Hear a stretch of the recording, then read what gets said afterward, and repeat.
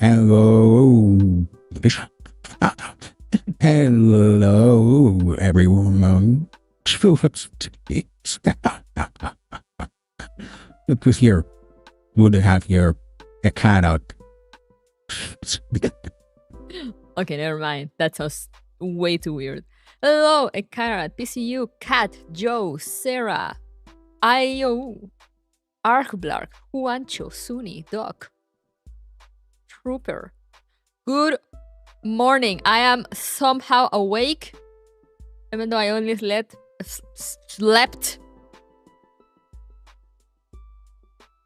for like 4 hours.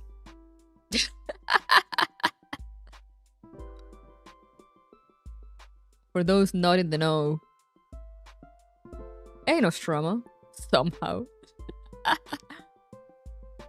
I stayed up late yesterday because I was at 12 a.m. like, why could I wake? Yeah, I had to stay up until like almost 1 for something I had to do. But it was like, you know, it's fine. 1 a.m. It's all right. You know, I don't work today. I mean, I still need to wake up early to drive my sister, but it's all right. I can manage. You know, 6 hours of sleep. It's good. It's good enough.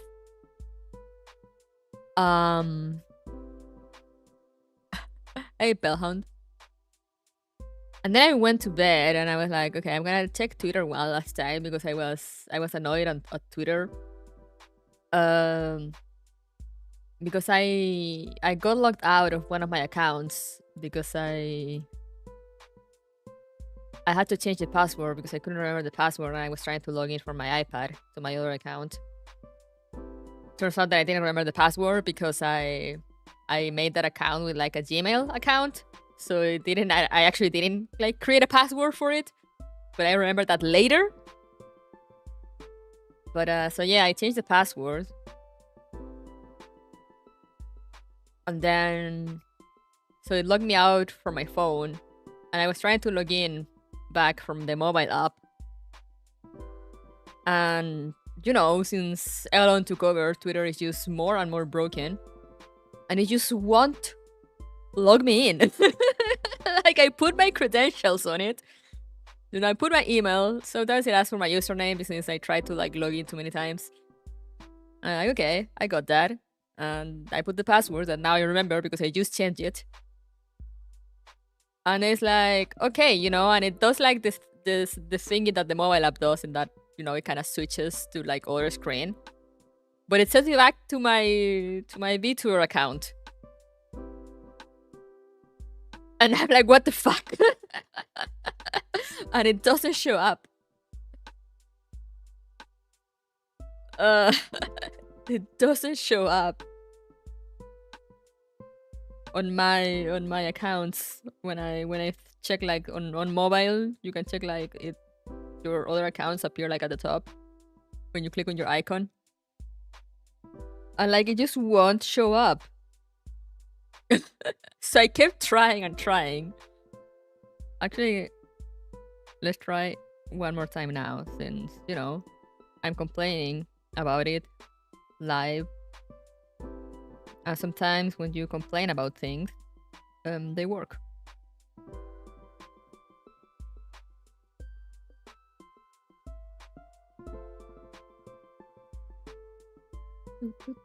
Password. Log in. Same bullshit.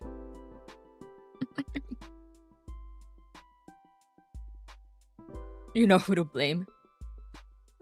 This is why I should do all that stuff on a PC. I mean, I did it on my PC, you know, I changed the password and everything on my PC, but since when you change the password, it logs you out from everywhere that you're logged in.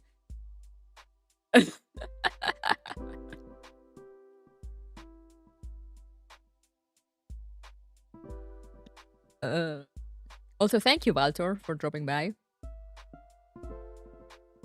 Hope to see you later. But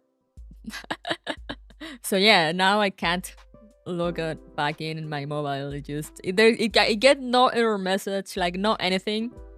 It just, it makes the same animation that's when you log in that you sent you to your profile, but it sends me to my other profile without logging in to my other account.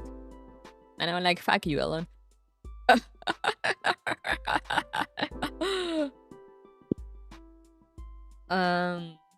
So now I'm stuck checking my other account from like fucking Chrome browser.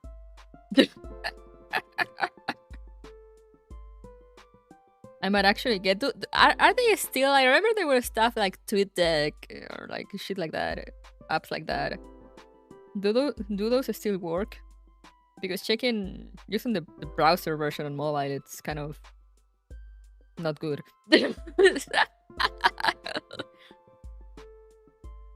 Because I've seen people saying like, oh, you'll need to like clear cache or like clear cookies on the app, or like sometimes uninstall and reinstall. But then I'm like, but then I might get logged out of my older accounts, and I don't want to deal with like remembering the passwords for those either.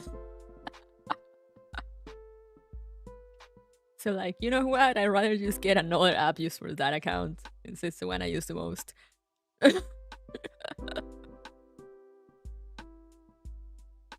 Since Elon won't fucking fix Twitter mobile app.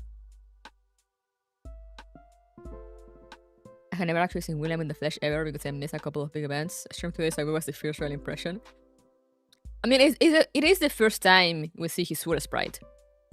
Because before, like, half of it was shadow, we could only see, like, his hands.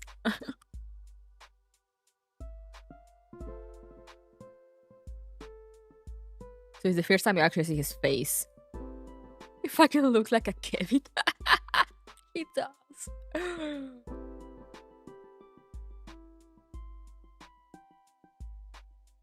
But anyway, yeah, I was fighting with Twitter, so like, I was awake at 1 a.m. on the app. And I saw, like, in the app it tells you like, oh, so and so is hosting a Twitter space when you follow people. But it also shows you when someone you follow is like participating on a Twitter space, even if you're not following the host. So I see something like Girls Frontline, like it said like GFL, and then it had like some name. But Ferrari was on it. And I was like, oh, what's this? So I started listening in.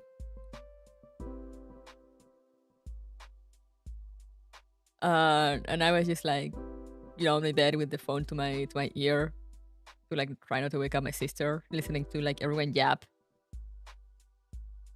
And suddenly Ferrari just goes like, oh, like, because they were talking about reverse collapse.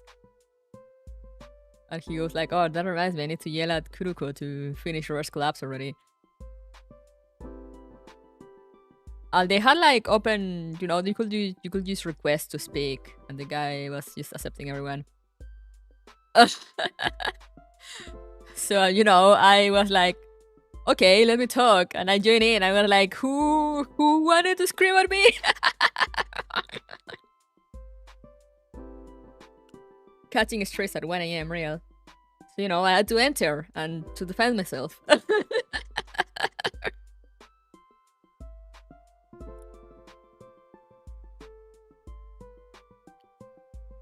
And yeah, I didn't speak that much. I just made a few comments here and there, but I was listening in for like half an hour or so, and then like I joined and stayed in, kind of participating, and then suddenly it was almost like 3 a.m. And I was like, all right, I need to tap out. Thank you for having me. Bye. And he left, and then I went to bed, and I'm like, yippee, 4 hours of sleep, let's fucking go. Talk with people next time disappear. Yeah, we're trying to get this guy to can't remember his name. Wait, I think I have a screenshot.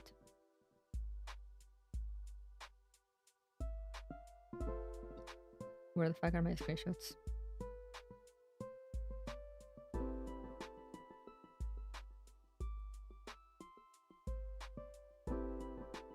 This is not it.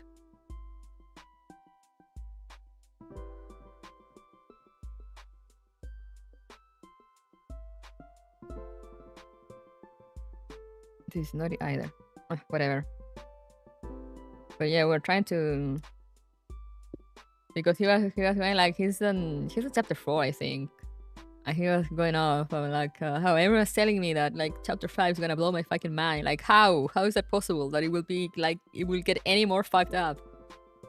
And everyone was like, you will see, you know, just trust the process. Believe. It will get crazier. And you're like, how? I just get to it, just play. Like I haven't even gotten there, and I know that it's just probably I believe in Mika's ability to like blow my fucking mind away, so I would like just, you know, just believe.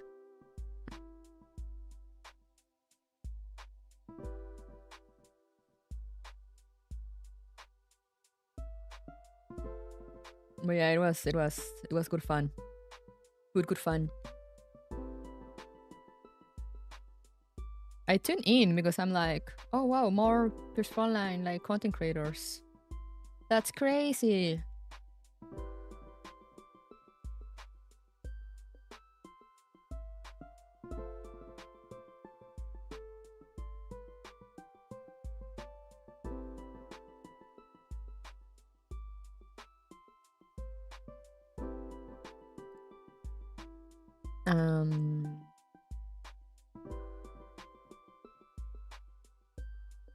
And yeah, that's how I went to sleep at 3 a.m.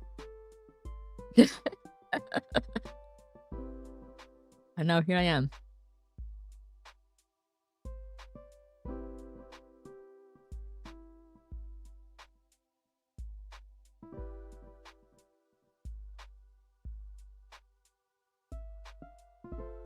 Now that you listen to all my yap, it is time. Congratulations to everyone that got a membership. Welcome.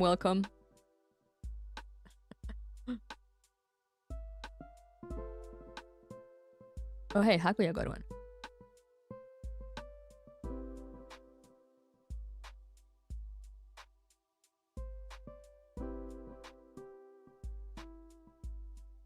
Now let me get into the game. But yeah, it was good fun. Good fun.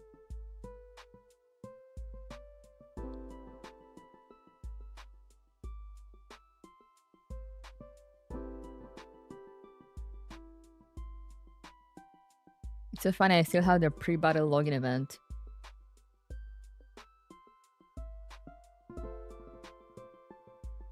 So it's like, you know,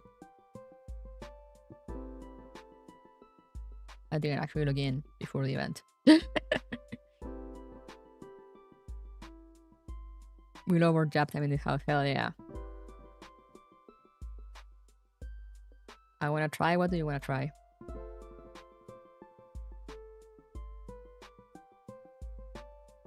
But yeah, oh! Thank you for gifting membership. I still feel sad that I never got to run my command letter to my doll. Yeah, I'm like, oh no. Wonder who will I get? Because I don't think I did it. Yippee, I'm getting goodies! Free goodies for not having played it forever.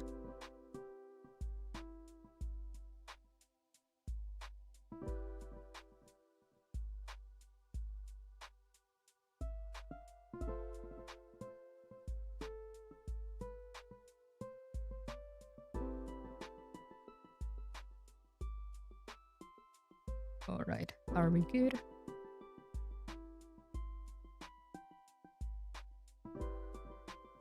I actually farmed the stages yesterday. The stages, I say. It's the stage. But I actually farmed. Can you guys believe it? Insane. Hello, Mango Tango. Took a break because I was feeling like I was going nowhere with the game back then. Now I don't play because my phone will die. Oh yeah, that's classic mica. Not knowing how to fucking code the game. The fact that Frontline 1 still works is just, it's a miracle by itself. They have optimized it quite a bit. But like every time they optimize it, it's like they optimize it, but then it stops working on like certain devices.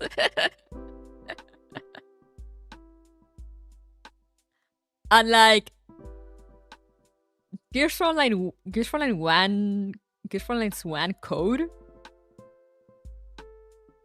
if I remember correctly, it has beef. It has like a personal beef with Samsung phones. I don't fucking know why. And I had no idea that was a thing until like I looked it up because the game was not opening on my phone, and apparently it was very common for it to happen on Galaxy phones or like Samsung phones. That the game just randomly stops working and then never opens again. And I'm like, that makes sense. Somehow. It's when I stopped playing years ago before I found you. Oh, I see historical beef. Small in the company, please understand. They can only optimize by ritually sacrificing a subset of users' performance. Yeah, that sounds about right. But yeah, because I had a Galaxy, and you know, it wasn't an old Galaxy. It was like an S9 or something. You know, like it was one of the newer models. You know, it was not the newer one, but it was like I think like the previous one to the new model at the time. And the game worked flawlessly for a while, and then it just stopped.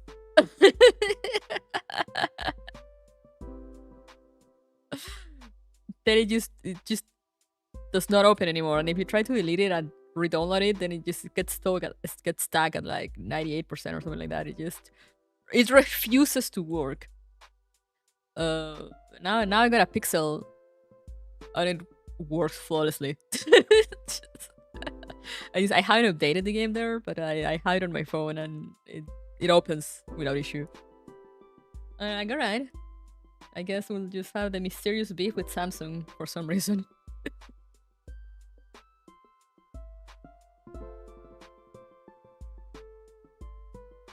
But yeah, we might be getting the Steam version because I saw someone sent a tweet on my Discord too that they announced it for JP already, so it's likely that we'll get it for global.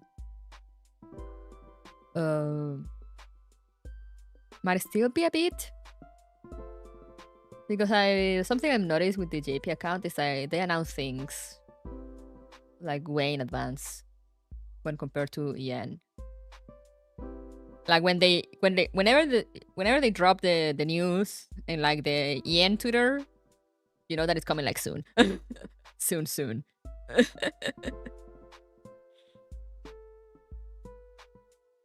But for JP, they announce things for like sometimes 2 or 3 months in advance, and I'm like, oh wow, that is a lot of early notice.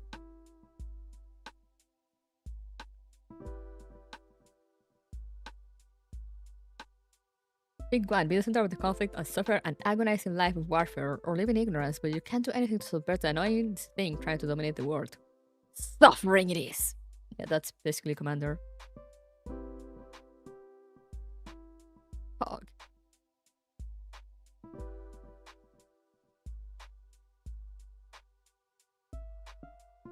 The most sensible thing appears to me to be putting the blame on Paradeus hitting Samsung.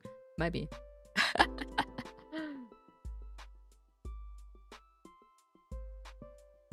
But yeah.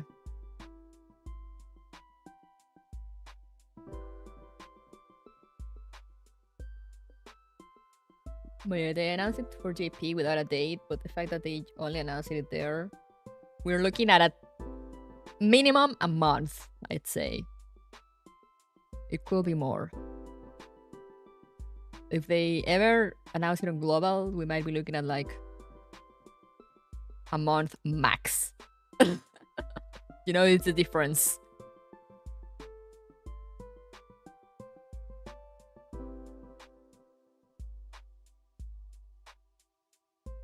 Yeah, GP announcement could be anywhere from like 1 month to like probably like half a year. EN announcements, it's a month or less.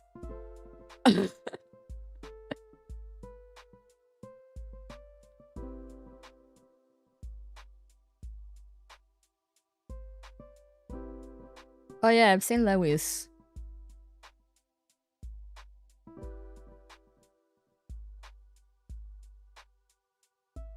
Is she? Oh. Oh wait, right. She's the first machine gun in like forever, no? Because we got a project, yeah.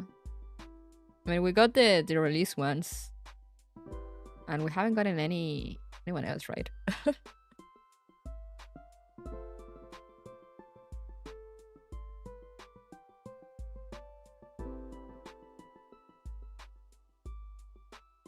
Oh, Bathilde, right. But yeah, she will be the first, like, gacha one, no?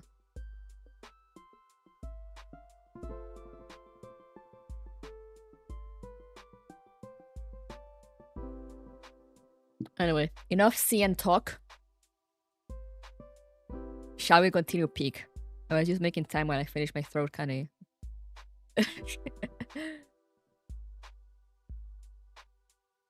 But now I'm done with it. So shall we? Shall we?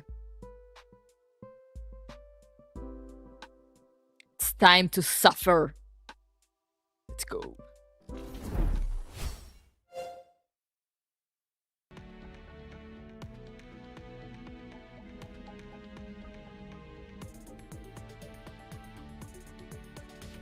All right. So here we are. And here we are.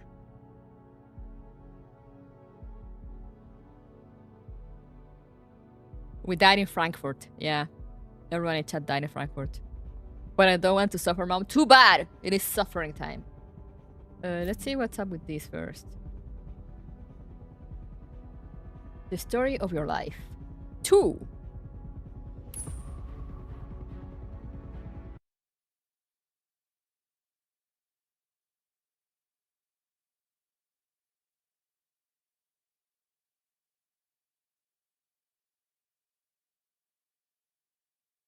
Protests?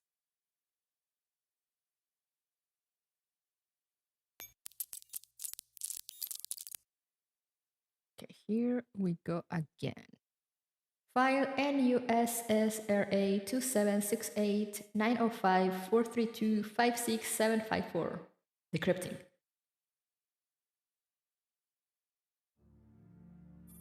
Comeback events. There's not a comeback event going on like right now, but there is like comeback thingy that activates when you return to the game after a while. November 15, 2064. I'm dead tired.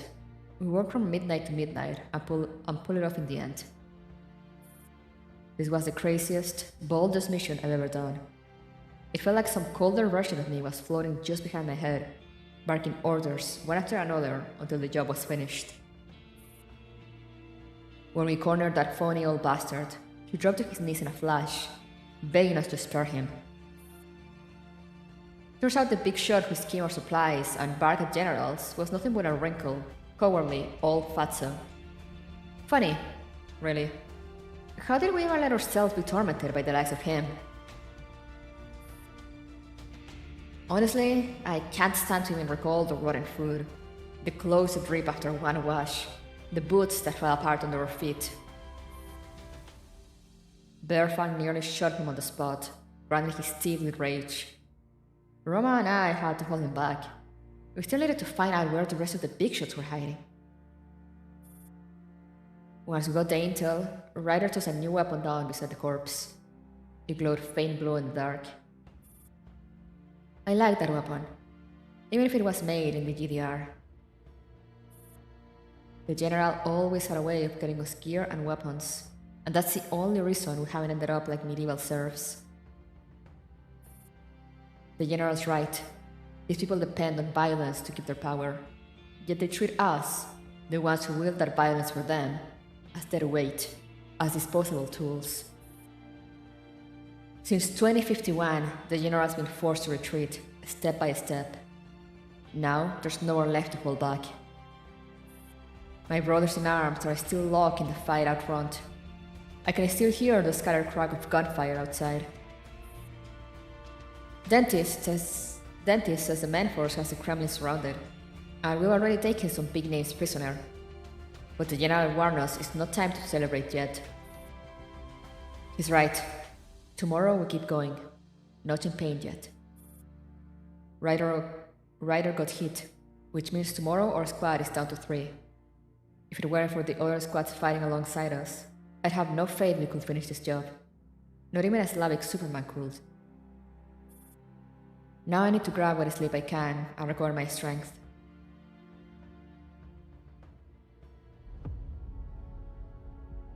Who's speaking? Is this supposed to be one of Carter's minions? I think so, but like I have no idea. We haven't gotten like any, how do you say, like confirmation on who is it that's talking. And if anyone knows, do not say a word.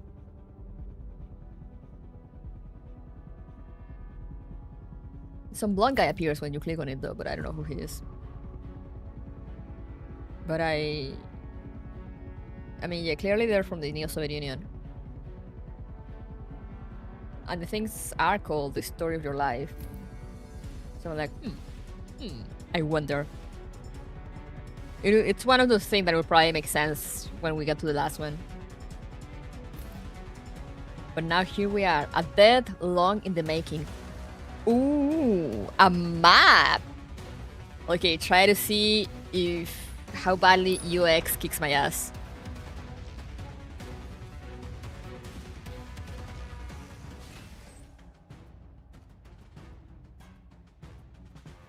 Okay. This looks kinda doable.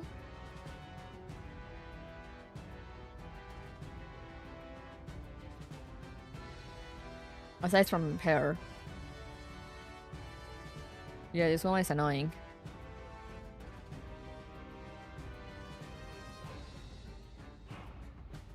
Okay, in Scar Sisters we trust. And we drop a Hulk also.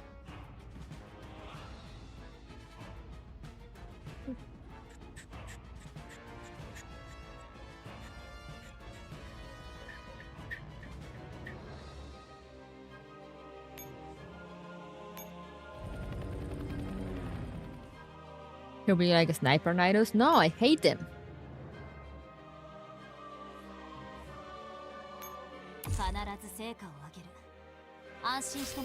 In this stage, defeating certain enemies grants access authorization. Once enough access authorization is obtained, you can invade deeper levels of the neural space. In hard and nightmare difficulties, alerting powerful enemies will accumulate alert value. Long press on an enemy to view their alert, patrol, and support ranges, as well as their team composition. Condition friendly will spawn more than once by a powerful enemy unit on alert. Oh, goody.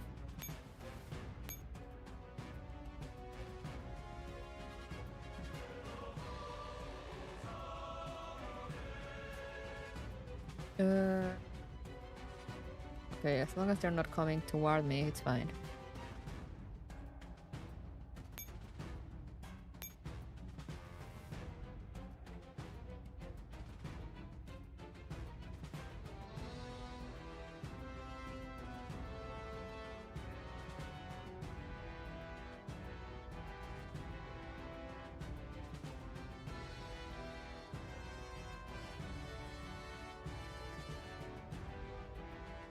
Ah.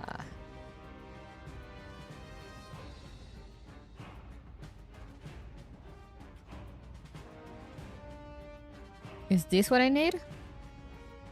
Parts?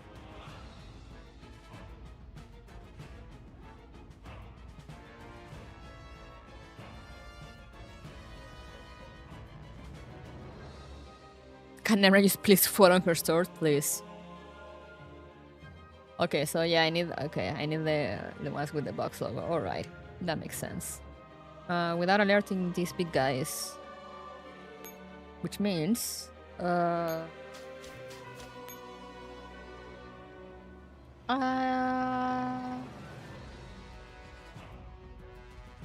have a box logo, right? No, you don't actually. Who was it that I said? Oh, yeah, no, you do. Alright, that sounds about right. You just wait there, I guess.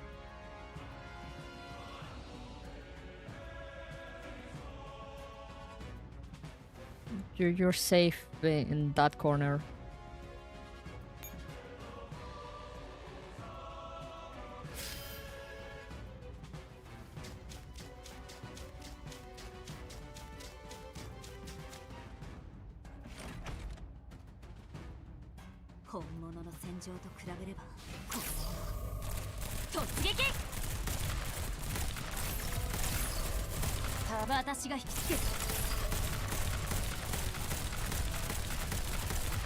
Do I need to do anything? No, okay. Excellent! I love when I don't need to move anyone. Partial access authorization obtained. Insufficient access authorization. Please keep searching. Alright.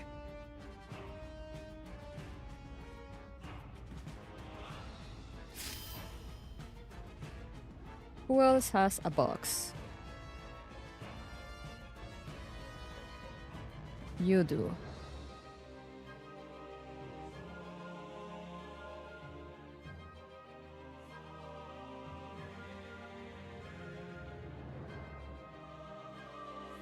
Anyone up here that might be closer?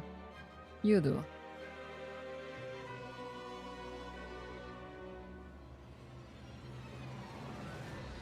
Alright.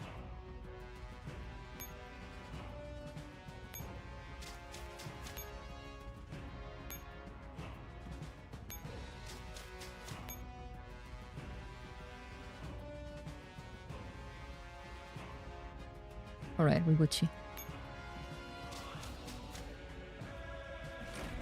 Maybe one more combination and I'll be fine.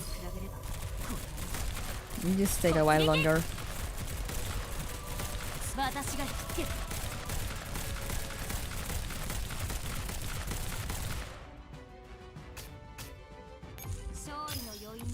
The Scar Sisters are all I need.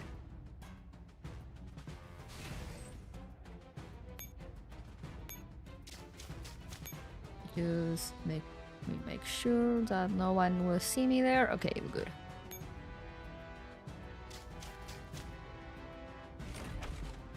I think your spine starts making you have authorization issues. Real.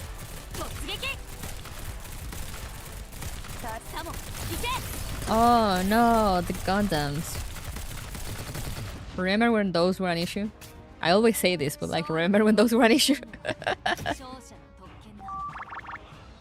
Remember when those were a problem? Like 2 years ago. Who else? Box. You have box.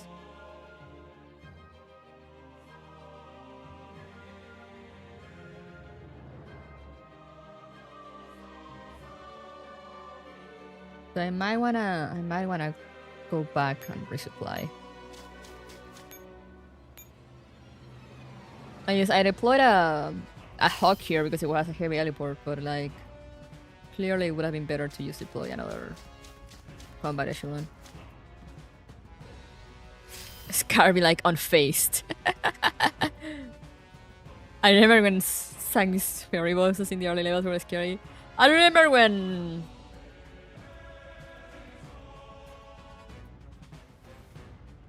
Hunter. No, it wasn't Hunter. Or was it Hunter? The boss from like fucking chapter 3 gave me issues.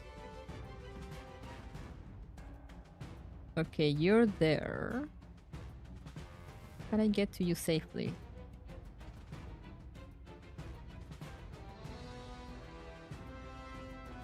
I can. Oh wait, actually no, I'm going to resupply. What am I saying?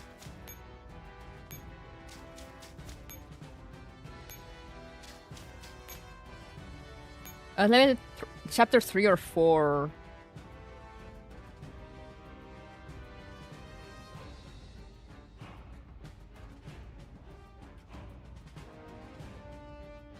Wait, where are you going? Where are you moving? Where's the yellow line? They're moving counterclockwise. So I should head back in this direction to catch them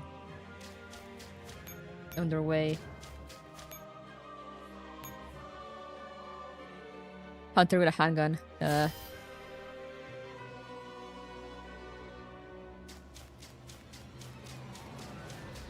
Oh, Jupiter Cannon also. Good memories.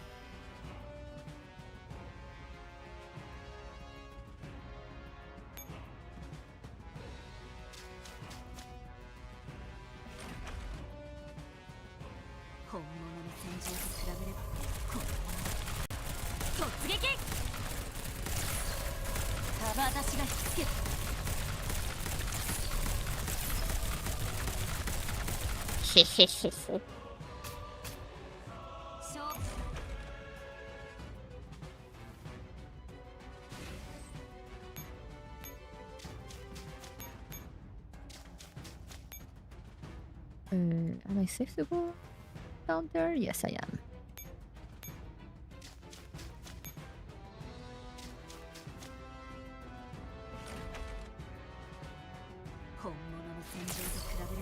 I will find it funny Saya's favorite duel became so OP and meta. Yeah!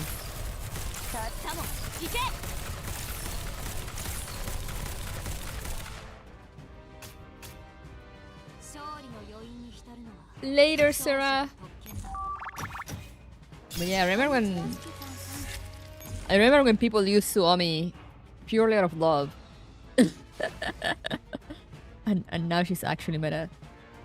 Where's the other guy with the box? Where are you all the way over there? Fuck you.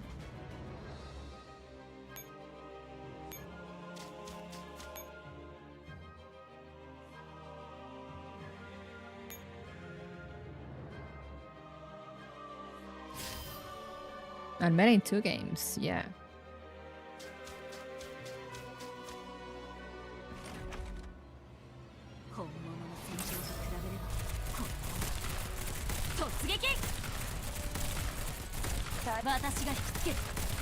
There we go. Pyum, pyum, pyum, pyum, pyum, pyum, pyum.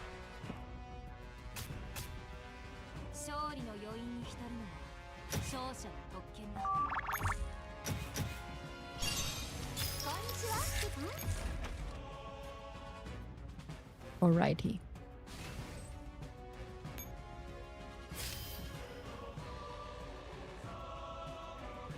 No, I can't directly go to you there. But I can bait you to come to me. Just gonna...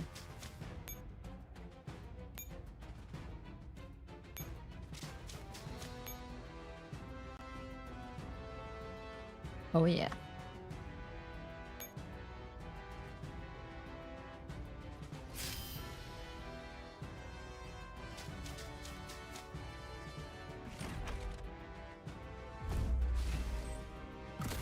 Oh, now we got some support.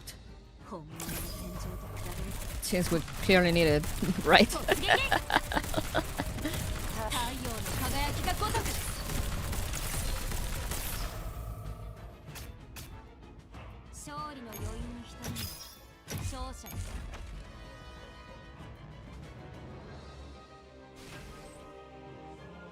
Yippee! Hey, doors open. Access authorization obtained. You may now access deeper levels in this narrow space.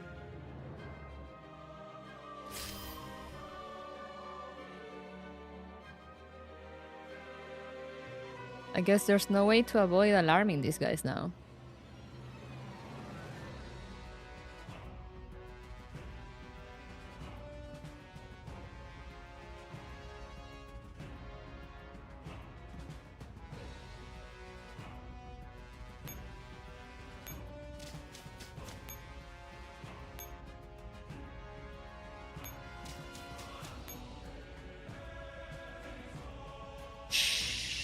Should I take the hawk for Nemran? I guess we'll see. If I die, I die. It just happens.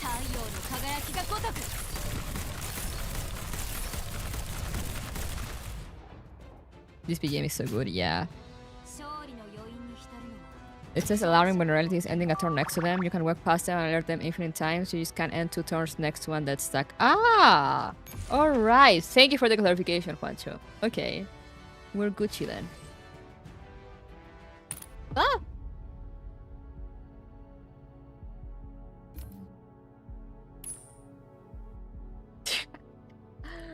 You won't let me resume. I wanted to press...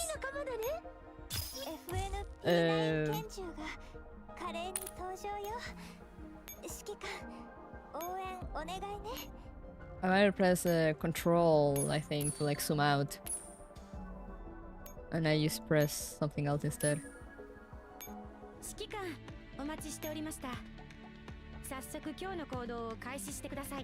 You may want shield penetration for Nemran, so I may want the hawks. Is that what you're saying?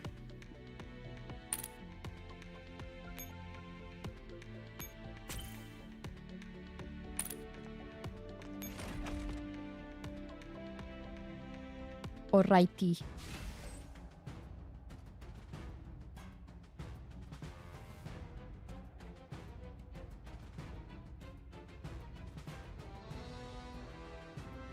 Ah.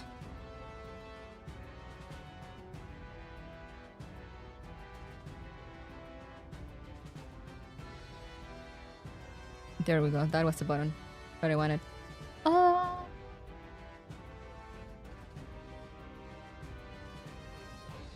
So then let's get you here.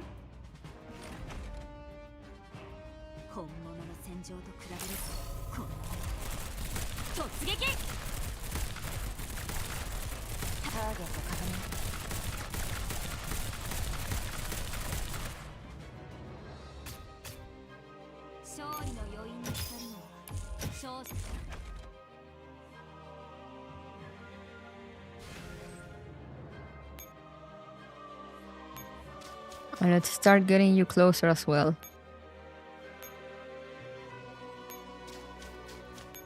And maybe... Can I deploy one more?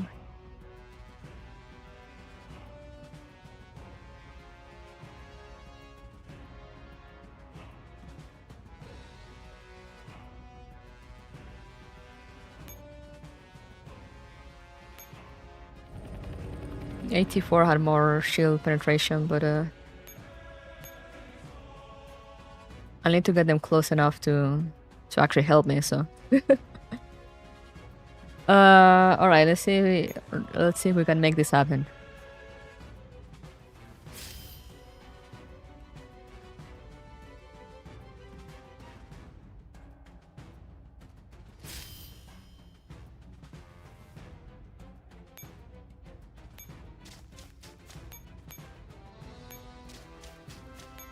Alright, now it will be 1, 2, 3, 4, 5.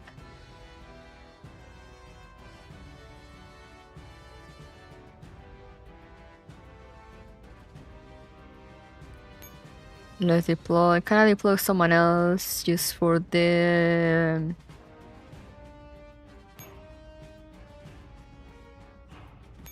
extra movement?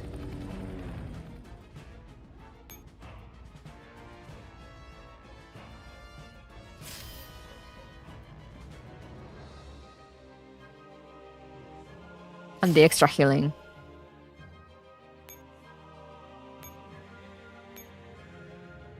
Alright, 1, 2, 3, 4, 5, 6. We should be able to get there with one at least.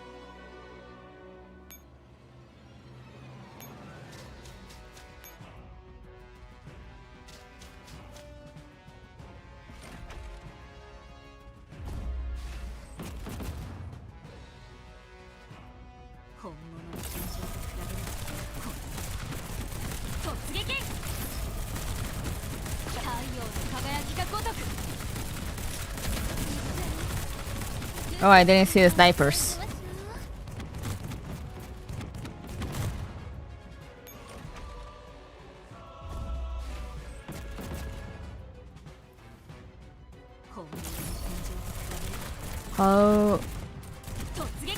How was it that I needed to do for the snipers? There we go. Oh wait, no, there's more. Get them.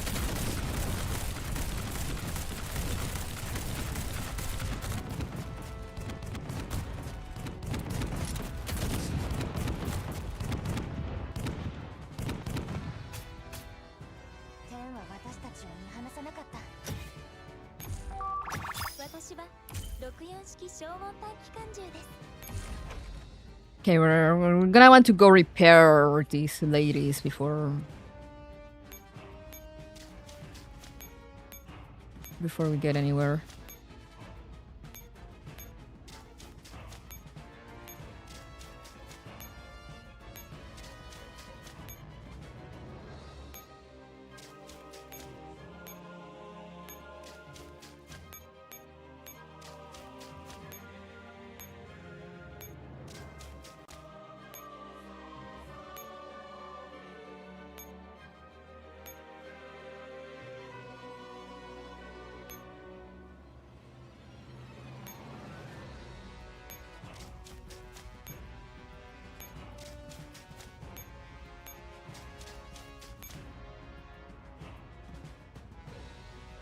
Alright, now we have clear way to Nemran.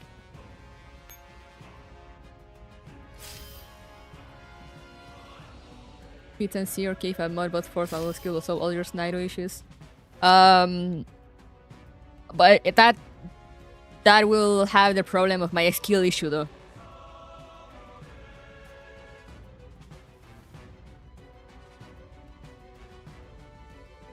Two E14. Ah, okay. Backline targeting Hawk. I see.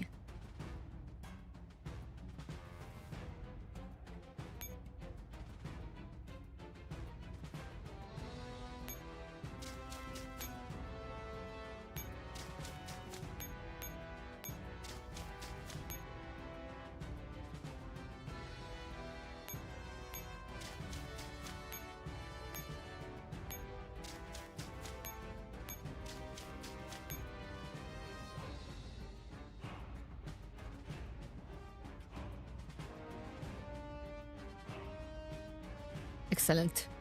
That we have to do. Now let's pray.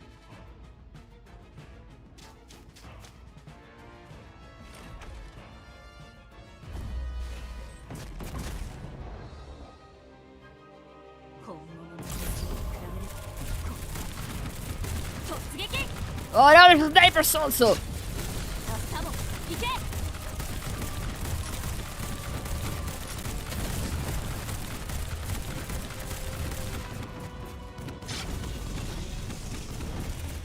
There were snipers.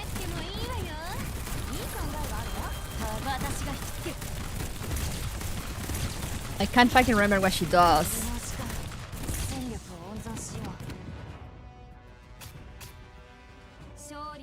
I am so sorry, Amaris.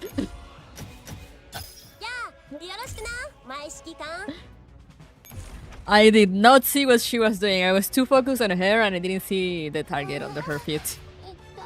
No, shut up!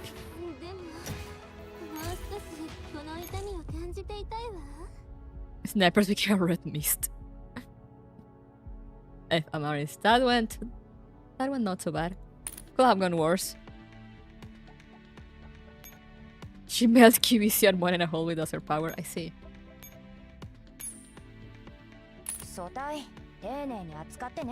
8 hours? Yeah, no, you're not gonna be there 8 hours. I'm gonna need you sooner, probably, but maybe. We'll see whether I get to the next stage or not.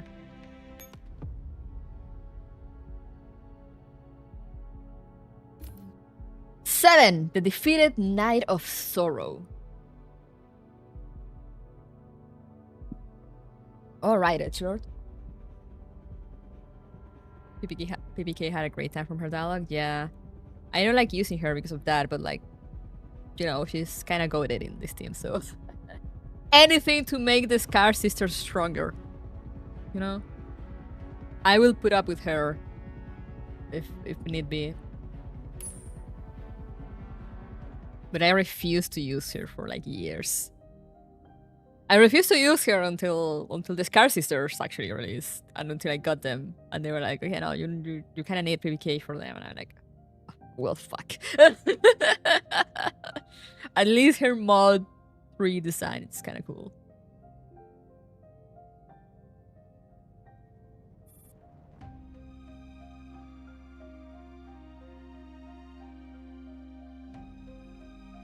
I just remember I was gonna look for something and I forgot. Getting PPK, why? Because her. Because of how she is. I also didn't like her initial design. What with this music?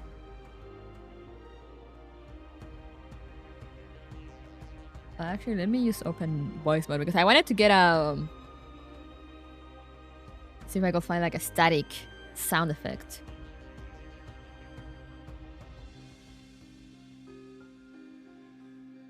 Or like all those.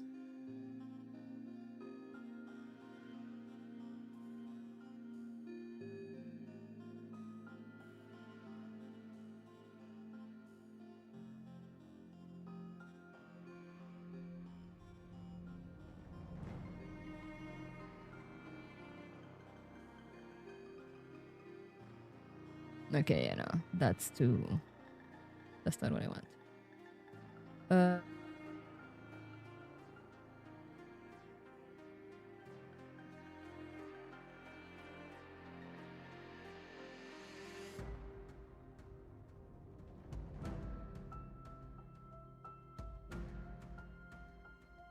This is what I want.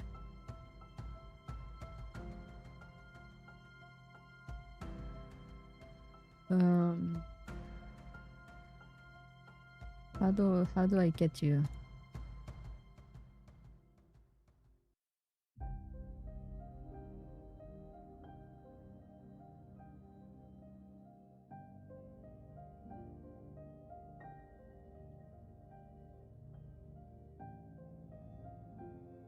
No, I just need to add you on my stream deck. I like PPK, but you need a therapist, yeah. Who should I remove? I'm gonna remove.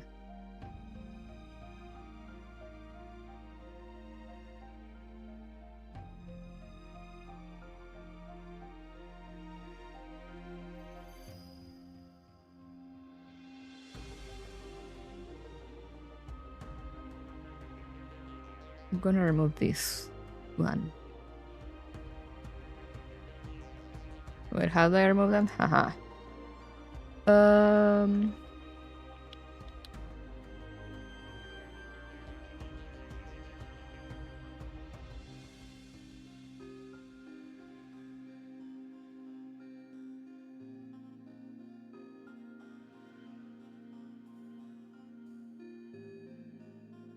Interesting.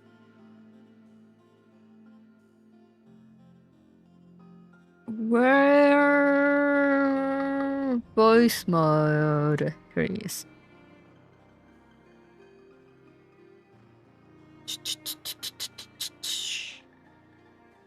Soundboard.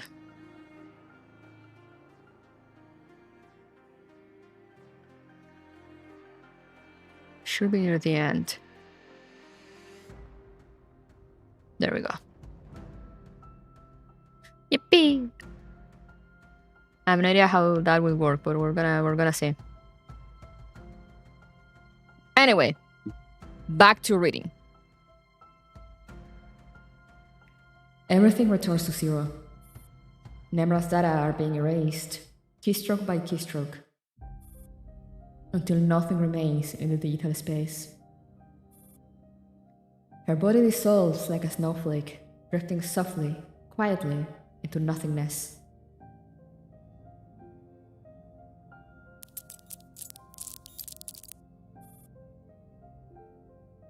She frees her mind from the virtual cognition image and returns to reality. The falling snowflake has landed on the ground. Alone, Nemra walks toward the laboratory where the incubator is placed. That is her place of origin, so it should also be her final resting place.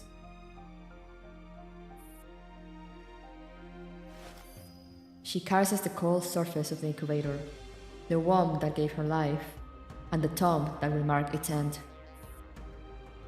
It is currently filled with nothing left but murky fluid. Staring at the emptiness, she tries to find a definition for her life, a summary.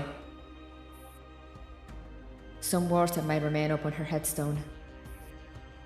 But nothing specific comes to her, only fragments, shattered, fleeting glimpses of meaning.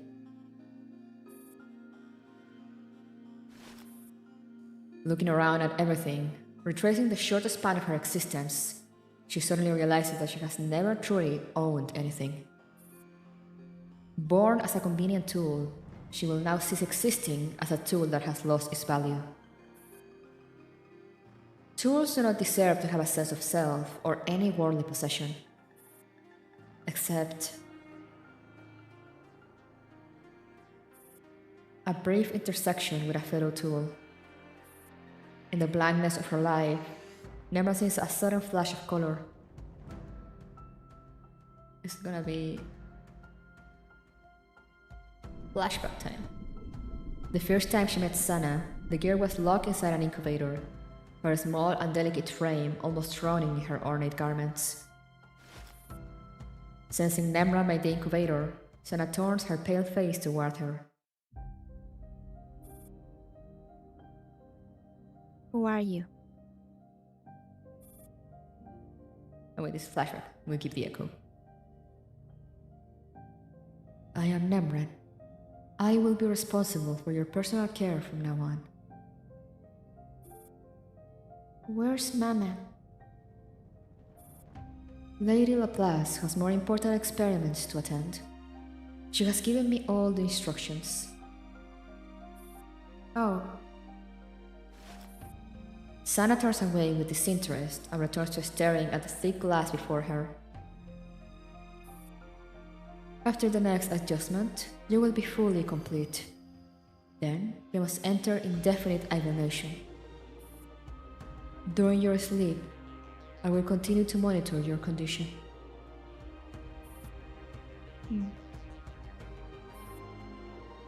If you have no further questions, I will take my leave. can I ask for something? Of course. Nemran pulls up the Avernus inventory, preparing to log an item for withdrawal. I want a daisy.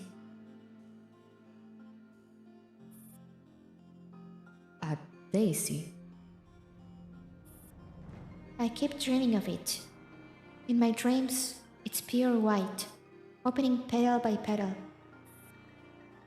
Mama and I will walk through fields of them.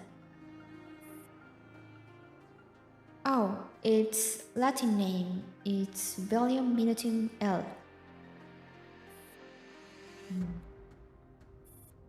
There is no such item in Avernus warehouse. So I can't get one? Nemra looks at Sana through the glass. Like the girl, she used to be confined in the same way, gazing out curiously. At that time, no one answered her questions. I will look for it. but do not set your hopes too high. Okay.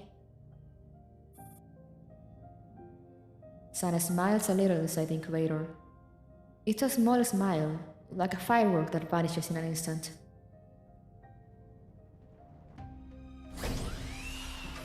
L is short for Linus named this species. For the record. Oh, that's cool. Mama love you, Sana. Daycare never came back real. Making sure that no one is watching, Nemran quietly opens the incubator as usual and started recording all sorts of data. When checking the connection between the incubator and Sana, Nemran flicks her sleeve, dropping a flattened dried flower next to Sana's hand. Sana opens her eyes and meets Nemran's ever impassive gaze. She smiles faintly and hides the flower away. Aww. Thank you. Nemran does not respond. She finishes making her notes and leaves without another word.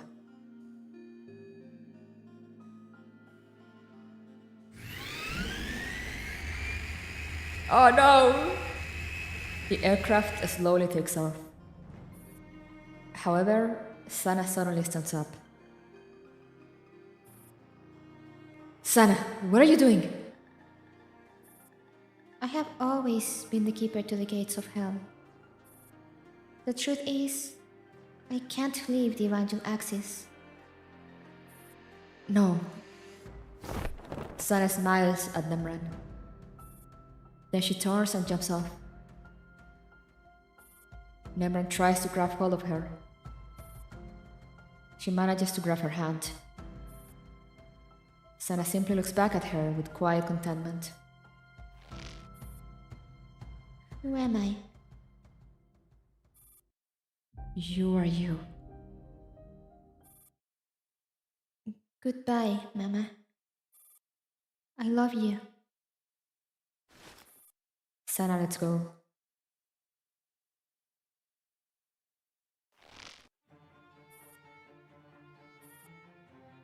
Back in the present. This time, Nemran seizes Sana's hand. She holds on tightly with all her strength, refusing to let her life slip away like sand. Yet the harder she clings, the more she feels the shackles tighten on her own body. As though, in holding on to Sana, something else is holding on to her. Oh! Wait, let me take a screenshot. For thumbnail use.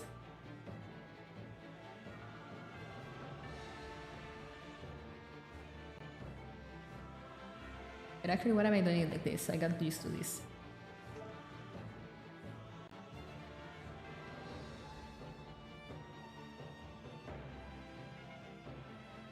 This is some beautiful art.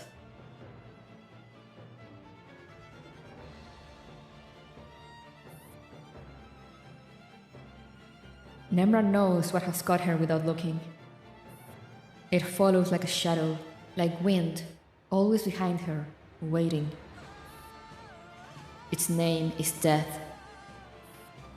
And now, at last, it has her firmly in its grasp.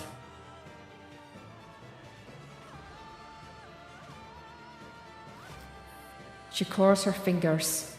She can still feel Sana's small, delicate hand in her palm. Good. This is all I want. Nemran gives up her last bit of resistance and surrenders fully. The vines of death, unhindered, surge through her body. Pain fills every inch of her skin. Sorrow wrings every bone. I was never meant to have any desires. A tool should have the resolve of being a tool. Staring to the reflection on the incubator glass, Nemran finds only an impassive face. There is no joy, no grief, no agony, only indifference. Enough. I should not cling to regret. Nemran closes her eyes and calmly embraces the eternal darkness.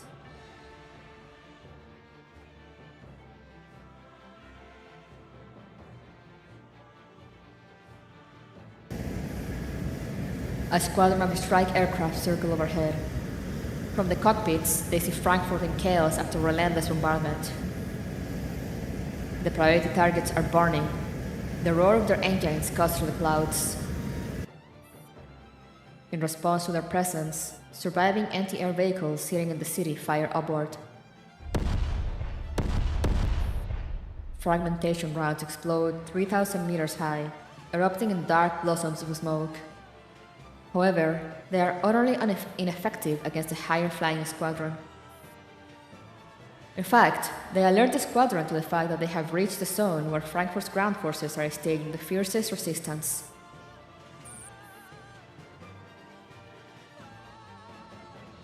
Eagle Nest. Key segment of Autobahn now in range. Preparing to strike. Permission to engage. Roger. Commencing dive. Copy. Having been given the green light, the squadron begins their descent. With their flaps open, the aircraft dive toward the target Autobahn.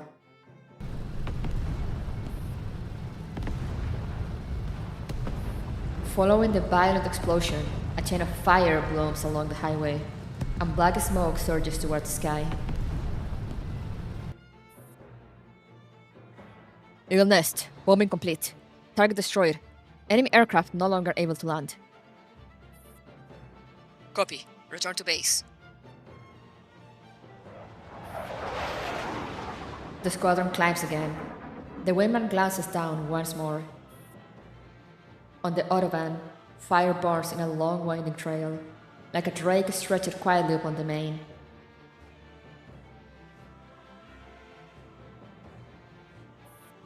Inside the underground fortifications of concrete, Frankfurt's First Guard Regiment is struggling to maintain its operations. Everyone is praying for good news from above, but all that comes are the wounded being carried into the shelters and reports of depleted weapons and supplies.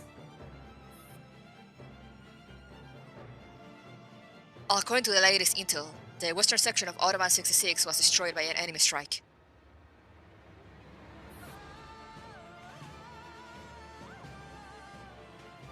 We need aid. Anyone. Anything. A weapon. A shell.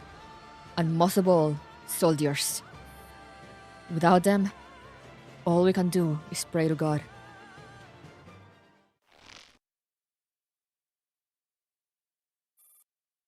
Ooh, where are we now?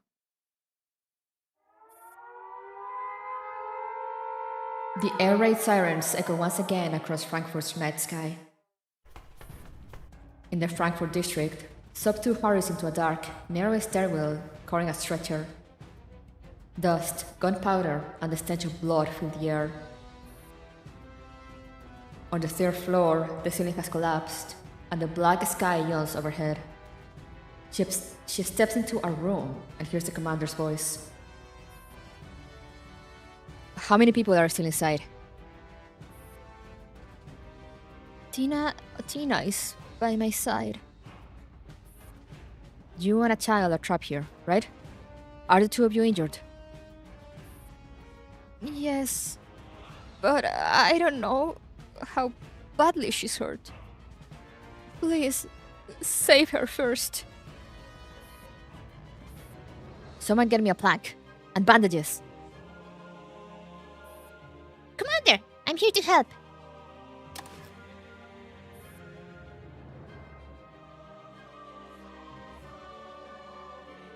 It's past 12? What? Leaves a searchlight and shines it down, trying to give the commander a clearer view through the rubble.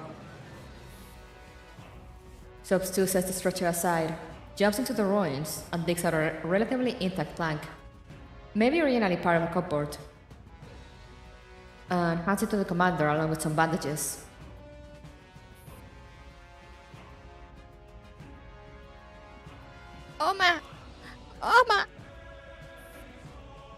The commander quickly checked the child's condition. Multiple head wounds, but the injury in her arm is the most serious. They carefully bandaged the arm, then signaled Sub 2 to place the plank. Alright, the arm is set. Now I'm going to slide this board beneath you and pull you out. Don't be afraid. You'll be alright. Trust me. The girl stares in terror at the commander and the dolls. Don't be scared. We're good people. Commander, we're awaiting your command. Commander, we're awaiting your command. Haha. Alright, or 3. What's your strength? No problem. Ready? 1, 2, 3. Why is she screaming Oma?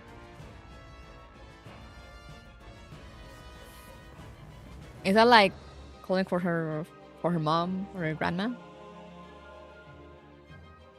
Concrete rubble scrapes against the plank as the girl is finally freed.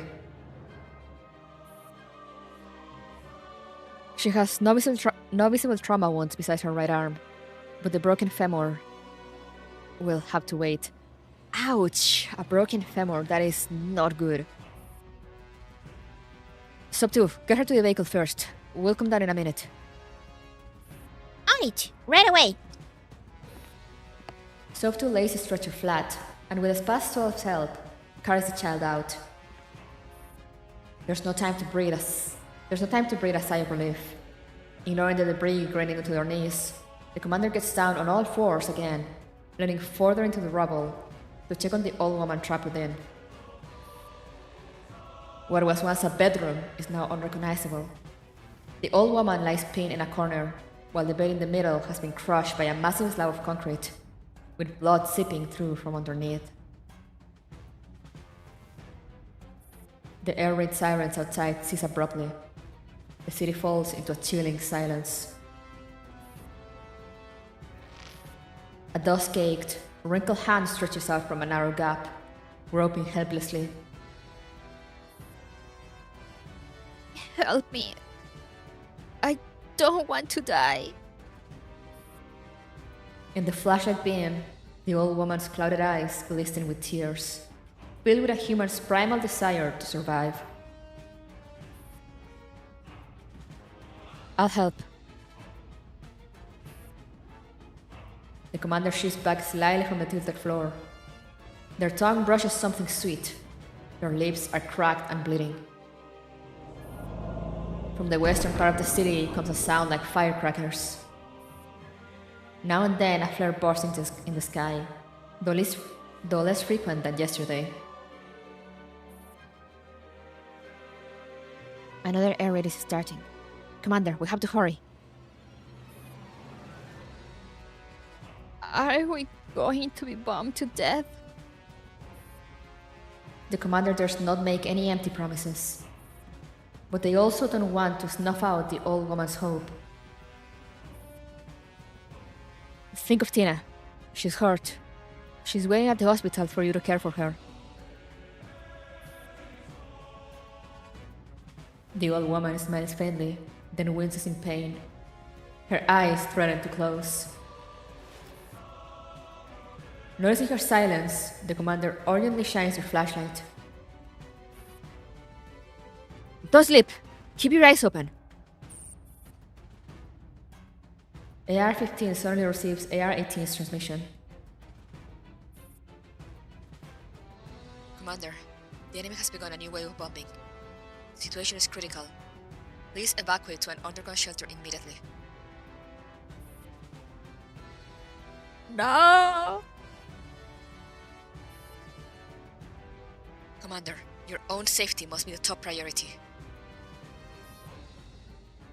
How long have we got? Impossible to estimate. It'll start any moment now.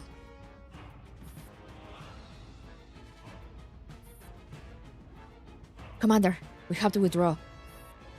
We can only save more people if you leave. No. I can't abandon her. Hurry up. Fuck you, Mika.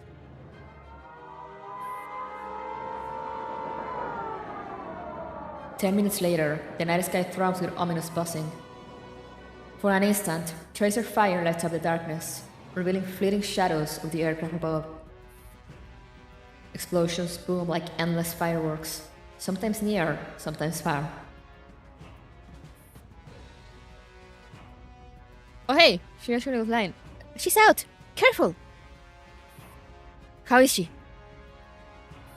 Commander, she's bleeding heavily. The wound must have been compressed before. Moving her made it worse. No! The commander looks down, her thighs bleeding profusely, while her lips and cheeks are pale to the point of bloodlessness. Help me. Get her to the vehicle, now!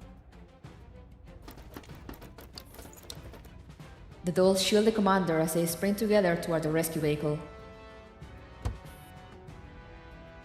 Let her in! Go!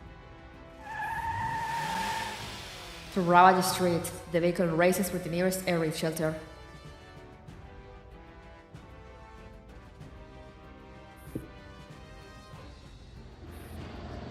Above Frankfurt, fighter squadrons open their base, releasing columns of ordnance. They pierce the thin clouds and fall toward the city. Faster! I'm trying. The accelerator slams down. The underground parking lot is in sight, right there at the end of the street. Something is falling from the sky. A bomb? We can't make it. The commander's heart sinks. AR-15 breaks hard. The object bursts in midair. Commander! AR-15 dives across the seat, trying to shield the commander from the shockwave.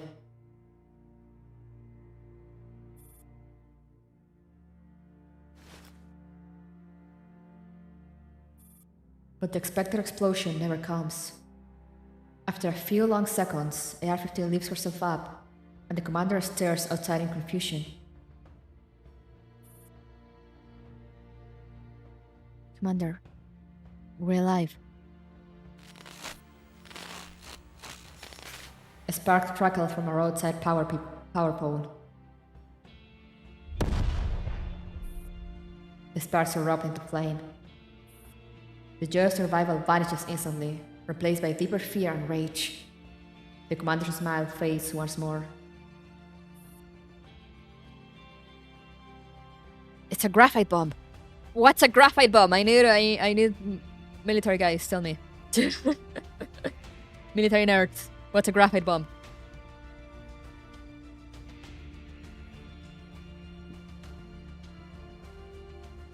Wait, is it the one you told me on Thursday, or graphite bombs take out power lines?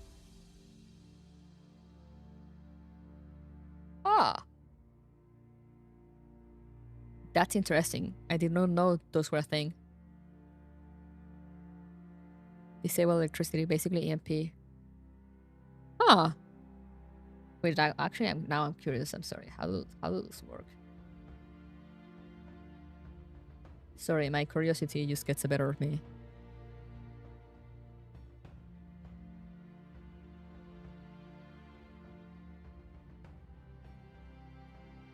So basically an EMP, but like only for power lines, like focused.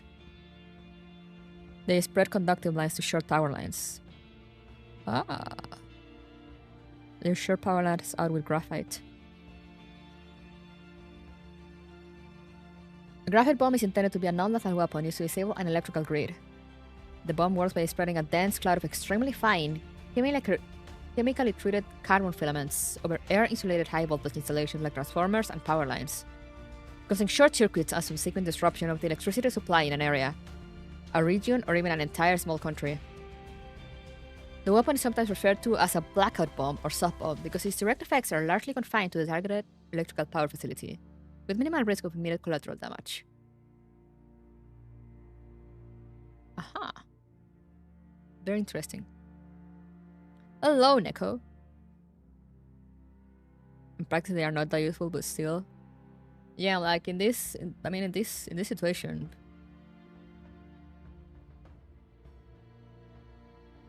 Considering they're targeting like everything.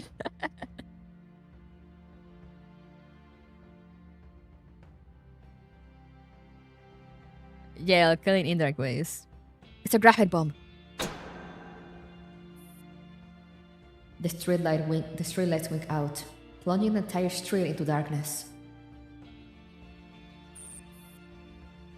The comms sound again, and AR-15 picks up immediately.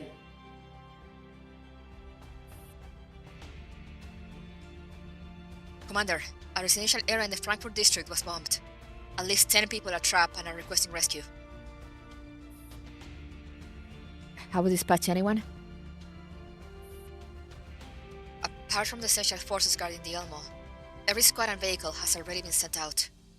Commander, we have no more manpower. What about the police and rescue teams? We've relayed the request, but The commander understands what Ro leaves unsaid. In the face of such catastrophe, the police, rescue teams, or any other spontaneous relief efforts are woefully insufficient. When the rescue squads return, reorganize the units. Ro, we must immediately take all major highways out of the eastern suburbs. Remember to sync the data with AR-18. Understood, Commander. I'll arrange it right away. Do you have any injured dolls over there? Do you need support?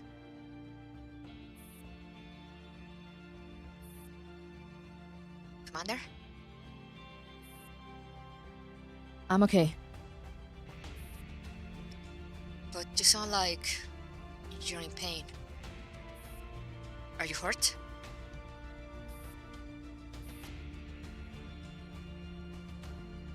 The enemy just dropped graphite bombs. Ro, Frankfurt's power grid is finished. A modern city without electricity is nothing but a concrete tomb.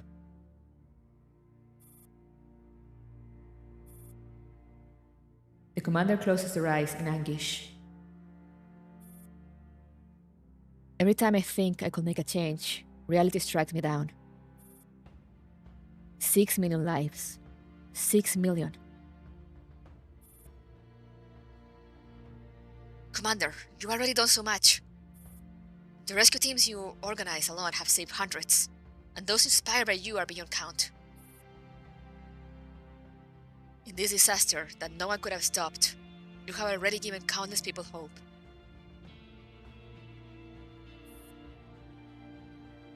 It's not enough. If that's all I can do, it's not enough. No one knows how much longer Frankfurt can endure.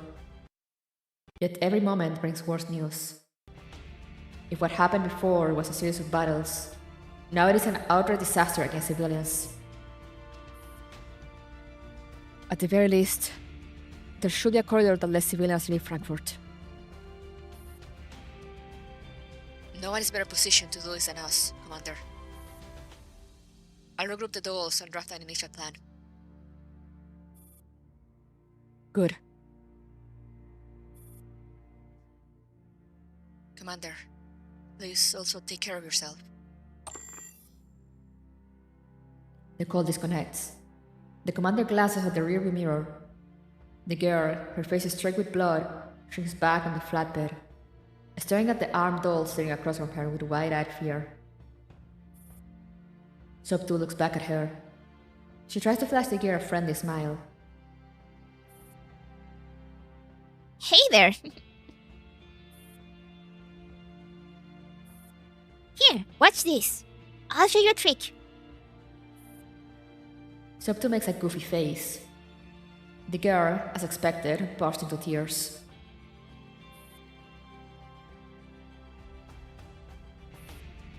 Uh-huh. Why are you crying? That's weird. This trick always works on 15. Does it? Or she's crying louder now. Sub 2, you'd better calm her down fast, or I'll twist your head off and let her kick it like a ball. Alright. I've still got my secret weapon.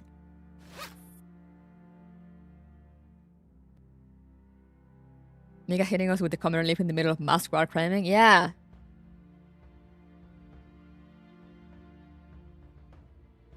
Sub 2 pulls out a can of beef and hands it to the girl. Here, take this. This is good stuff. You little crying child, would you like a can of beef? She's trying her best. Seeing her sub soften, Sub 2 quickly pulls open the can and offers it. The aroma of beef instantly fills the air. Beef rations. They're just ordinary supplies. Yet they stir a long-buried memory in the commander.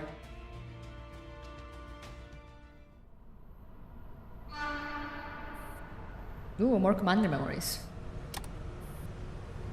The woman sitting opposite them on the train opens a can of beef, and the scent instantly wafts through the whole carriage.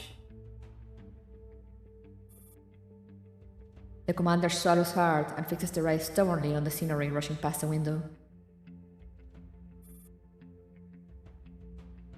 Hey, quiet kid, what are you hiding for dinner? The woman chooses to pester them, now of all times. If you call me big sister, I'll let you have a mouthful of this beef. What? Staring obstinately at the blurred, color-smeared scenery outside, the commander struggles to ignore the smell invading their nose. The train seems to be slowing. Train is about to stop. Watch your belongings, kid. When we're at a halt, thieves come out to play. As if to prove Marina right, two men enter the carriage with unbridled glee.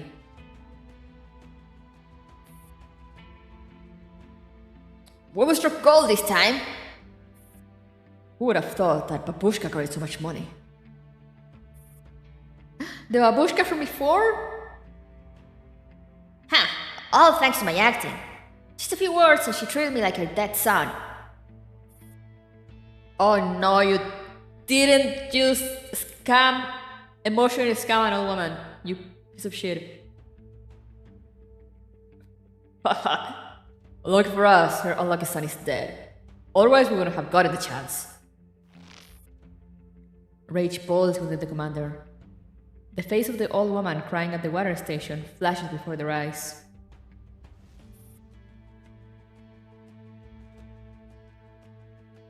Without bothering to count how many of them there are or to size them up, the commander shoots to their feet and blocks their path. Stop right there. The hell you want? Give the money back. Why should I? I got it fair and square. Who do you think you are? The commander swings a fist, but the men are clearly more experienced. Within moments, one has the commander pinned, while the other pummels them viciously. That's enough. The stop's coming up. That'll teach you to meddle. Out of the corner of their eye, the commander sees the other passengers staring in fear, but nobody dares to rise. Their heart sinks. What must the old woman have felt? With a sharp crash, one of the men is thrown to the floor in a clean over-the-shoulder throw. He falls unconscious. You! Before the other man can react, he, too, is swept down and knocked out cold with a kick to the jaw.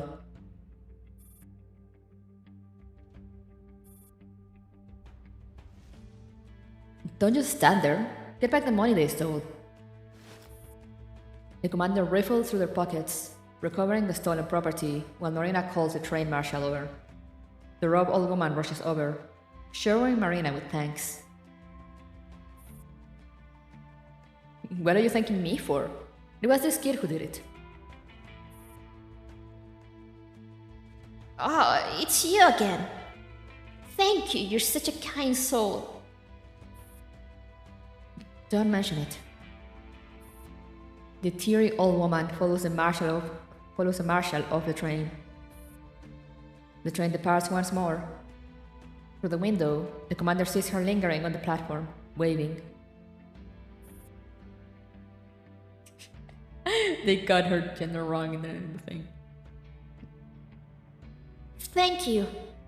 May you return home safely.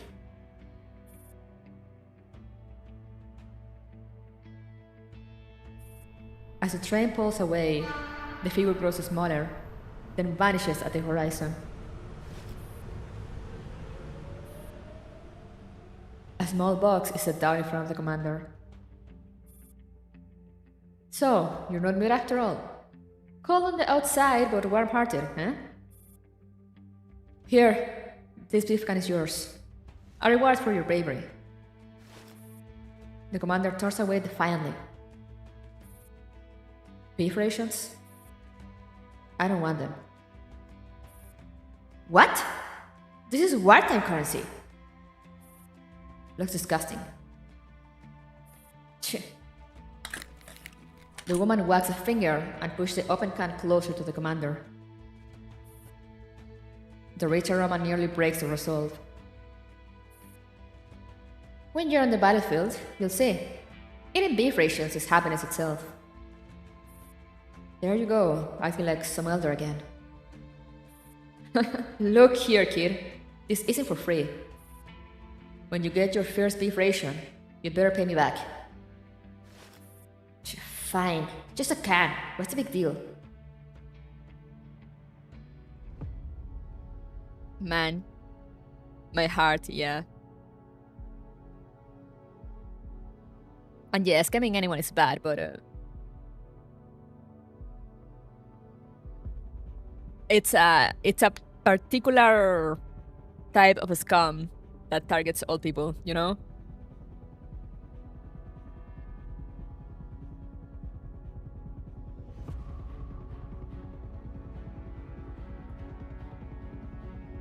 Also, yeah, I was thinking about the graphite bomb. Like, one that also cut off the power to hospitals. I mean, most hospitals have generators, but like, are generators affected by the thing?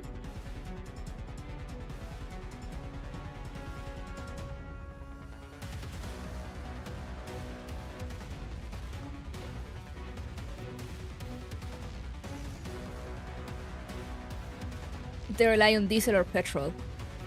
Ah. Yeah, you only have a few hours. True. True that. Damn. Also, I didn't notice when I played on Thursday, but it's 36 notes. Like, damn. Anyway, let's keep going. Oh my god, shadowless! The rain that never ceases. Large machine might not work to make emergency surgeries. Oh, true. Newsroom office of DDR2. Shadowless rushes into the empty office, swiftly gathering equipment for an on-site report. The space that is usually filled with chatter and noise is now so quiet it feels unsettling. All employees immediately proceed to the underground parking lot for shelter. I repeat, all employees must stop their work, do not bring any belongings, and immediately proceed. Shadowless ignores the shrill broadcast and keeps packing in silence. Usually backup generators have enough fuel for a couple of days. The bigger problem is the collapse of general infrastructures. Oh yeah, that makes sense. Especially for like stuff like hospitals that, you know, they will have like bigger generators that will last more than a few hours.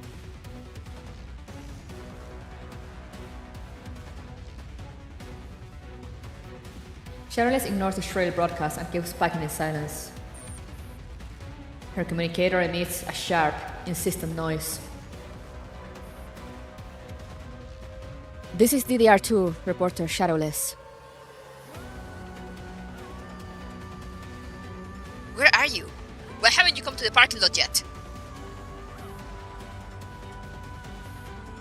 The newsroom is only waiting on you. Don't play the lone wolf now of all times. I just received word the A5 was bombed. I'm going to cover it on site. Are you insane? The bombing is still happening. I know. You're just a civil affairs reporter, not a war correspondent. Stop this madness and get down here. I'm still packing. By the way, I can't find my microphone. Ask Folk if I could borrow his. You know our office isn't safe either. TV stations are always one of the top bombing targets. Fine. I'll assume Falk agreed. Anything else? Sheesh, you really... I knew there's something wrong with you when you transferred here from Berlin. Turns out you actually got a few screws loose. Shadowless hangs up. She shoulders the camera and microphone and steps out of the office. She collides with Folk, who is making his way back. Shadowless? Perfect. Folk, I'm borrowing your microphone. Where are you going? The A5, for an on-site report. The bombing is still going on out there. It's too dangerous to go now. Shadowless brushes past him coldly.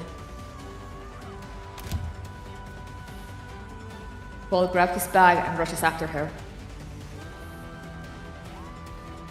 You have no idea what you're doing. I used to be a war correspondent. Ordinary people can't face that kind of cruelty.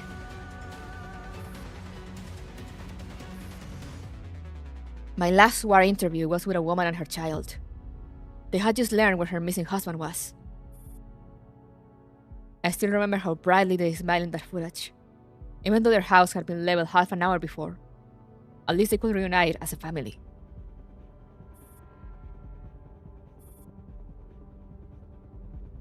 I watched them leave, the woman slowly lugging her bags, the child darting onto the bus ahead of her. I don't like where this is going. Then, boom, the bus exploded. There wasn't even a trace of that child left. Folk tries to see Shadowless again. Do you understand? Losing family is in a single storm. It's an endless rain that never stops. That woman will spend the rest of her life crying tears of grief. Shadowless, no matter how much you want to prove yourself, this isn't the way. But as he blocks her path, he sees her face is already wet with tears. Prove myself. I've never wanted that. Then why? I know too well what it feels like to lose family. I'm sorry. Shadowless wipes her tears away, her face hardening again. I had a younger brother. He walked into a world bloody beyond fathom, chasing the truth. He died there. He'll never come back.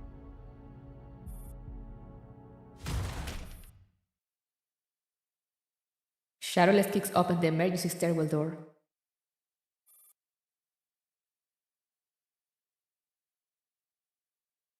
I must take his place and keep looking at this blood-soaked world. Ah!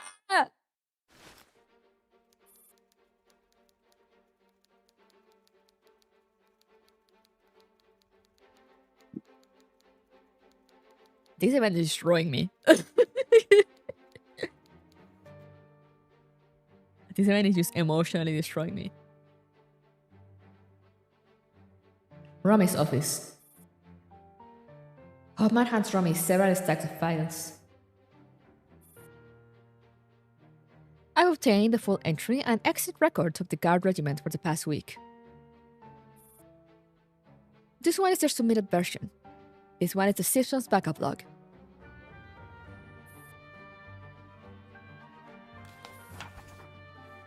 Make sure isn't pulling any punches? Yeah, no, they're like not holding back at all, like holy fuck. I'm trying to read here, man, god damn it. Romy flips through the papers, circling certain departments. Compile the concealed personnel list and restore all the erased entries. Yes, ma'am. Can you get their munitions inventory record? Can you get their munitions inventory records as well? No problem. Plenty of sharp-eyed youths in the guard regiment who are willing to serve you. Good. Once you have it, compile it and submit it to the State Council. Should I attach any specific charges? Highlight all that are related to the air raid. Understood. Collusion with rebels, involvement in the Frankfurt air raid, reason. You already know how to write it. Romy sets the 2 documents aside and opens a third. This is a combined intelligence report. According to our informants and military observations, no transport planes have taken off from the Soviet side. So Carter is cornered, fighting alone. Unless this air raid will sunburn itself out. A lifelong soldier deserves respect at the very least. And the other one? The party has already organized a vote to strip Overstein of all his posts and duties. As for General Schweinsteiger, that matter won't remain a secret for much longer. My point is, we will seize this opportunity. The General's case is absolutely crucial. We need the right timing. Understood. Let me stress this again. We are cutting out rot, not severing the limb. Right. Romy lays down the file and sips her coffee while pondering in silence. Every report she holds should have been cause for triumph, yet her face remains calm. By the way, how are things on QSend? How are things on QSend? Excellent question.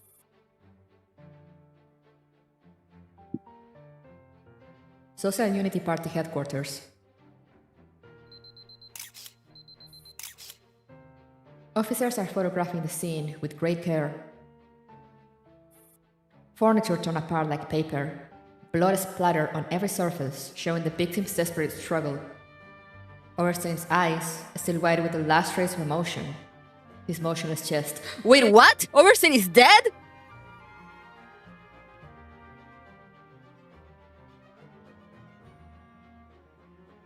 Okay.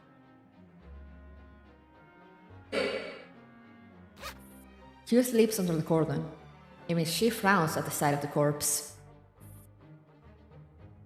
The younger officers have long since wretched themselves empty when they first saw the gruesome body. Oh yeah, we got our second Tiny Frankfurt award. We can pin it onto anyone. Because Overstein is fucking dead, I guess. But we got our second Tiny Frankfurt award for Overstein. Yippee! Here. Okay, now hold it again, guys.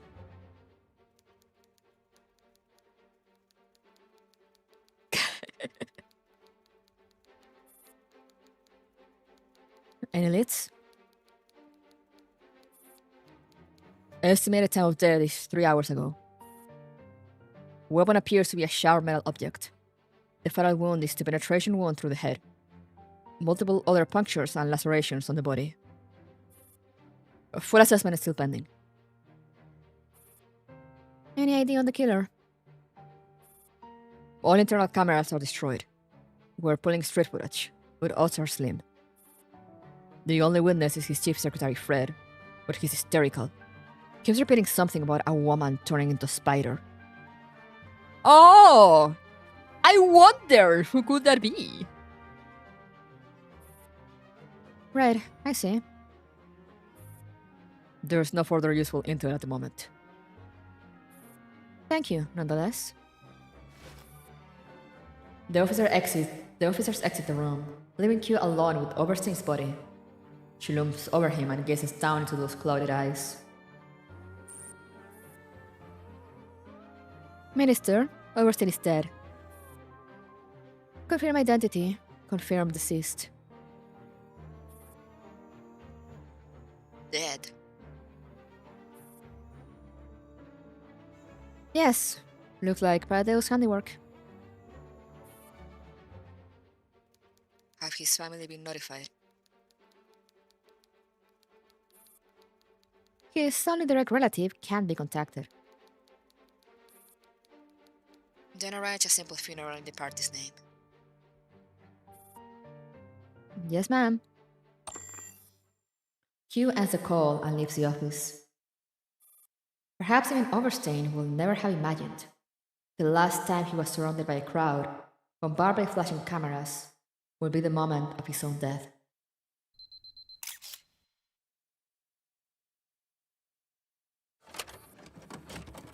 An emergency broadcast runs across every channel. Static interference occasionally breaks feed. Time for the give membership. Hey, Hakuya! What the fuck does it say there? News broadcast, I guess. Wait, I have a technology to do this.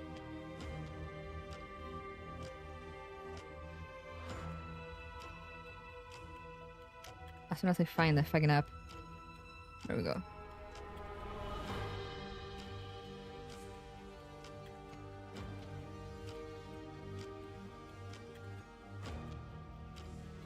A sad voice? Oh, okay. That's what Google tells me. Deeply painful sound. Oh, thank you, thank you, thank you. Classic Mika.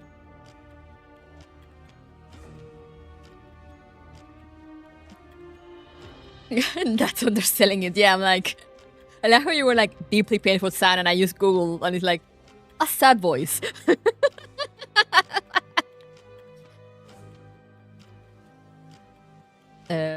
Broadcast.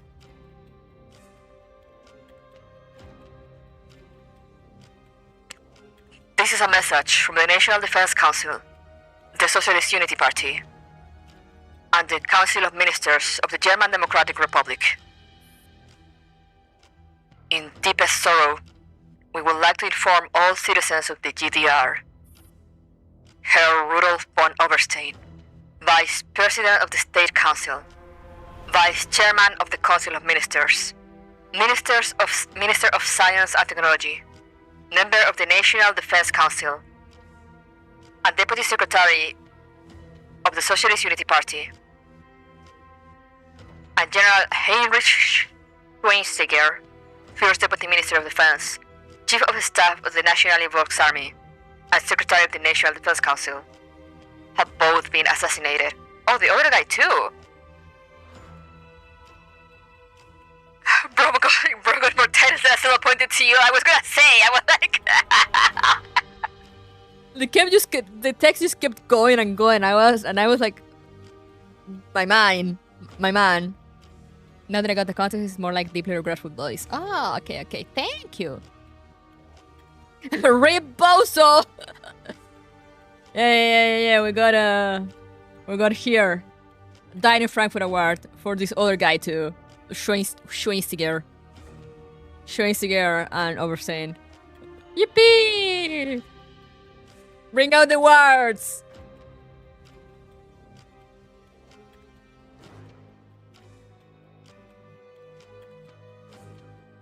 Yeah, it keeps going and going. I was like, how many titles do these guys have? Like, Vice President of State Council, Vice Chairman of the Council of Ministers, Minister of Science and Technology, Member of the National Defense Council, and Deputy Secretary of the Social Security Party. How can you have, like, just 5 titles on you? Like, what the fuck? What the fuck is wrong with you?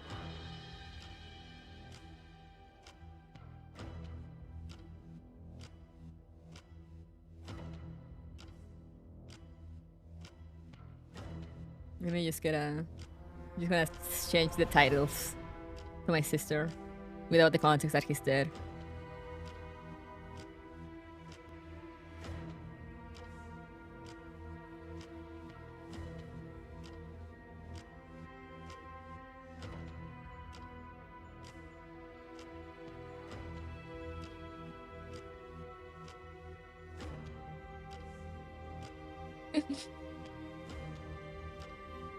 Maybe he's corrupt. Maybe.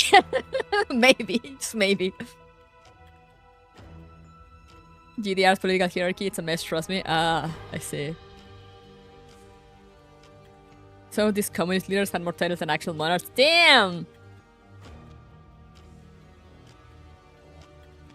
So it's like how Elon is CEO of 40 companies, they didn't do anything on them. At least nothing important, I see. So they just kind of collect them to say like, oh yeah, I'm CEO of 40 companies.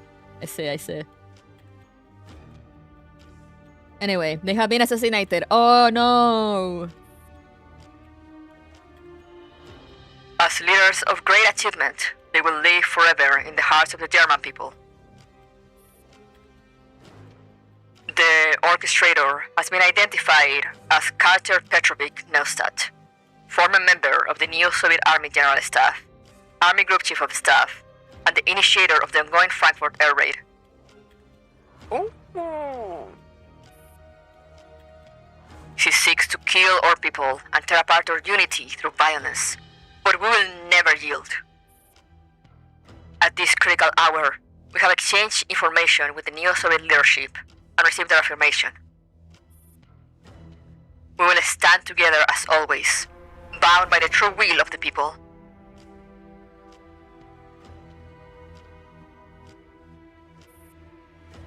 I had no clue Carter could turn into a female spider. Yeah, me neither. Like, you know, I get he got some new skills.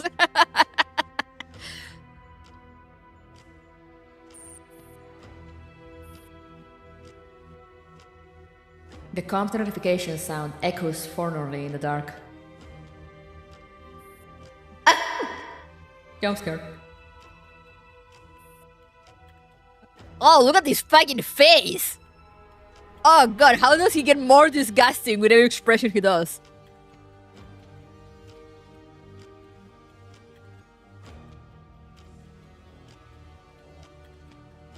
Why is he so ugly? I know, right? You look like some... You look like some fucking incel.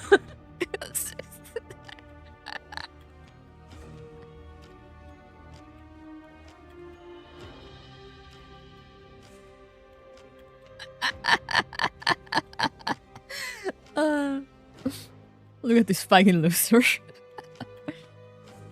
I love. What do you mean look like he is one? You're so right. I love how they nailed his design this badly. It's like, yeah, you look at him and it's like, I want to twist his neck. But also, like, I don't want to touch him. You know, I don't want to get close. I thought he hates her for being incomplete. She's kinda not incomplete, but anymore, I think, maybe, kind of. Things have happened. This is the man who's to blame for literally everything. Yeah, unbelievable. He looks like one of those Cisco doji people on Scott. I wonder why. He looks like investing Dogecoin. Bro will rather turn 10,000 kidnapped girls to cyber right than get therapy. No wonder he's evil.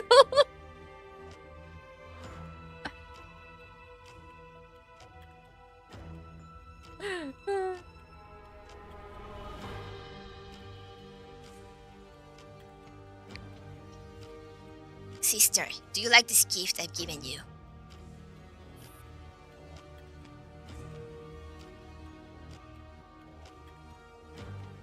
So this is the altar you chose.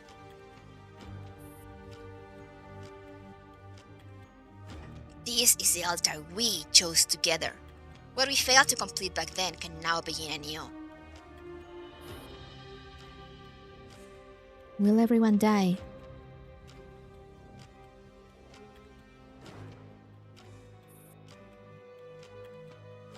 Except for the lucky ones who board the Ark.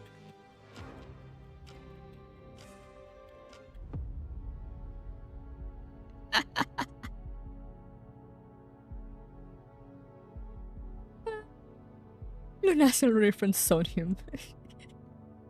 The absolute indifference in her expression. Anyway, give me 3 seconds to get some more water.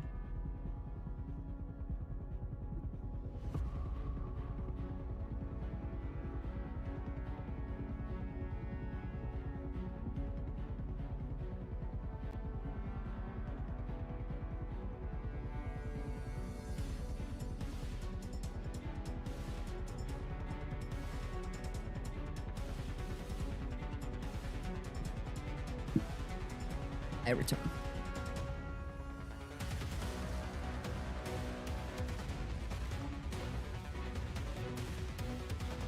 Oh, I got more of your life. The story of your life 3.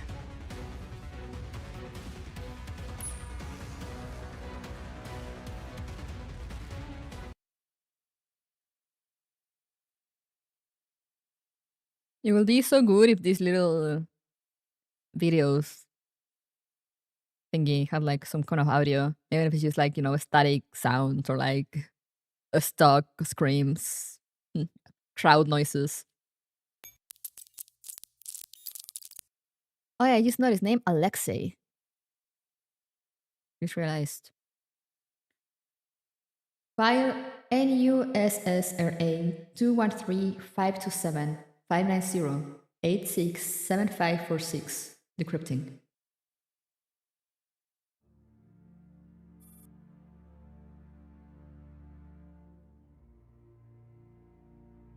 I would love to see you respecting while dubbing him.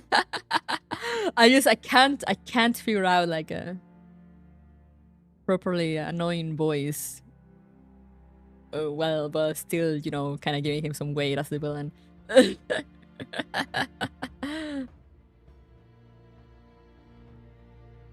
November 16, 2064.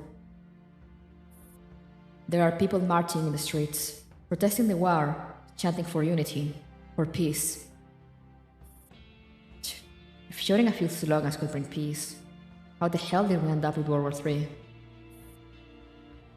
I slip away from the fire-up crowd and went on with my squad to the next point. At noon, dentists showed up, drop off some supplies, and hauled away with the unlucky rider.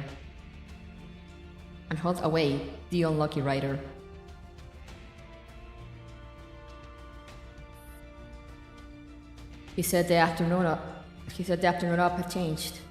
The general is going to talk with those people. Our new task is to hold this temporary position and gun down anyone who tries to crawl out of the bunker exits. If this morning's mission was like playing 100 back-to-back soccer matches, this one's like sitting by the stove playing MTG. Practically a reward.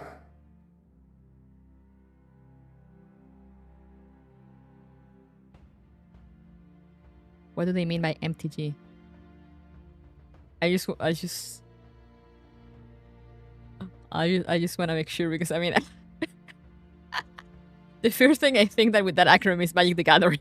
That I'm like, are they fucking playing Magic the Gathering in 2064?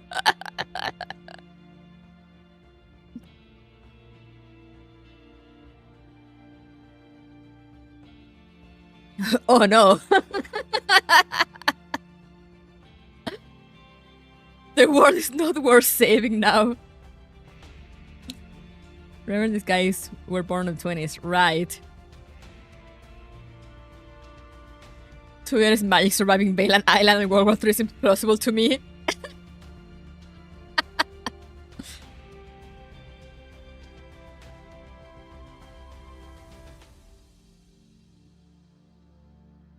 I'm like, what else could it be? Like, can anyone think of anything else other than Magic the Gathering?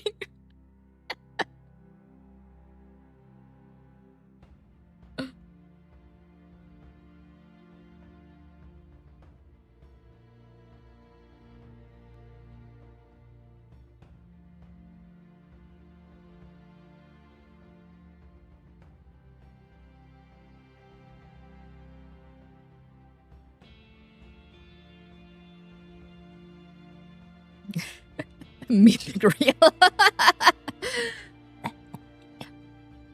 Anyway, let's continue.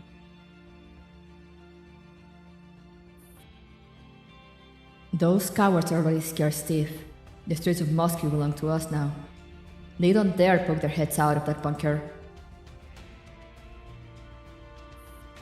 While we waited to play whack-a-mole, I couldn't help but wonder what the general plans to tell them. Demand the First Row to resign? Demand a promise they'll never join the URNC? Demand our faction take power? If it were me, that's what I'd say. As long as the Neo-Soviet Union never joins the URNC, it doesn't matter who's in charge. The meat still stays in the same pot. But if they join... I can already see them smiling like fools, counting money while someone sells them off. The URNC never shuts up about unity, as if slapping together a big government could solve all of humanity's problems. Ridiculous. This world has hundreds of ethnic groups, billions of humans. When survival is on the line, every tribe will look after its own first. That's instinct. Humanity will never truly unite. The only real unity is money. Those corporations unite just fine, laughing as they tear down trade barriers. Governments can't restrain them anymore. They monopolize the global market without restraint, becoming the gods of this earth. And once they're on the throne, they'll carve us mortals into ranks and classes, slap us with labels, set us against each other, stirring up insults and hatred, just like they always have. That way no one ever looks at the real problem. And one day in the future, we Soviets will be speaking someone else's language, writing someone else's words, teaching someone else's history. By then, the new Soviet Union will be truly dead. It's kinda insane after reading Aphelion. The URNC waves its banner of being for the people, while hacking out the roots of our country and our nation. The trade parties? Most people only care about today's bread. They think the URNC will bring peace and prosperity forever, but are blind to the real danger. Damn, you're so right, Alexei. Wherever the fuck you are.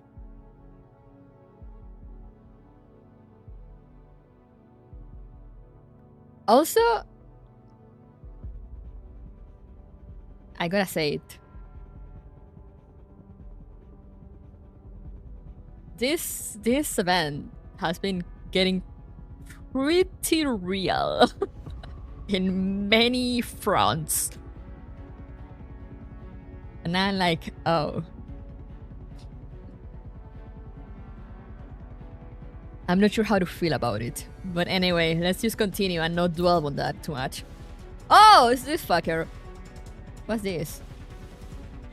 Repair disabled? Wait, but it's not a stage, is it? Huh? I guess we'll see.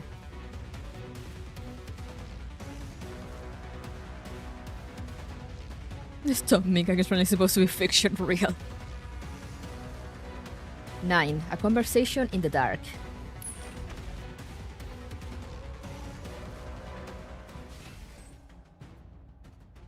Oh, it's one of these stages, okay. Alright, let's see what we're gonna do. Yippee! Bombing!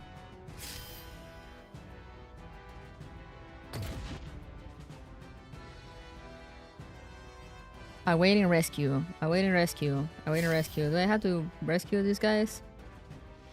Oh, it was just a little... Oh, it was just like a little...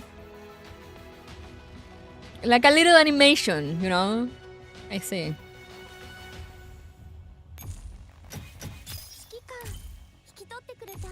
I see how it is.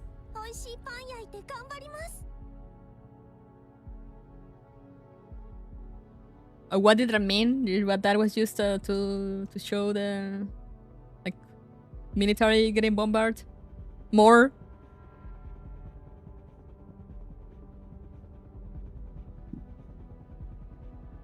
It was a tactical display of how to shit the situation is going. Yeah, it was just like, yeah, look, in case you're not getting it by reading, here, let me show you in a little map. Thank you, Mika. Thank you. Thank you for the clarification. We really needed that. Gilly! The goat! 10. Holding up the torch for you. Time to cry again, probably. Last time we saw Neely, she was on a subway station.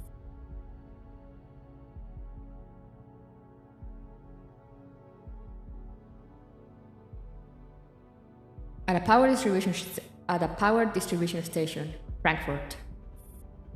Several staff members are rushing from room to room. The chatter on their comm lines is constant, with not a moment of silence. Chief, we are receiving multiple reports of power supply issues.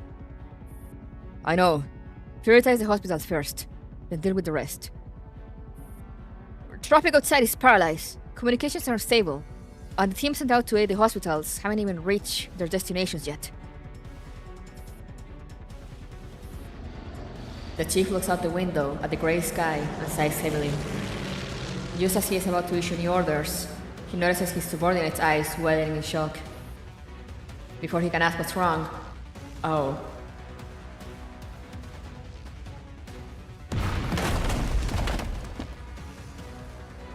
I see.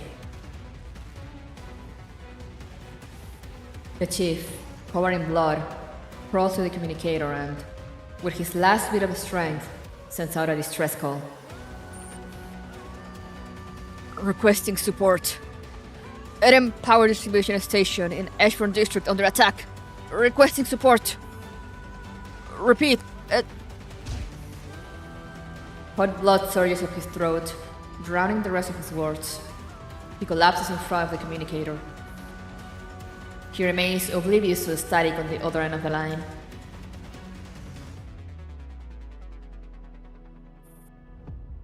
Near the distribution station, thick black smoke hangs in the air, while small explosions continue to erupt from time to time in the wreckages all around, causing more debris to fall.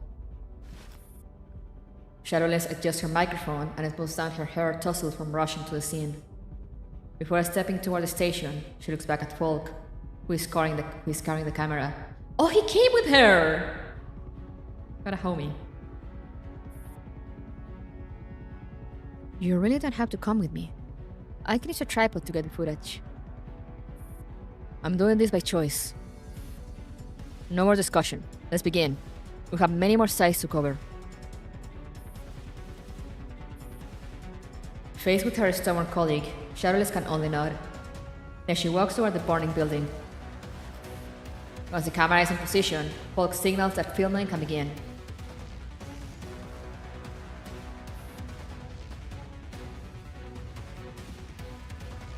This is Shadowless from DDR2. Right now, we are standing in front of the Eden Power Distribution Station in the Ashburn District. Hit by a missile in the latest air raid, the station has ceased operation entirely. According to workers who escaped, the inside has already turned into a sea of flames. No estimate exists for when it can be repaired. Additionally, the Arctic Ocean No. 1 oil pipeline and several key highways were destroyed in the raid. The Europa Tower has also been leveled. Frankfurt's power, fuel supply, and communications are now in total paralysis. There are multiple casualties among the staff here. Medical teams and firefighters are urgently needed. A collapsing structure comes crashing down. Shadowless flinches but holds her ground. She looks resolutely into the camera.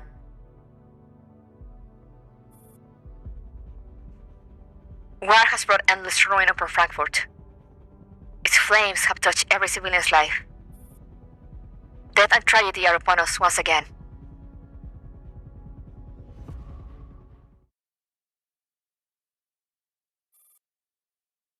Stasi Special Communications Channel. Initiating remote Stasi conference. Please check in. Wolfgang present. Main divisions. I know numbers 19, 20, and Minister Task Force E on standby. Lore present. Main divisions 1, 22, and Central Coordination Group on standby. Dieter present. Main Division 3, Section 26, and the Armament Department on standby. Hedwig present. Foreign Intelligence, External Operations, and the Main Directorate for Reconnaissance on standby. Natasha present. Or which is called Natasha. Sections 12, 13, and the Court Operations Department on standby. Synchronizing intelligence. The Army's Air Defense Forces have received orders from the National Defense Council. They are preparing to enter Frankfurt and conduct a full sweep for rebel air units. The 10th Armored Division stands ready to move into Frankfurt. The weapons previously coded EDDF and others are officially designated Yasus boxes. Current stockpiles are mainly located in Frankfurt, Berlin, and Moscow. Acknowledged. Require list. Submitted to the State Council under the authority of Main Division 1. Lore copies. Military counterintelligence records have been uploaded. Access rights now granted to Finn and Natasha for review and editing. Permissions confirmed. What's the status of the Central Evaluation and Information Group? Section 22. Section 22 has completed backup of the beasting system. Section 13 is processing hidden administrative keys and encrypted files. They'll need roughly another 15 days before they can conduct the first test. Let the agents at covert operations handle the Asus boxes. Their objective is to match Main Division 1's list with the intel on said weapon. Covert operations copies. Military counterintelligence records verified. Based on past performance, we can guarantee at least 60% correlation. That's acceptable. The remainder goes to the foreign intelligence. Use the list from covert operations. Foreign intelligence copies. We will ensure precise synchronization between political and military intelligence. Covert operations acknowledged. The Stasi Special Communications Channel closes. How much of the world is controlled by the URC by Frontline 2? I'm not sure. I think it's... I mean, it's mostly Europe. I know that... I think they also extended to America. But I think that Antarctica is technically... It's not one of the things that the Antarctic Union... They're also Rosatrists, but they're a different kind. So they basically hate each other because, you know, they're like, oh, you're not a true Rosatrist to each other. And the Antarctic Union also has like control over certain places.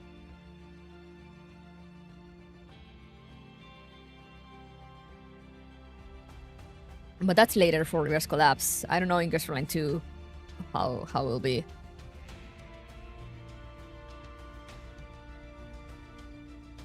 I don't think they've gotten out for Frontline 2 yet. In theory, most of the war, but URC's hold is pretty loose outside of EU, Russia. I see. Which I guess is how then the Antarctic Union kind of takes... Because I know the Antarctic Union kind of takes over South America at our point. And I'm like, yippee! I guess I'll be part of the Antarctic Union.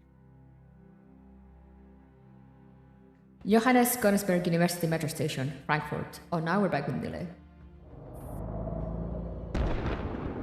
Bombs continue to fall, their heavy thunder never ceasing. Hannah lies weak and delirious in Pauline's arms, burning with fever, her forehead hot to the touch. Pauline bites her lip in anxiety. In her rush to flee, she has only brought her ID papers and some cash. Her eyes wander through the demoralized crowd, desperate for hope. Until, in the corner, she notices a flash of white. A white coat, stark against the gloom. Excuse me? She has to take the chance. Hurrying forward with Hannah, Pauline stops before the woman in the lab coat. I see you're wearing a white coat. Are you a doctor? My child's had a fever for days. I meant to take her to the hospital today, but then this happened. Now she's burning up and won't wake up. I'm worried sick. Please, could you please look at her?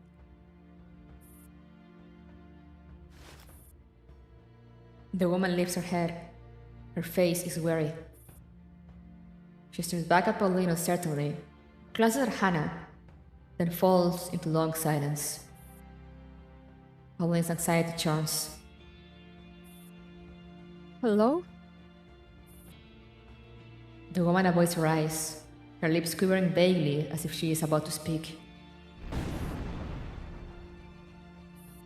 Another shell booms overhead. Yes. My hands are a bit dirty. Could you take a pair of medical gloves from my pocket for me? Relieved, Pauline quickly passes Hannah into her arms. Then she strikes the gloves from the woman's pocket as she has asked. Sorry, Doctor... Just call me Neely. My name is Pauline. Thank you, Dr. Neely. Please, take a look at Hannah. I feel something is very wrong. Neely checks Hannah's forehead with the back of her hand, then opens her bag, producing water and a towel to cool her down. Dr. Neely, is there anything I can do? Her name is Hannah, yes? Tell me her age, allergies, and details of her fever. She's 4.5, no allergies. The fever started this morning, 38.5 Celsius at home. She could still walk when we left, but after the bombing, she collapsed and hasn't woken since. Unconscious or just sleeping? I'm not sure. Has she taken any medicine? No. Then try to find someone with paracetamol or ibuprofen. And you need a large supply of cold water. There might be some in the station's infirmary. Got it. I'll ask around. Pauline rushes off into the crowd.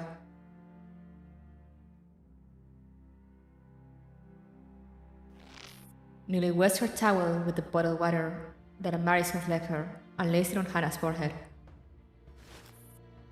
Then she carefully places the child on her side, ensuring she won't choke if she vomits.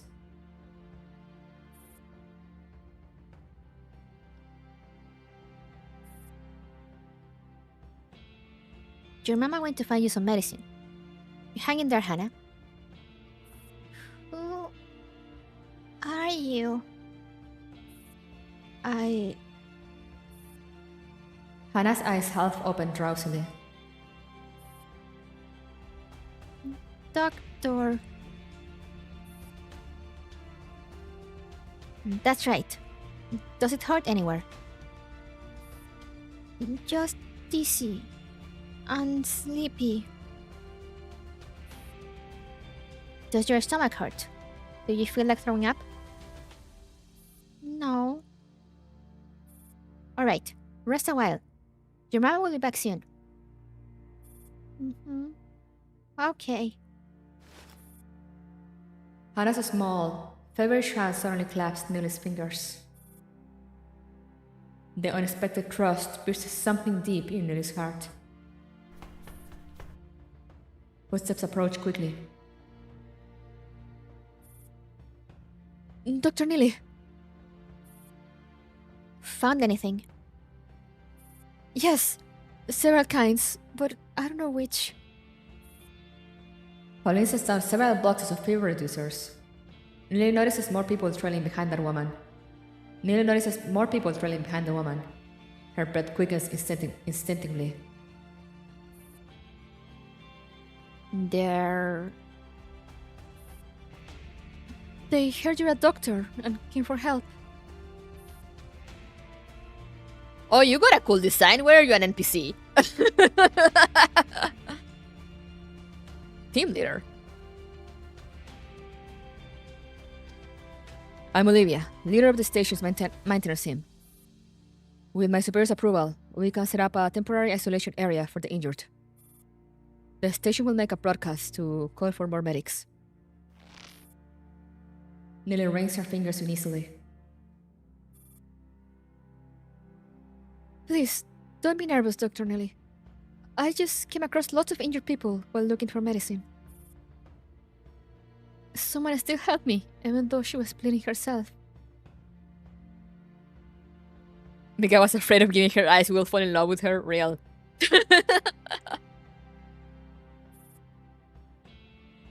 I thought it would be great if we had even a small clinic here. We believe it's a good idea. Too many are wounded. It's bad for morale when we're all stuck down here. We need some tangible hope. Hope. Please don't misunderstand. We aren't forcing you. If you choose to help, wonderful. Not. We can keep the eyes. I do not have a googly eyes on hand. We completely understand. I should get some googly eyes on hand for situations like this. Practicing outside a hospital means carrying all the risks yourself. If something goes wrong, it could damage your career.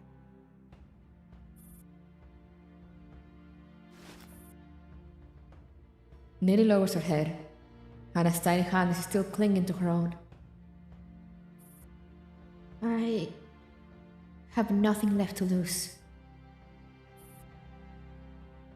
How do you feel about it, Dr. Neely?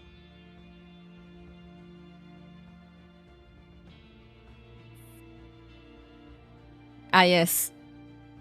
Chinese grey.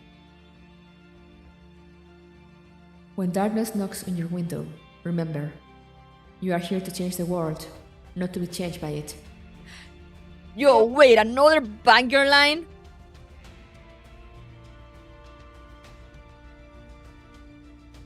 Sorry, loves.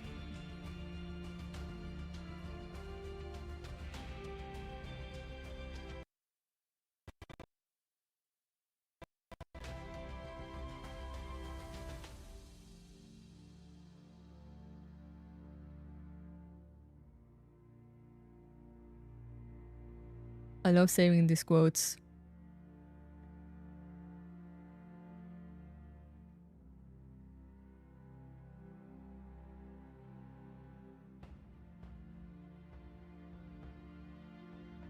Seems like you're back on a good moment. Hey, welcome back, Walter. Yeah, I'm just crying again.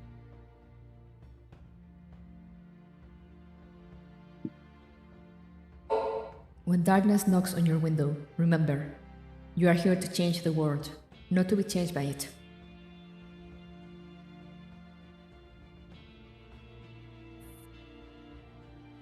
Admit it. When you dissected Grey, you gain knowledge and joy.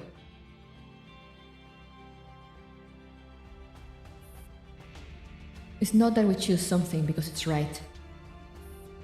It becomes right because we chose it.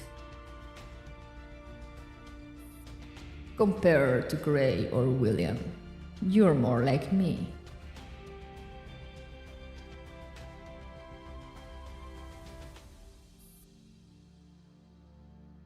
Dr. Neely, please don't worry.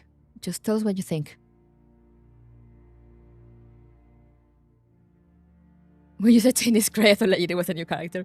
No, just gray, but in Chinese. You know, Chinese dub. Isn't she also a award winner? Gray? Yeah, she's got some prizes and stuff.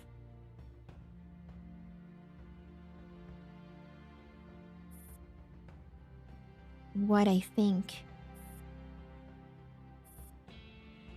Deep down, I think. Nina gently squeezes Hannah's small hand.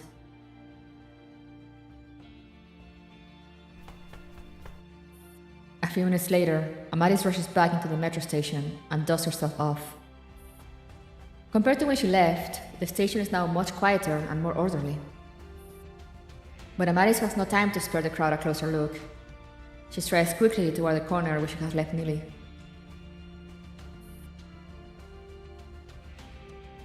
Millie, the grocery stores in the city are all emptied out. I only managed to pick up some. Millie? But Nili is not where she's supposed to be. Millie! Amaris searches the area frantically. Hearing her shouts, a woman holding a child raises her head. Are you looking for Dr. Neely? She's at the temporary medical station. Dr. Neely? Temporary medical station? It's just over there, near that makeshift shelter made with a nylon sheet.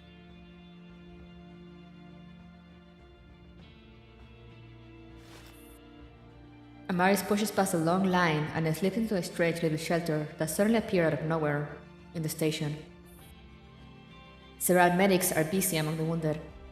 Amaris immediately recognizes Millie.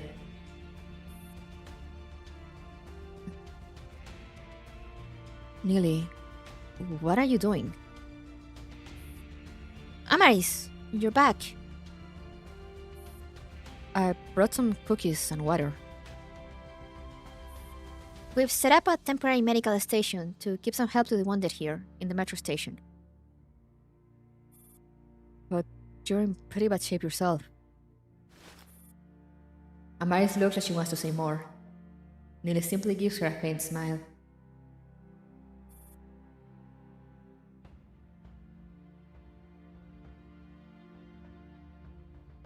You're a good doctor.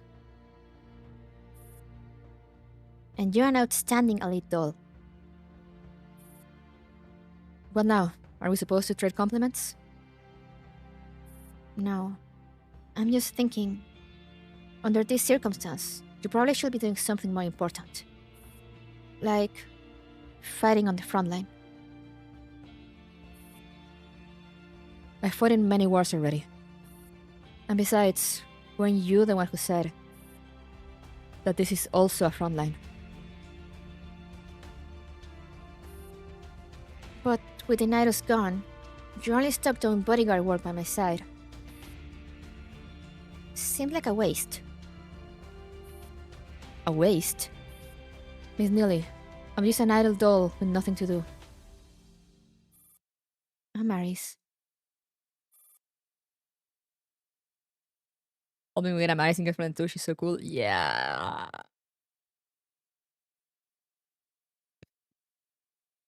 Dr. Neely, patient 18 is having another seizure. I'll be right there. Amaris hands the food to Nili. Go on. Okay, we'll talk later. Nili hurries away. Watching her disappear among the crowd, Amaris finds herself dialing a contact she never thought she would.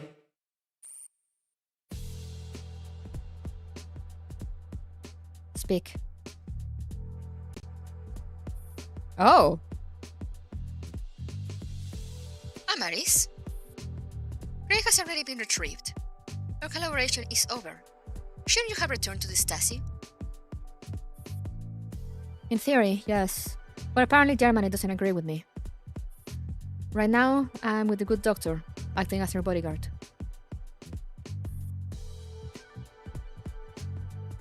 And her bodyguard, Miss Mia, is here working as a medic. crazy! And you? Were you the one who said you can't do anything? Please. An elite doll like me serve as bodyguard or medic will be such a waste. I only agreed to help you last time because AR-18 begged me repeatedly. Oh? I'm surprised an elite doll has the spare time to pick up calls so quickly. Are you sure you're not bored out of your mind? Hey, I'm not idle here, you know. I'm maintaining the network. You, on the other hand, why are you twiddling your thumb, chatting on the phone with me? Bodyguard work involves a lot of standing around doing nothing. As a World War III veteran, shouldn't you be out bombing planes right now? I recall you also served in the Soviet military. Shouldn't you also be bombing planes? What do these two have going on? I love it. That's far too inelegant. Exactly. It's too much hard work. Doesn't match my persona as a garbage doll. That's your persona? It is. My mother is dead. My whole family is dead. Finally, no one is pushing me to improve anymore. Now I can idle away in peace. You're way too complacent. My mother's dead too, and so is my whole family. But I inherited their estate, and I'm still hard at work. How could Stasi even allow you to laze around like this? Through this, the Stasi doesn't actually want to pay me. Amaris's bank account pings with a transaction notification. Startled, she opens it. A steamer's M520 has just transferred her a sum. Okay. What is the meaning of this? You're asking me for money, no? That's what Irma will say whenever she wanted some pocket money. Mother never gives me an allowance.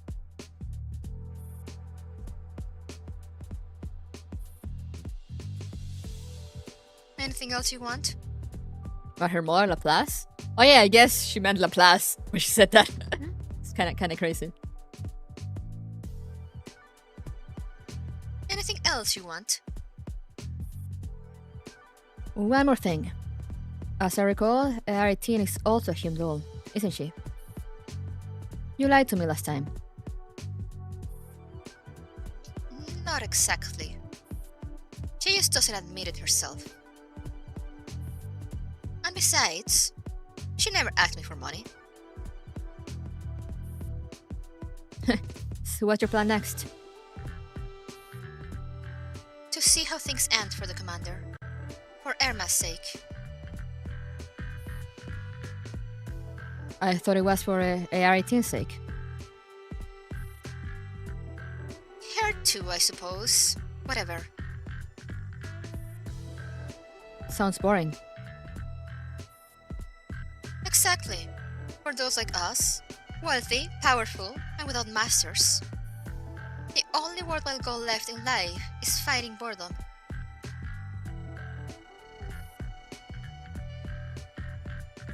Then give me some more money.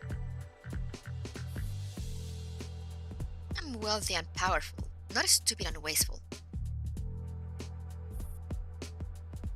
I'll sell you a tip. They just passed me some intel. The location of the Yasus boxes. Oh, okay.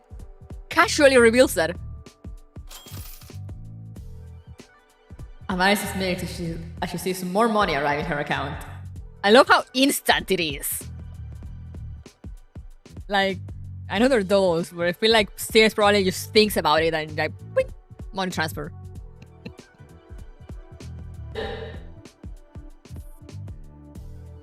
And the intel?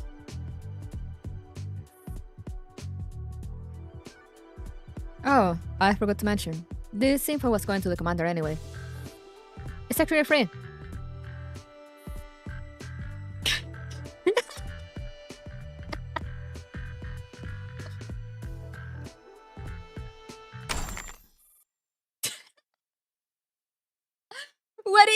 what's wrong with these two? God, I love them. The other side hangs up furiously.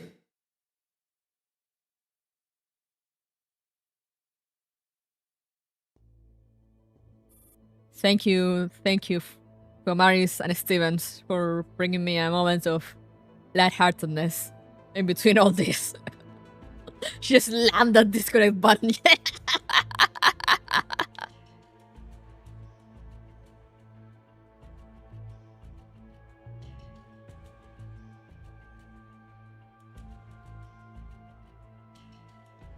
Command room.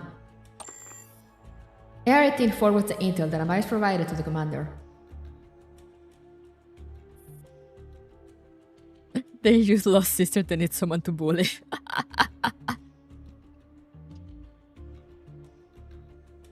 Commander, intel from the Stasi indicates that these underground defense facilities may contain gachas boxes. Amaris can help inspect the section near the Johannes Keunisberg University metro station, but we'll have to send a squad to investigate the rest. Gachas boxes? The bombing above is already so devastating, but Paradeus won't even spare the underground? Do we still have any squads available? Yes, please take a look. Tell them to get ready and move out immediately. Yes, Commander.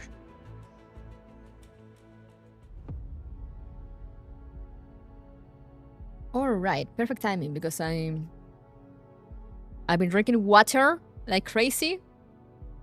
So I need to go to the bathroom. So we're taking a small little break, everyone. I don't know, go stretch your legs, get some snacks, whatever. I'll be back in like 5 to 10 minutes to read a few more notes. I wanna see. I kind of wanna get halfway through. I can't remember what's the half 36 though, but I wanna get at least like halfway through. So we're gonna try to get that.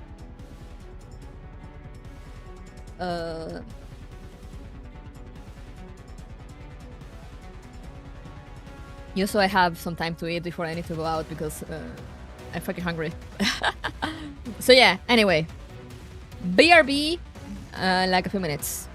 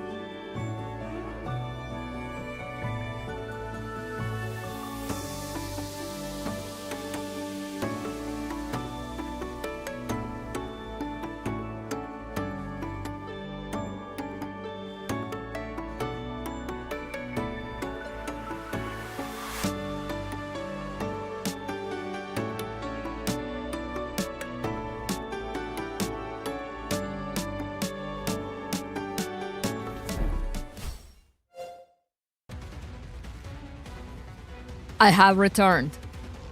Sorry if the delay, cats were hungry.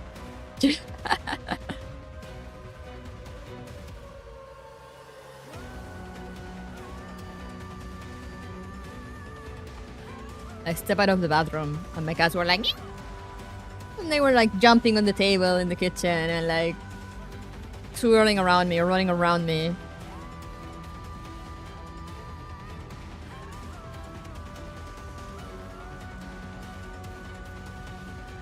So yeah, but now we return to more awards. I wanna read it. And they released 4 more today, so we're at 18. Let's see. The story of your life. 4. No time to lose. No time to waste.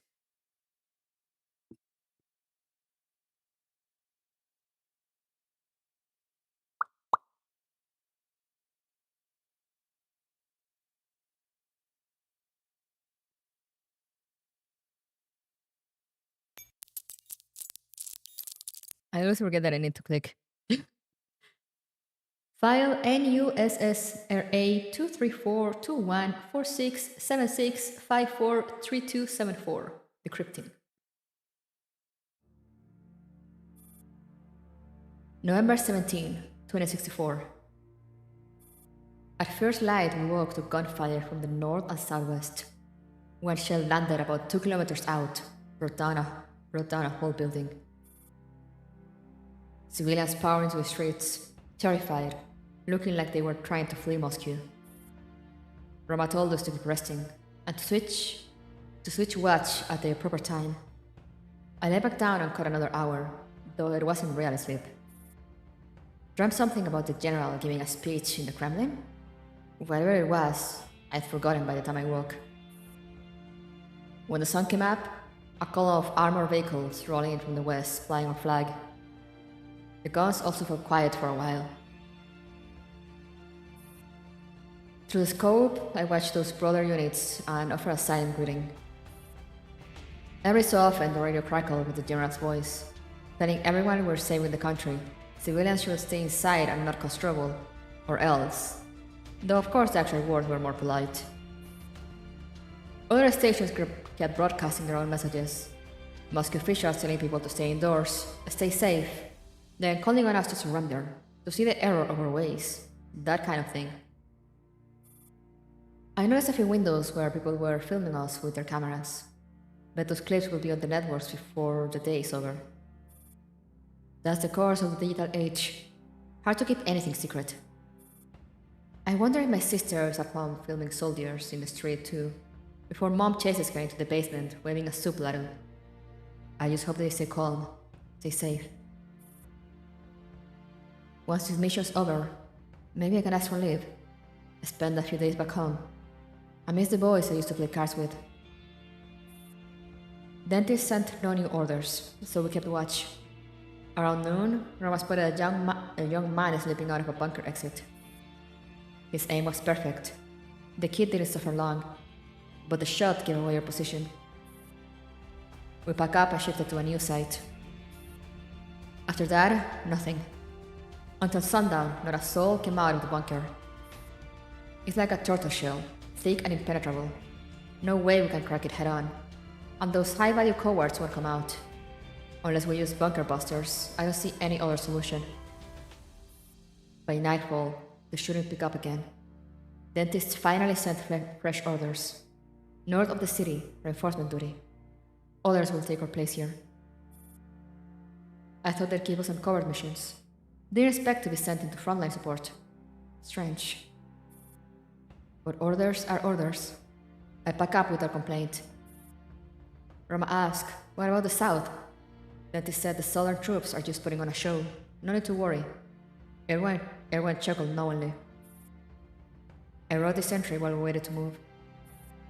Bearfang laughed that I am more of a writer than writer ever was. Said no sane man keeps a diary. I cursed him back and kept screaming. I like the scratch of pen and paper, but tonight there's a weight in me I can't put into words. Back in the yellow zone, I never hesitated to pull the trigger. I knew exactly who the enemy was. and I knew it was my job to kill them. But now, the comrades waiting up north, are they the enemy? No. They just ended up on the other side. They love this country as much as we do. Only difference is, they never met a commander like the general. I see?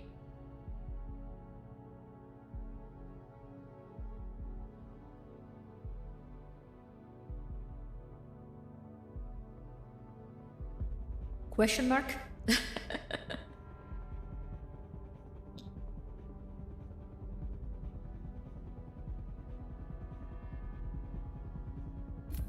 Alright. Oh! Oh! A stage! Okay, time to get my ass kicked, probably. A dazzling white.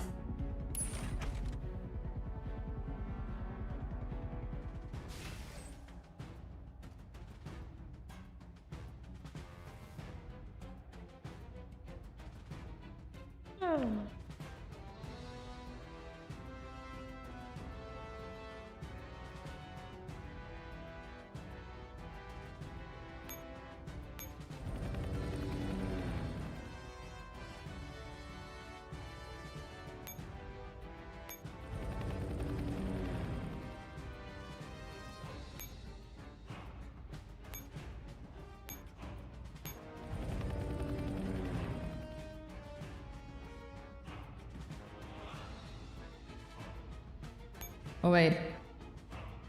I need to go repair Amaris. 指揮官さん、ごきげんよう。本日の作戦準備はとっくに済ませておりますわ。指揮官、お待ちしておりました。早速今日 Okay, no time to waste. 指揮官さん、ごきげんよう。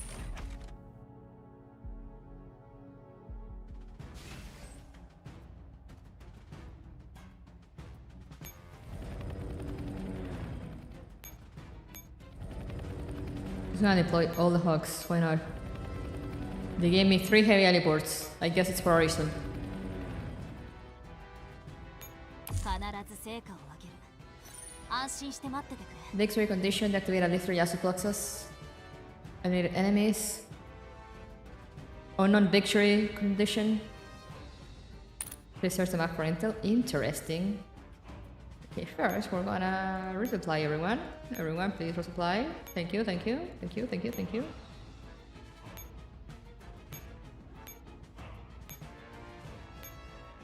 Now, where should we go? We could bomb these. There's a few Yasu's boxes here.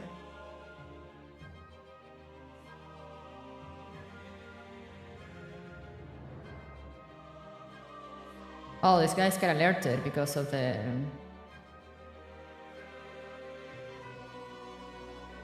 60 of these guys?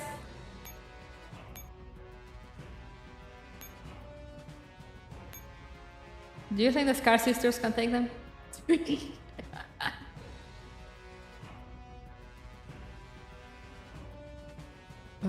Okay, gonna go over there first.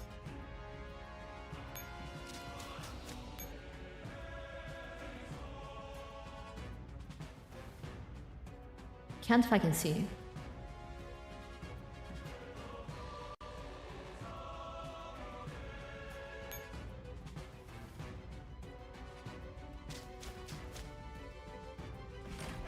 A Scar Sister can't take them?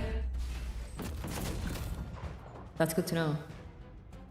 本物の戦場でこう突撃。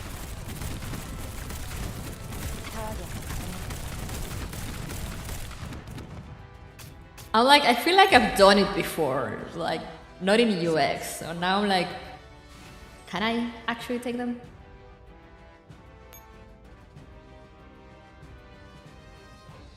If I move you here, will this guy stop following you? Yeah, okay. These ones are whatever because they can't get here for now. So now let's continue.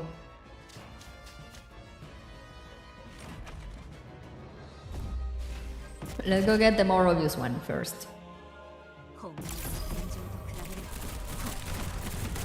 突撃たるんでる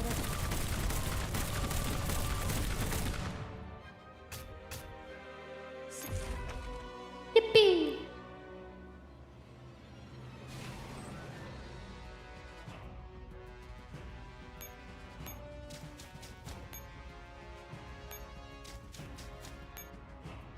Let's pick up the Goliath, yeah, sure, why not?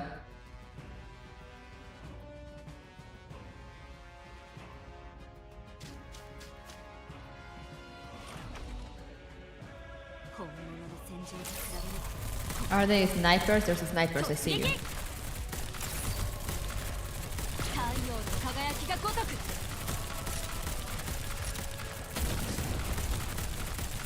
Oh wait, there's still snipers. Fuck. 自分のことを信じてあげて天は私たちを見放さなかった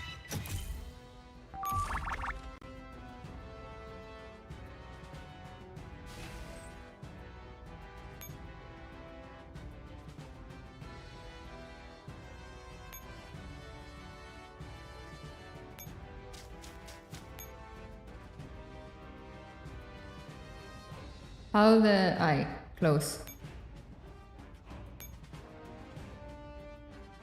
And get back down here.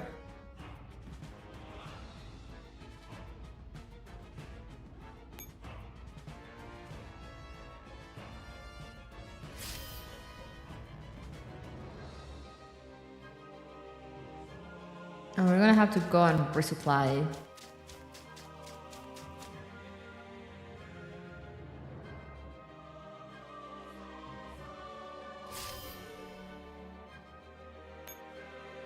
Before doing anything else.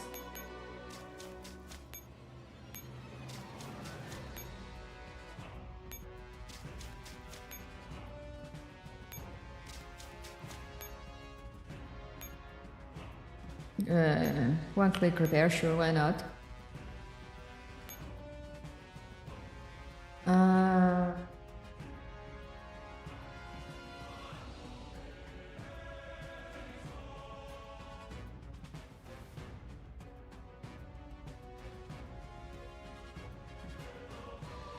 I'm like, I know the mobs are meant for the rubble, but also like these guys can take it. So maybe I should throw the bombs to the spiders. Decisions.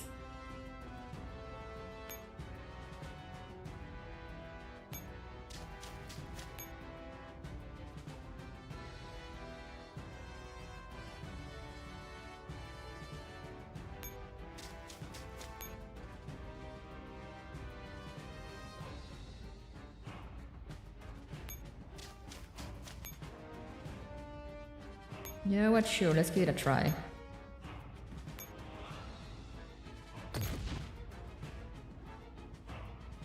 Yippee!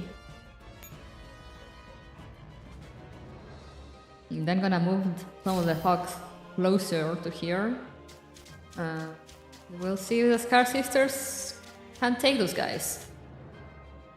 And from that will depend the entire rest of our strategy. On whether they can take them or not.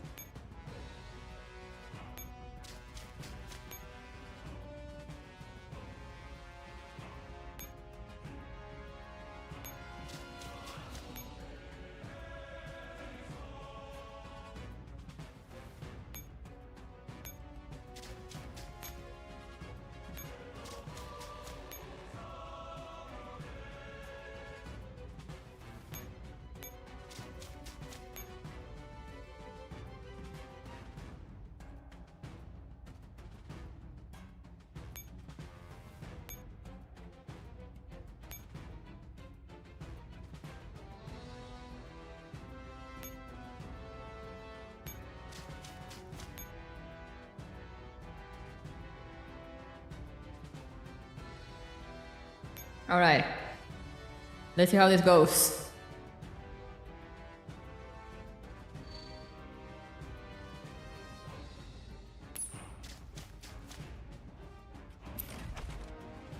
Let's see how this goes! Let's see how much of a bad idea this was.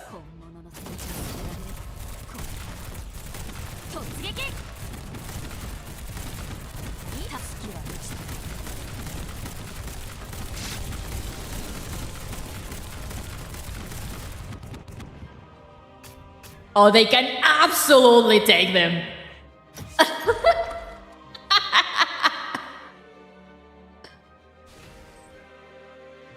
God, I love the Scar Sisters.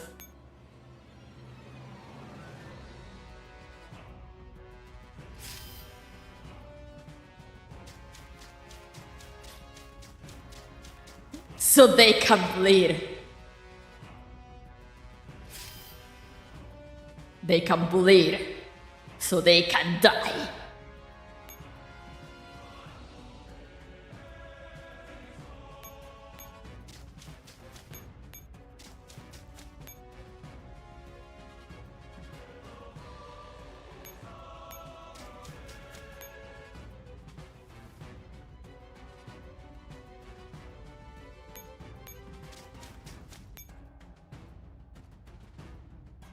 They barely need the hog too.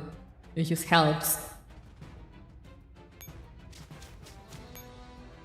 Too bad the Scar Sisters don't know each other.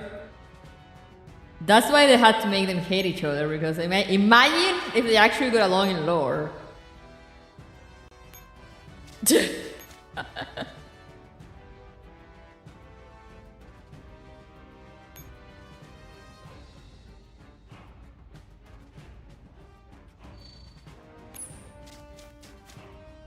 The enemy is extremely dangerous. Gonna take a screenshot the next time, you know, before and after.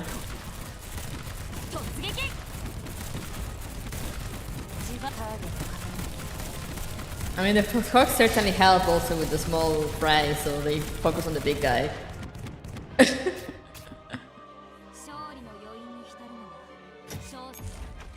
Nothing is too dangerous for the Scar Sisters.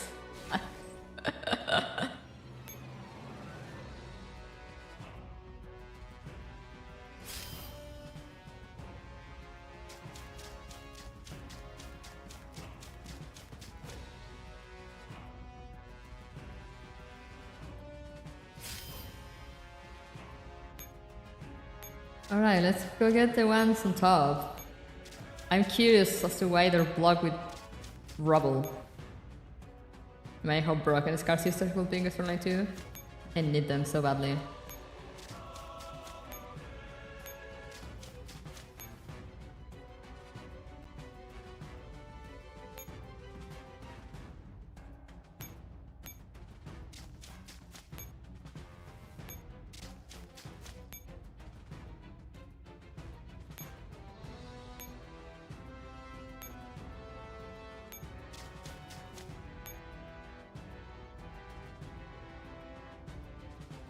Oh, and they took it down in one go. Beautiful. Beautiful, beautiful.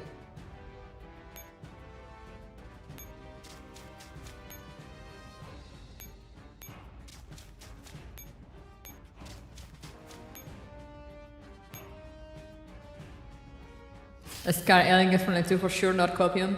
For real, or 100% real, no fake. She's coming, believe. Absolutely.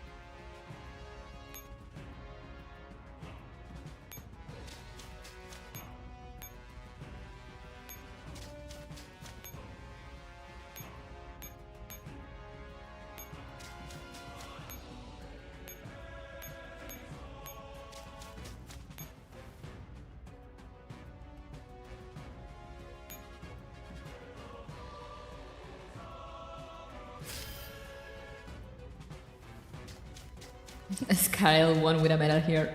God, I hope. God, I hope she does not win a medal.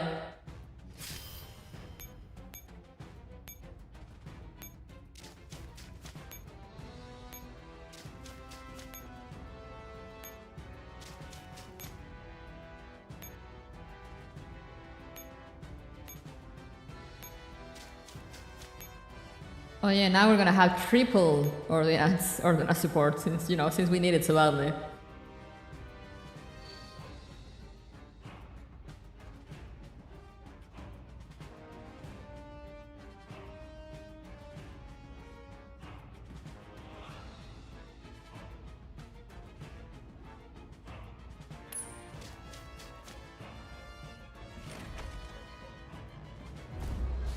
Oh yeah.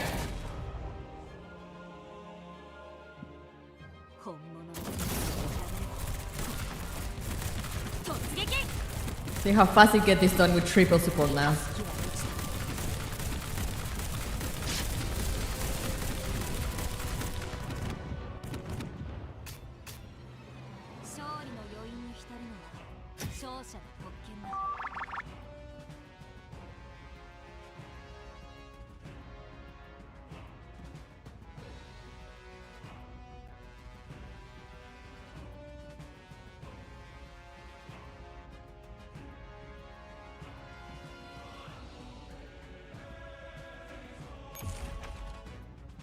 Beautiful.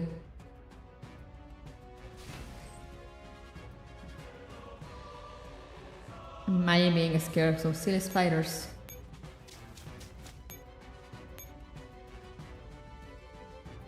Close these, now what?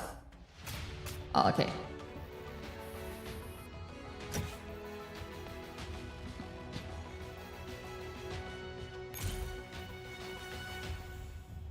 I still have the echo on, thank you.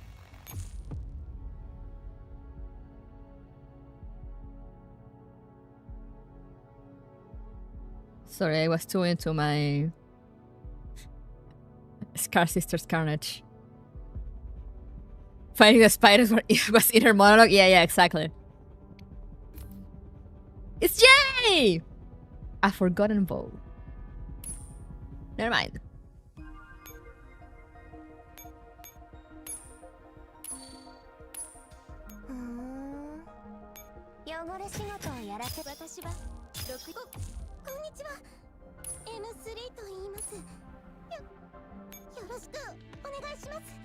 Will I get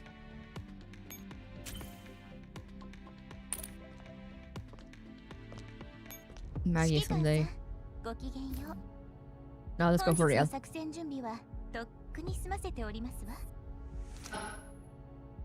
Mine's power station.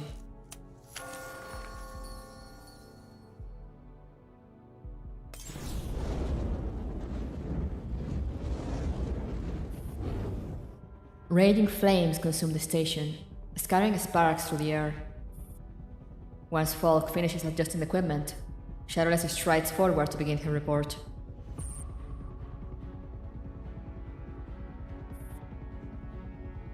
This is Shadowless from DTR2. I'm standing in front of the main district power station. About an hour ago, a stern explosion erupted here.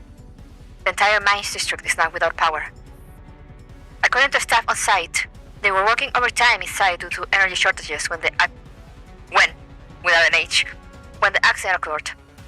This had led to devastating casualties. Preliminary figures show 78 dead, 237 injured, with many still missing. Nearby residents report that because communications are down, despite immediately sending representatives to the police and fire departments to request aid, no response has come. All staff seems to be already dispatched. As of this broadcast, not a single police officer, firefighter, or medic has arrived at the scene. Help is needed here.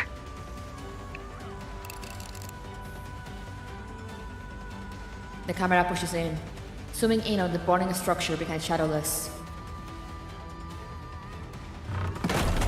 A window frame, warped and twisted by the heat, breaks loose and falls from the upper floors.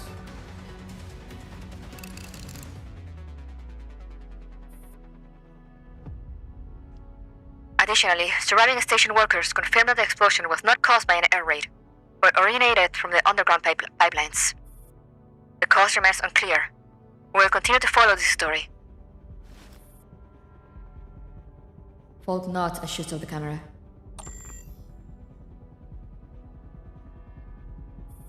Shadowless exhales in relief. Just as she is about to walk back toward Falk, her eyes catch a man standing not far away. A face both familiar and estranged.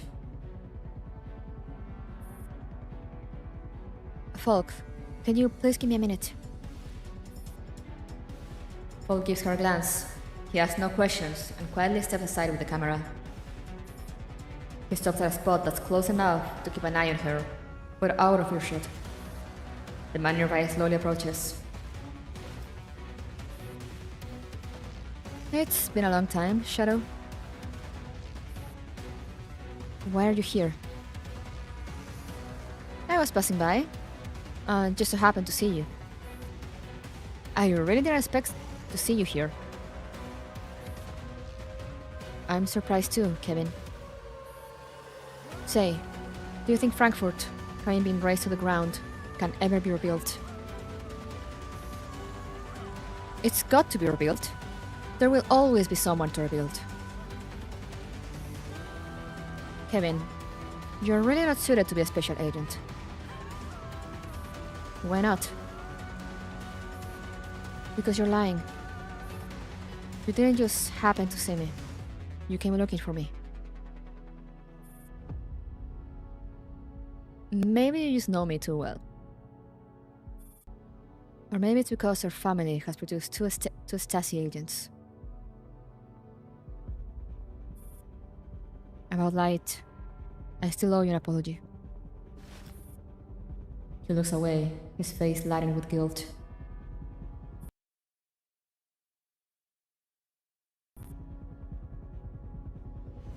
It was his choice. From the moment our mother died, I knew he would take that path. Just like you.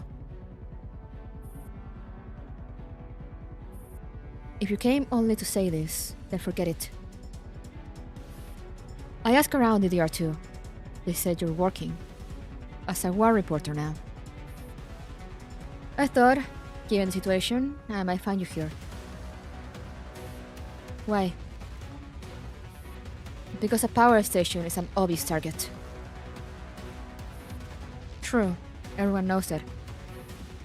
Yet so many still chose to stay and work here. Already 78 dead, 237 wounded. Most of them will die from the lack of rescue. They'll die at their posts.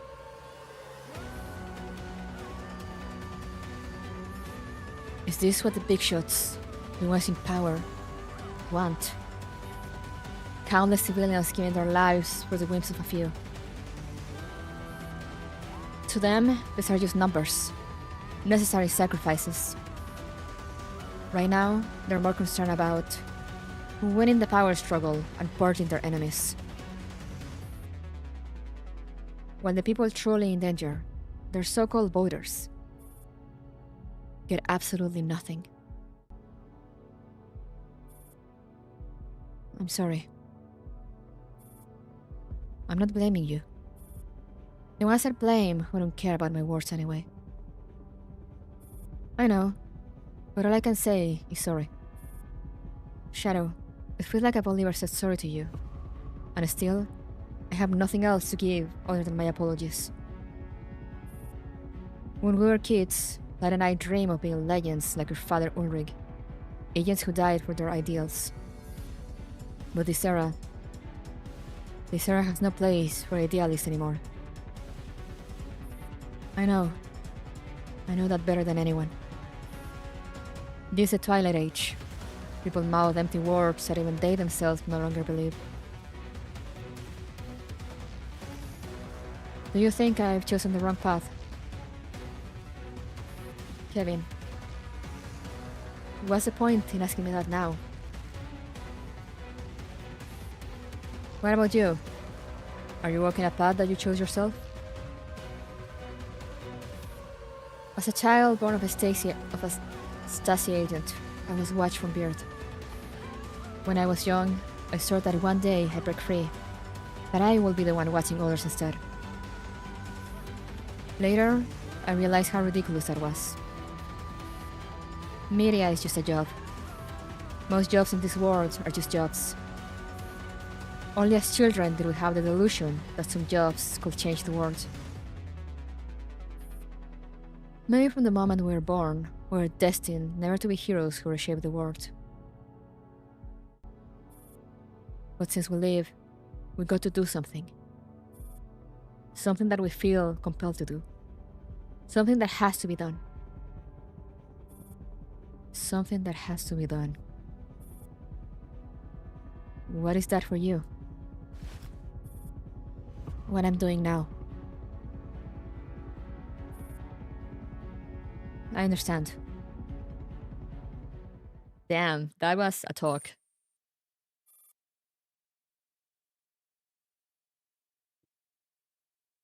Command room. A call comes through an encrypted comms channel. It's me, Commander. I received the possible locations of the gachas boxes. Thank you. I'll dispatch a team.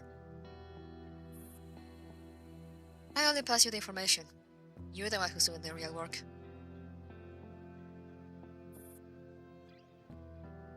What matters is you thought to pass it to me. I'm sure the Stasi has its own missions. I just thought there are some things that only you will be willing to do. Thank you. No, thank you. After all, this is my country, my people. No, Agent J. When they're in my sight, they're my people too. Why? Because this is something that I absolutely have to do. It's something that has to be done? Yes, absolutely. For a long time after I left the service, I'd forgotten why I first picked up a gun all those years ago. I forgot the distant promise that my past self had made. But I once promised someone to become a hero, to win the medals and the glory. Who hasn't said silly things as a child? I once said I grew up to punish evil and defend the weak. I don't think children's words are silly. It's just that we still had ideals back then. Now, everyone has forgotten their ideals. In the world of grown-ups, there is only interest.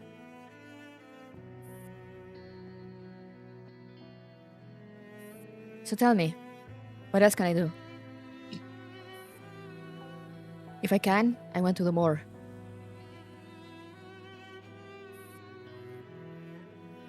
You've changed, Commander. You're not as cynical as you were in Berlin. Why? Because now I know what I truly want. Is that so? I see. If you still have the capacity, consider repairing roads or power stations. The air raids and the gachas boxes are both targeting such infrastructure. I understand. Has the government deployed repair teams? How long will the repairs take? They've sent all available crews, but as you know, progress is poor. Why? The bombing has crippled all transport in the city. Crews can only reach sites on foot. And because of the interim regulations for dual security, Frankfurt has very few dolls available. Most of them are probably on board the Elmo with you. I see.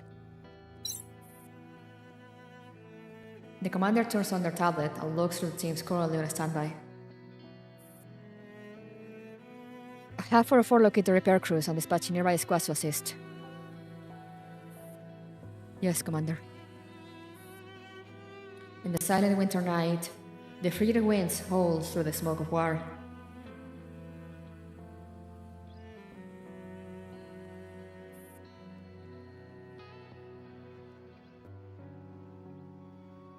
Johannes Gutenberg University metro station, Frankfurt. After a day of chaos, the people slumber deeply. They lie huddled on makeshift bedding, their snores and muffled sobs rising and falling. Lily, you should get some rest too. I'll just check on the critical patients once more. Then I'll rest.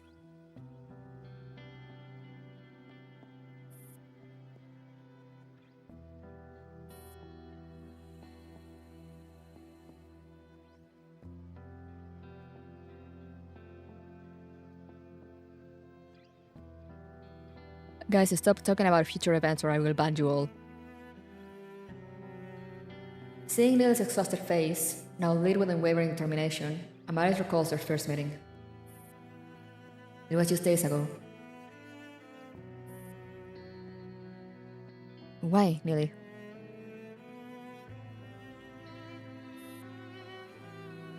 Lily does not answer. Instead, she holds out her hands. After days of toil, they look dry and frail. Even after careful washing, stains linger in the lines of her palms and fingers.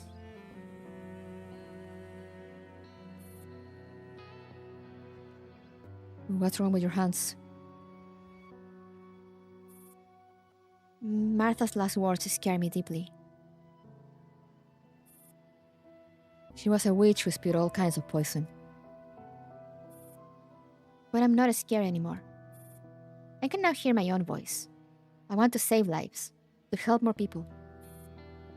I know that walking this path, my hands will be stained with blood again and again.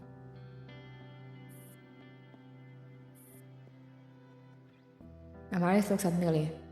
In her eyes, there is only peace and joy. This is why I do it, Maris. Because I want to. Neely is the absolute goat. I love her so much.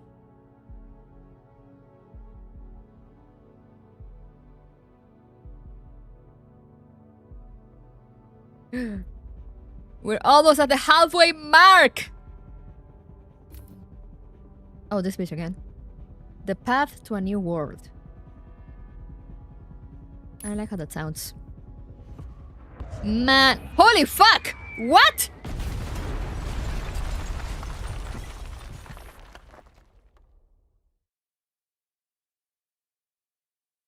I was not expecting this year. This took me by surprise. Bomb jumpscare.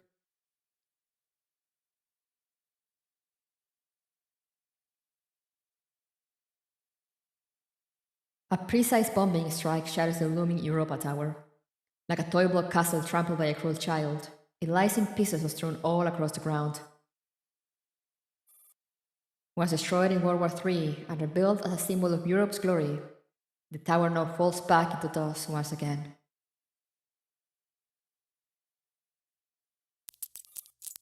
Within the beasting system, the destruction of the Europa Tower is meticulously recorded. The new Supreme Administrator, Hibi, compiles and synchronizes data into the system.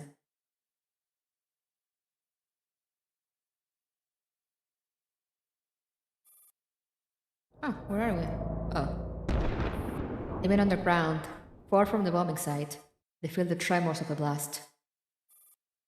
Styx swirls the wine in her glass and glances toward Hibi, who is browsing through a collection of vinyl records. An air raid has nearly wiped out everything we set up in Frankfurt. Sister Hibi, what is all of this for?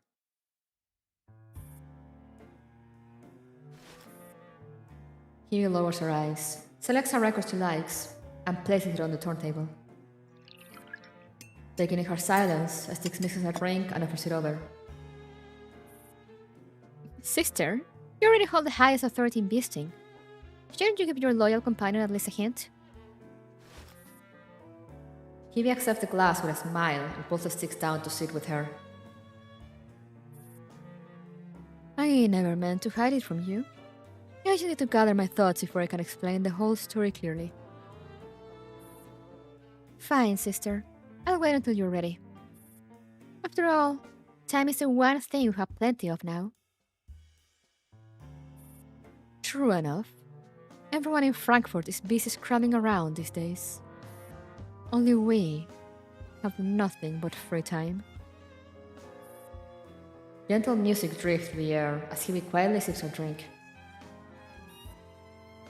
I have to admit, it was only after becoming an administrator that I finally understood why Nemran was in that state.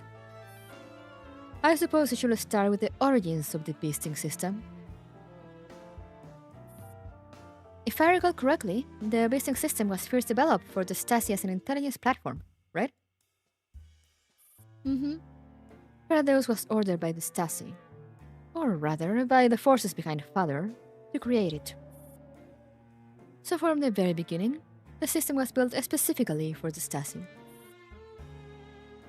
It came with two Supreme Administrator keys, one held by the Stasi under the codename Preacher, and the other held by Nemran under the codename Kalima. Nemran went to Moscow for the deployment of the system in the Neo-Soviet Union. Yes, but the Stasi's Preacher lost his position. So for us, the beasting system was no longer secure. Then, why did Nemran continue maintaining it? For the same reason why the Stasi have also continued maintaining it. Neither wanted to abandon the system. Quite the contrary, both sides wanted to monopolize it. And so the struggle between Preacher and Kalima began. He raises a finger with a faint smile. That struggle is the same one between the Stasi and us now. Neither side can expose the other in the open, but neither will ever let go of what we have. Styx nods in understanding. That was also a cause of the coronation storm? It played a part. When disagreements pile up to the point of being irreconcilable, war naturally follows. Isn't it simply humankind's insatiable greed that causes wars to erupt again and again? That's true. It was that man who sought to direct the coronation storm, hoping to reclaim the power and position slipping from his grasp. But humans grow old. That is their weakness. And so he failed. So that man wanted to use the coronation storm to seize control of the German Democratic Republic. That's why he staged a show with Carter.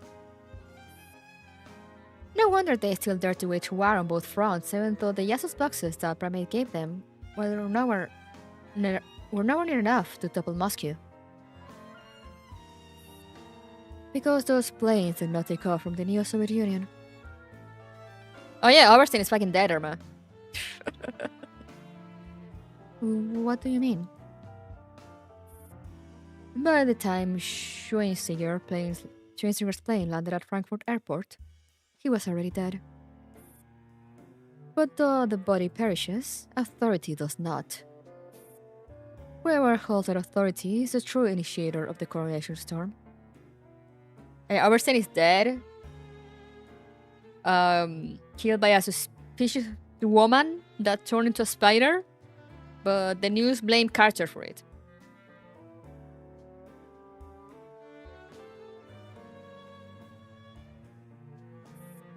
So in the end, what destroys humanity has always been humanity itself.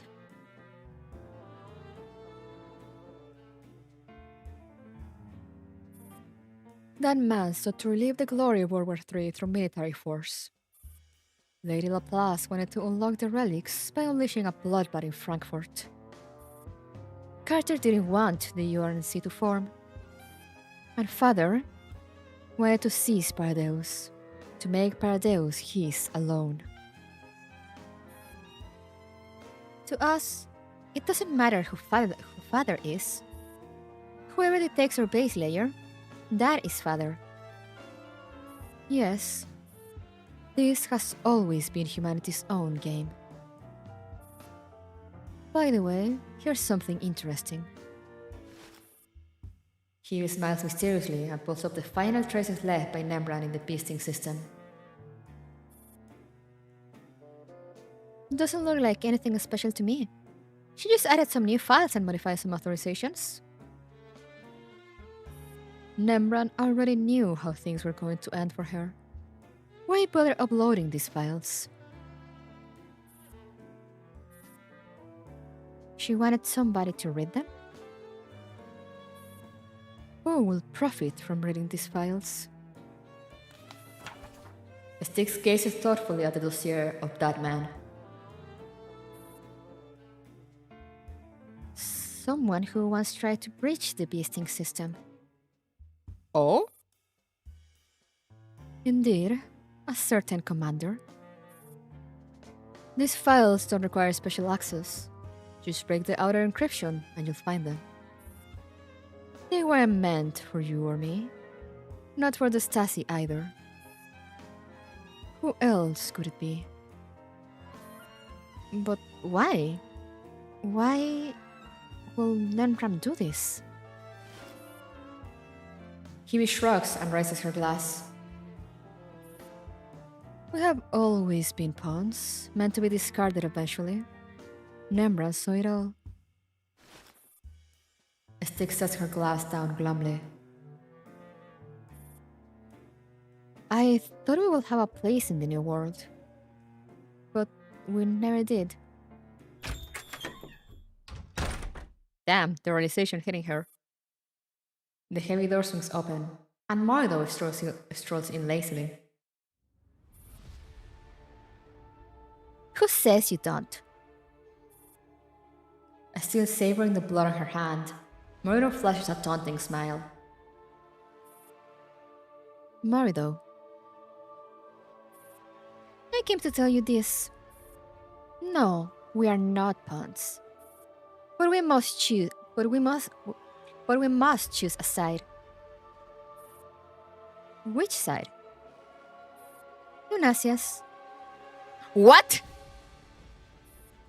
Because whoever holds Lunasia wins. It's still too early to say. At least wait until the blood in Frankfurt flows enough for her to be born. But isn't Lunasia on father's side?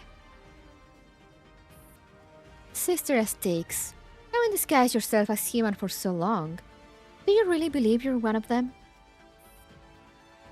Lunasia will never see herself as father's sister. Lunasia considers herself only as the key to the relics.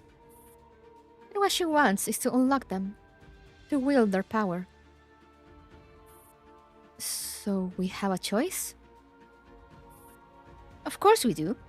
If we guard the final procedure and make sure she's born safely, we can become her followers and enter the new world together. Mardo sits down beside them. When does this war end? Very soon. That man is already dead. The army meant to back him has collapsed. And without support, Carter cannot withstand the neo-Soviet military. That's humanity, always laboring in vain. Mardo pours herself a drink as well. So, who are the traitors? Who the heroes? Perhaps in this operation, it is we who are the heroes. Because only we remain true, from beginning to end, to the real father, the true key, the true emissary of the relics. What?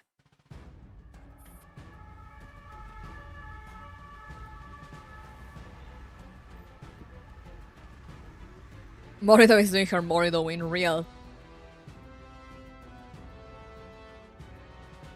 She seems to get that Dimitrescu aura. Yeah, she has the vibe with the stance and the hair and everything, the clothes. What these three are doing in the decade between Frontline 1 and Exilium. I hope they die here!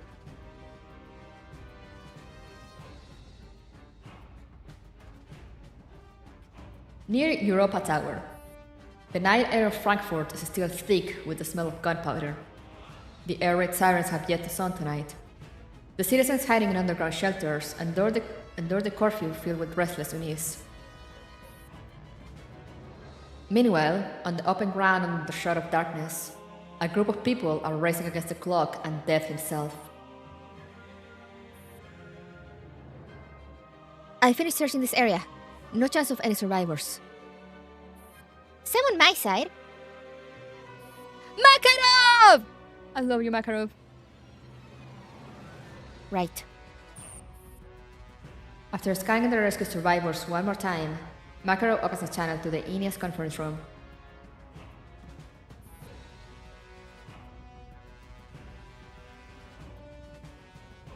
Commander, the last batch of survivors near Europa Tower has been accounted for. 13 in total. 3 unable to move. Please advise.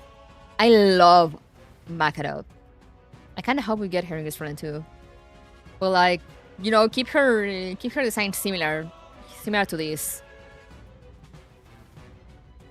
She's so fluffy. Makarov gets run too, please. Yeah. Ferrari knows what's good.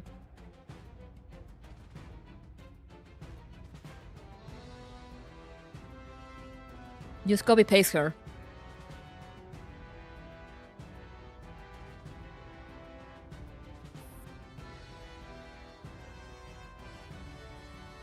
Understood. Transfer them to the hospital immediately. The hospital coordinates have been sent to you. Copy that. Her hair will bring this to engine to its knees. I choose to believe that the reason she's not in the game yet is because Mika is trying to find out how to render her hair or all her fluff without breaking the game. I choose to believe.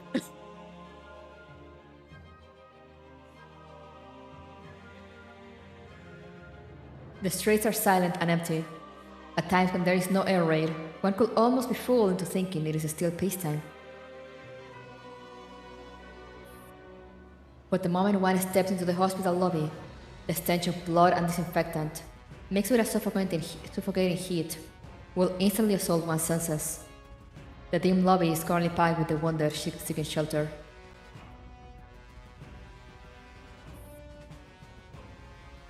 Doctor! Doctor, she's fainted! Disease arterial? Yeah. Her hair is too much for this running to engine. Therefore, dynamic hair strands, enemy hair is polygon and modeling. No, but they have to put, like, you know, they have to put dynamic hair strands to you know, all her fluff can fluff up.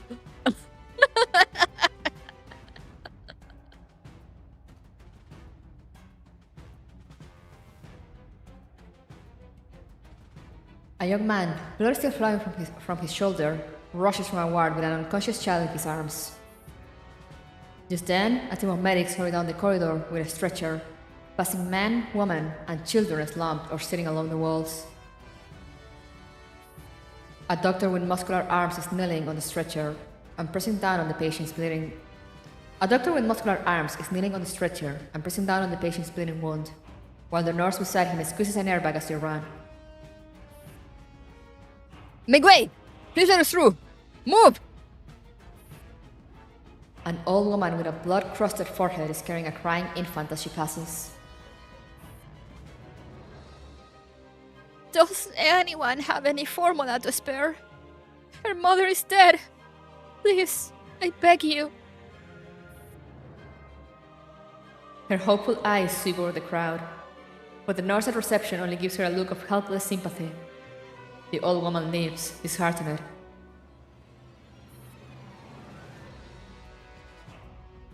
Hello, we're Griffin's rescue team.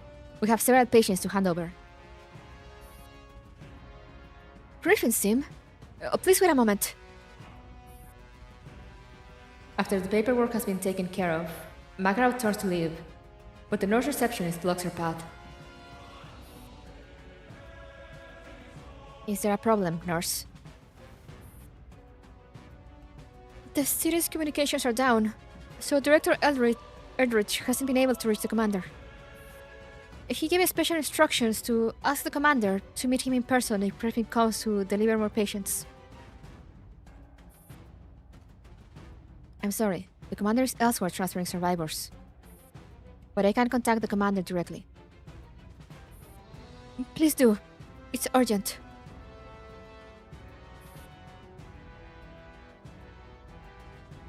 The director's in surgery right now. It will be over soon. Please wait. It won't take long. Huh. Why will the director of a hospital want to talk to the commander?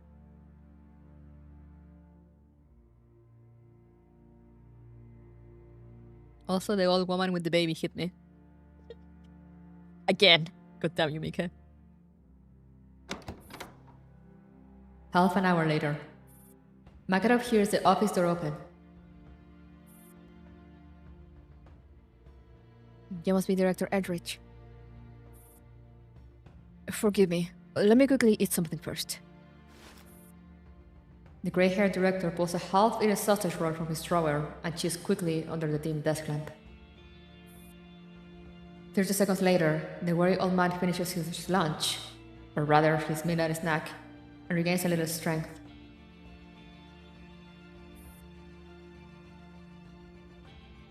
Allow me to introduce myself. I am Fred Edrich, the director of this hospital. There's something very important that I must immediately discuss with your commander. The nurse already explained. The commander is on comms right now. Hello, Director Edric. I'll be direct, Commander. I know you hold the Stasi special pass, giving you free access throughout Frankfurt. May I ask you to... Sure. The commander's immediate answer startles the old director. I haven't even said what I need from you yet. Our goal is the same: saving lives. I know the hospital is in trouble. If you come to me, it means you believe I can help. So tell me everything, without hesitation. Makarov, record the director's needs and relay them to Row 635 and AR-18. Yes, Commander. Thank you, Commander. With Frankfurt's communications cut, power is still not restored, and transportation paralyzed, we abandon hope of transferring patients elsewhere. Give me a second.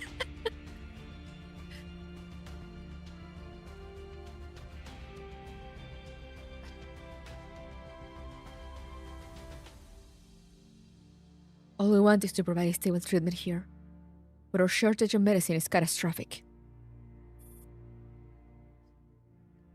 You need us to transport medical supplies? Yes. Too many are waiting for anesthetics, antibiotics, and... Sorry, I'll just hand the list to your doll. Makarov accepts the list, scans it, and sends the data to the commander. I understand. Can you provide procurement sources for these medicines? Given their circumstances, I fear every hospital resources are dire. I have an idea. Please, go on. Since every hospital is running in patients with limited resources, outside support is essential. I will assign a liaison doll to each major hospital in Frankfurt to build a simple comms channel with you, Director. I will assign a last liaison doll to each major hospital in Frankfurt to build a simple comms channel with you, Director, as the central point of contact. Through this channel, hospital can request transfers, report needs, and coordinate supplies with facilities in Mannheim, Luxembourg, and other nearby cities. Excellent. That is exactly what we need most. We will prioritize the medicines you urgently require. The old director braces himself against the desk. Even under the dim lamp, determination burns in his eyes.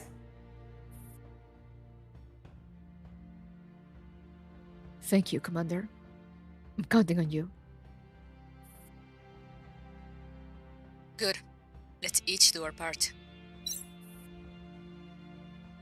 The commander reviews Row 65's latest rescue report. In 4 hours, we'll dispatch a Dole squad to escort the first batch of medicines. Please assign staff for collection. This is a battle we must endure together, Director. Let us stand firm.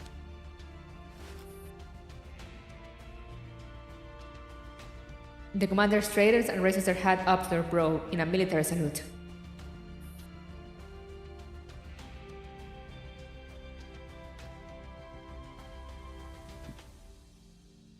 You're a soldier too? I should have realized sooner. The old director also solemnly rises to return the salute with grave respect. Fred Erdrich, former army medic of the 1st Armored Division, National Box Arm of the German Democratic Republic, at your service. Thank you for your aid. The night lamp glows faintly in the dark, illuminating the old man's figure.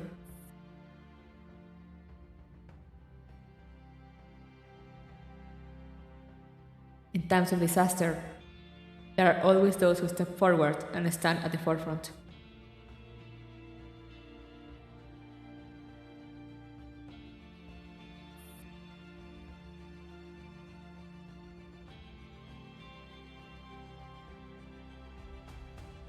I'm so happy Makarov gets screen time. Yeah, me too. I love her.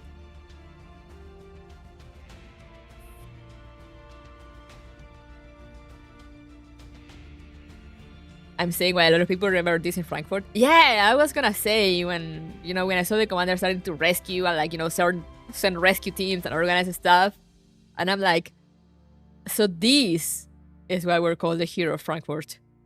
Damn, I had the urge to cry. Why do you think I've been struggling so much to read?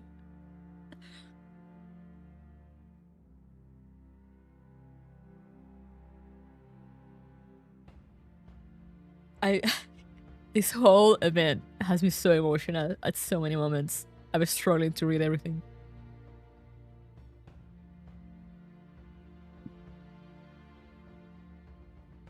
After leaving the director's office, Makarov signals the squad to move out.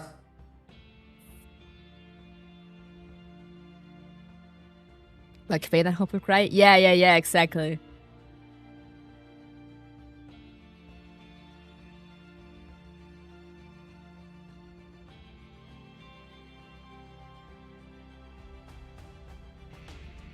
Commander, I have no objection to transporting medicine, but current Frankfurt's current road condition. 4 hours may not be enough for us to even get to a depot with supplies. That's right, Commander. Not to mention many roadside buildings are on the verge of collapse. We must stay alert for falling debris. Just back at Europa Tower, 18 nearly turned into a squashed tomato. If I hadn't dodged in time, Commander, you wouldn't be seeing me now. Makarov shoves aside the two trying to butt in. Commander, I didn't bring this up for them to jump in with their complaints. I'm simply trying to suggest making the clearing of major roads a priority. Not only for us, but also for the hospitals, police, fire brigades, and citizens alike. Ah, Makarov! She's perfect. If star in a hopeless world, look close, hope. Yeah, exactly.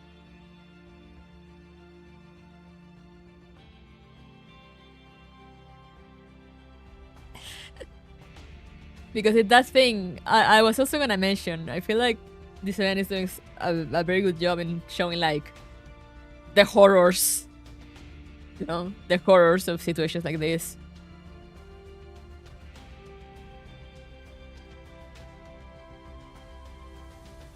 While still focusing on the people that try to help. And that just gets me.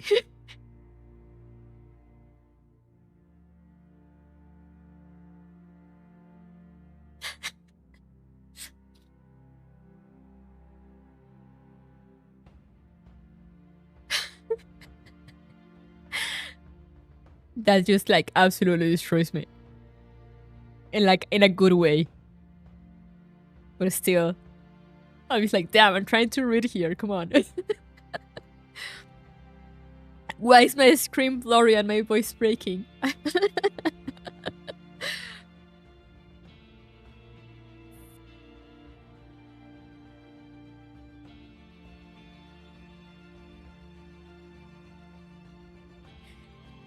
Yeah, and exactly. And like you consider this, and this is like, you know, is the Neo Soviet Union, or like, you know, Carter, that's part of the Neo Soviet Union, attacking. And there's Paradeus in here. And Commander E is from the Neo Soviet Union.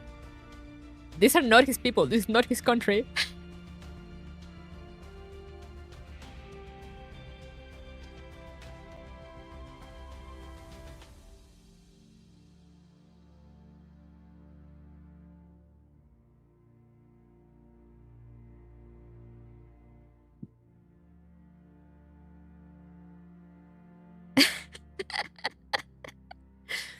I don't think I've cried this much with a game in a while. I think the last one got me with Grease.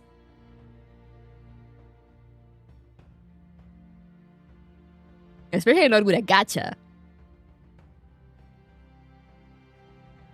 You're right. Restoring the roads is also a crucial task. The commander ponders for a moment. Let me work on the details. For now, proceed to the coordinates I gave you and secure the first batch of supplies.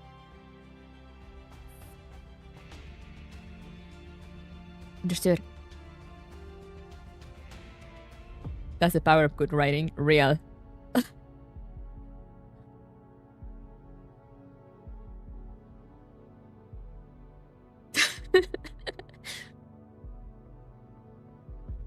I'm actually crying now.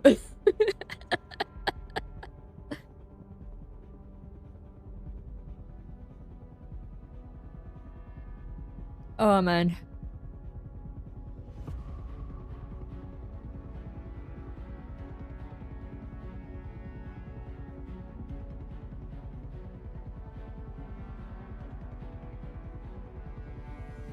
You know it's good writing when I can make you crying good. Yeah.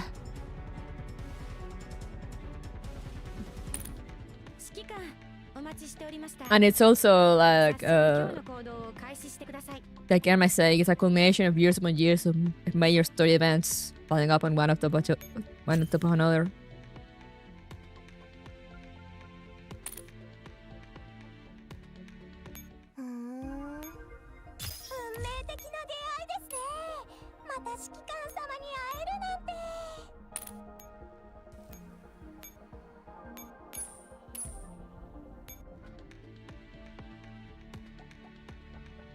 The event summary is like the Air Force PG motto, that others may live. As one of the best candidates to Game of the Year will say, for those who come after.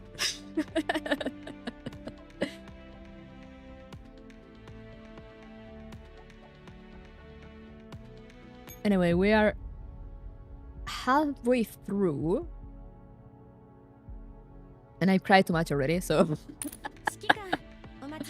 we're gonna leave this here for now. Then get back here so we can cry some more as I talk.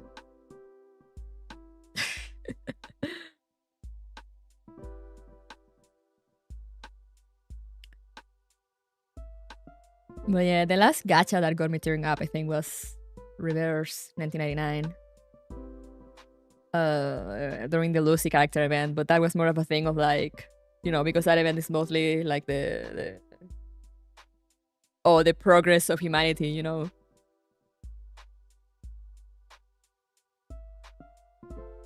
Of like how some people, it really focused on like, you know, how people research and like invent things and create, and sometimes they won't like complete them in their time, in their lifetime.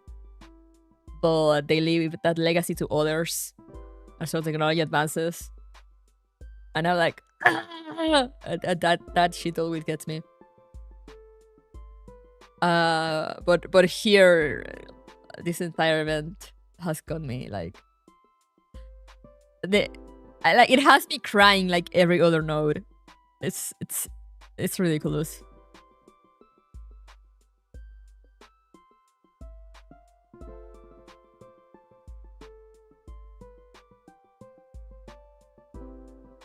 Try getting to reverse, not for me so far. Yeah, it's a different kind of storytelling, but it gets, you know, it has like very good moments, but it's also very low on hope.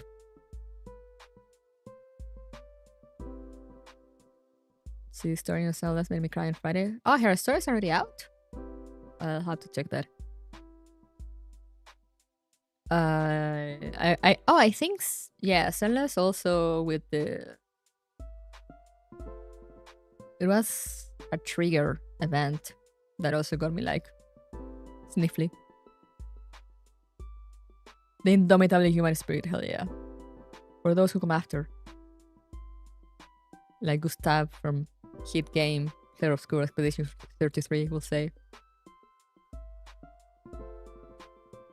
Planting the tree for others can enjoy the shade. Yeah, that feel. It's like, damn, that gets me.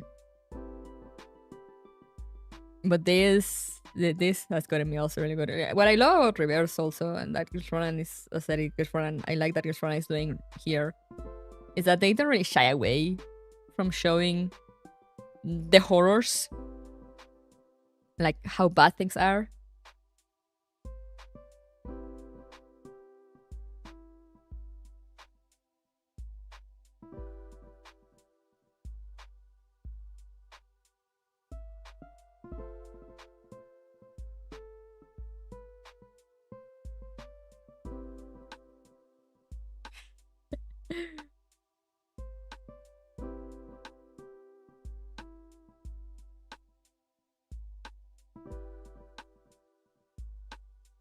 And it's crazy also that we're getting to see past commanders. That's something we hadn't seen before.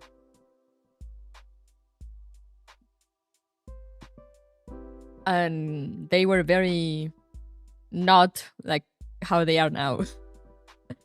I mean, kind of. I guess you can kind of see it in that scene when they step up to, you know, recover the money from the old lady.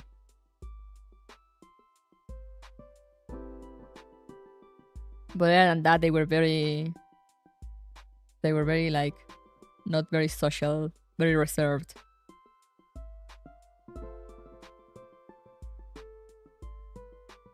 This event really makes me think she can make that refuge for the rescue group that Betty was proud of. You know what? Could be.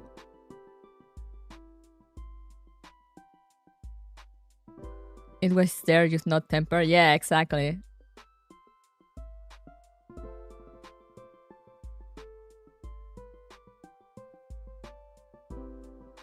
Like when they were talking to the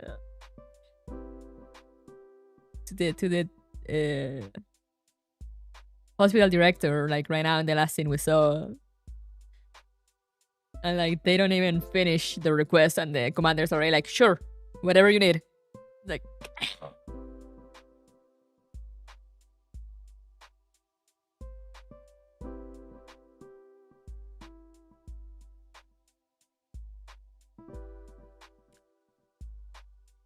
very the nation expect that every man will do his duty vibes. Yeah. Is we're fast tracking his running to it on a short way until Deep Oblivion and Copper Sun now. Oh yes, I'm so excited. Oh yeah, tomorrow we're gonna take a little break from the tiers.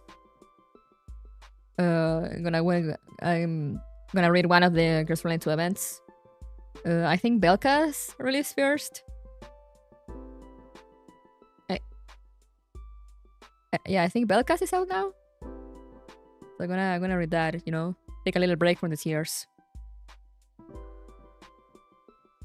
So we're gonna be doing that tomorrow. Commander feels like the successor to Rusty's trade ideals of helping others. Yeah, kind of.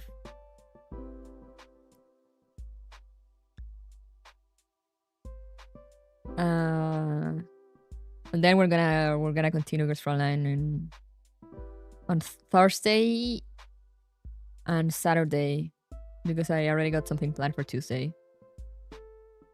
next week. And honestly, if I don't manage to finish it next Saturday, I might just do Sunday. I'll just leave just Frontline 2 for like the following week. Because I feel like as long as I get the Velka event out of the way tomorrow, I could probably wait a week to read the other two. It should be fine in timing, right? Should be okay.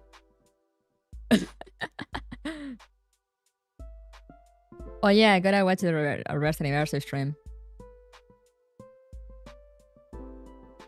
But man, this has been rough. Reading this event has been rough for me. I also like I don't know, I cry very easily at things like this, you know, it just gets me straight into my heart. So this event has been rough to read in like a not in a bad way. It's just that, you know, it's getting me emotional every like 10 minutes, and I can only take so many emotions on one day, on one sitting. If you love Frankfurt Award, you love Live. Oh my god, I am so afraid, but also so excited. But yeah, so you guys have probably noticed already, but like, excuse me if I sometimes, you know, take like an extra minute to in between lines, or like my voice comes out weird. It's probably because I'm crying. I'm just trying to push through, trying to push through the tears.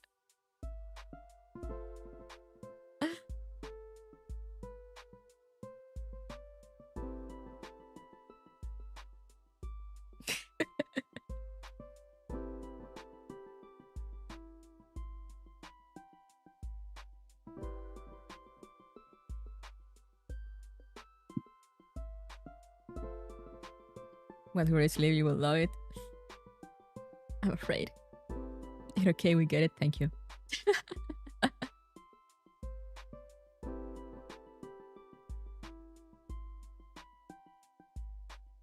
I am a grown woman that easily cries at the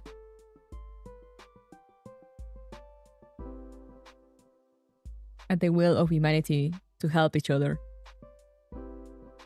You know, when it's there, when it happens in times of need.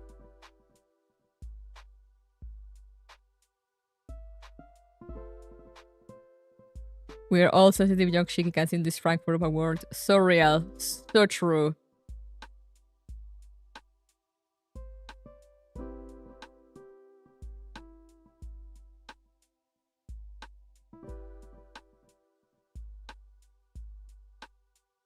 I actually went one time back in my country. I went to a nearby city. There's not been a big fire that is spread to like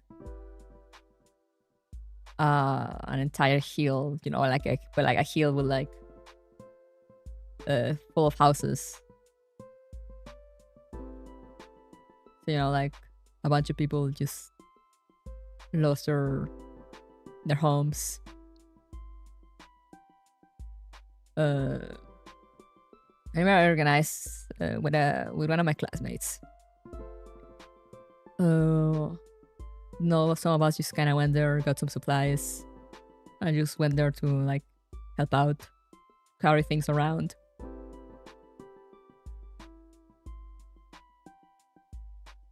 And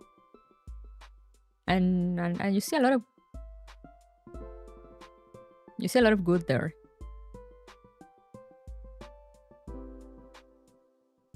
So that's something I remember fondly. I mean, despite the tragedy, you know.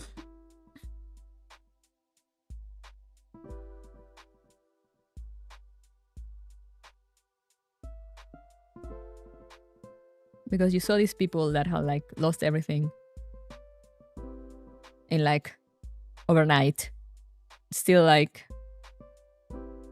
you know, helping each other and like not asking for much. And I'm like, damn, the indomitable human spirit, for real.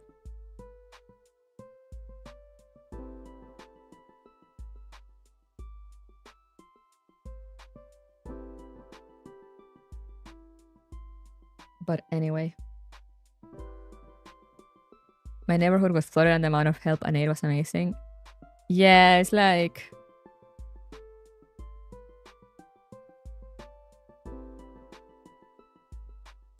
you know, if there's something I kind of love when I see just people get together after like a disaster or something.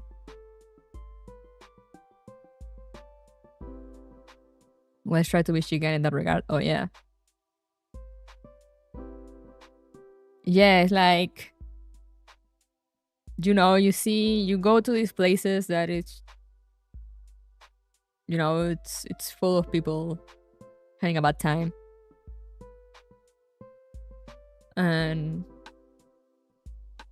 But somehow you like find the best of humanity there.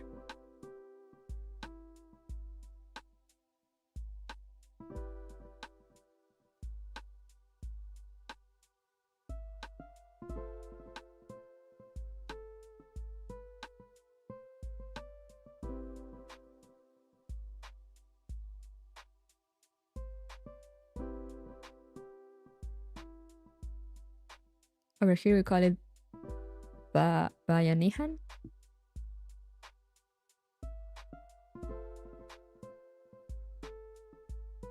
Spirit of communal unity and cooperation. Oh. Oh, that's cool. There's like a word for it. When the good of humanity shines, yeah.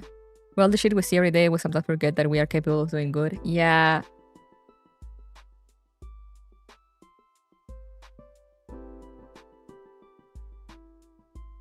And like, you know, sometimes you can always do something, even if it's just small things. Sometimes small things can mean a lot to someone in need.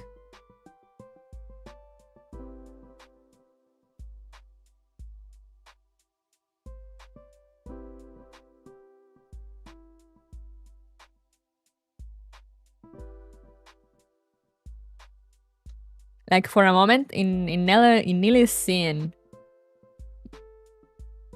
you know, when the woman approaches,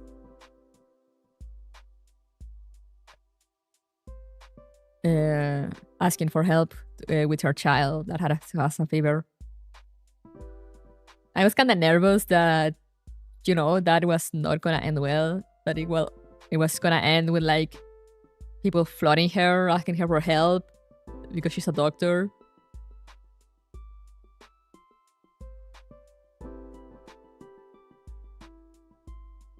And no, it just ended with like everyone organizing a thing. And like calling other medics to help.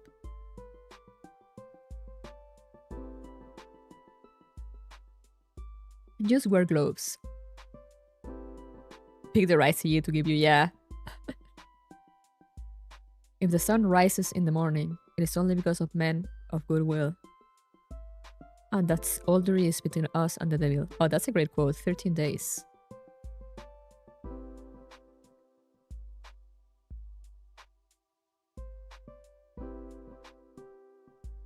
Oh, interesting. Interesting. When she's looking at the film. Glad it turned out good. Yeah. The whole blood on hand thing made me think of Macbeth. Unfortunately, I'm not cultural enough to have read Macbeth. But I really like I really like that whole like combo thing they had there. Of like, you know, Neely being like, oh, my hands are stained in blood. And Jay like, you're a doctor. I mean, you know, your hands will always be stained in blood. But for the right reasons. Basically. Which is like, damn, so true.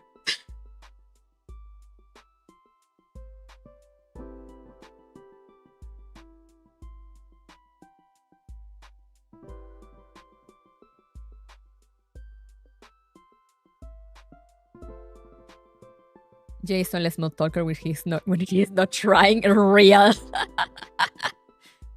Yeah, maybe you should stop trying to be cool, and then you will get even more waifus.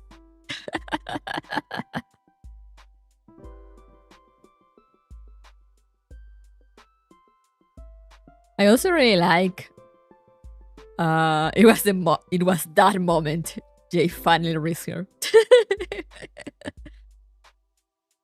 After all they've been together, it was in that moment.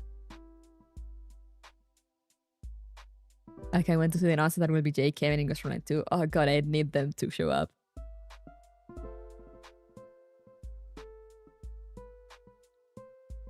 That bitch Laplace trying to project onto Neela. Yeah, I was like, when she was like, "Oh, you're just like me," like, step away from her, you bitch. It's just like, don't compare yourself to Neela. You will never even reach her ankles. She's the GOAT. She's the best. I love her. I love Neela. She has grown to be like one of my favorites. Abandon morals and ethics, Laplace mindset.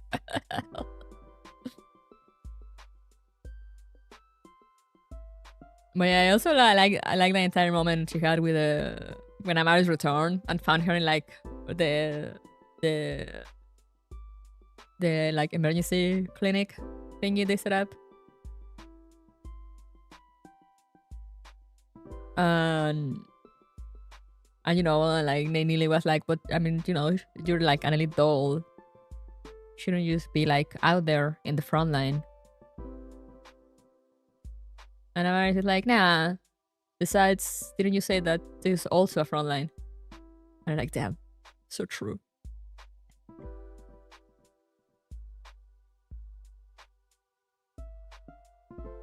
I want them marrying to meet them again. In the girls' front line. But I had, for half a second, I had the half of mind to make that joke. But then I was like, no, this is a serious moment. I want to keep it as serious as I can. As somber as I can. I'm not gonna make that joke.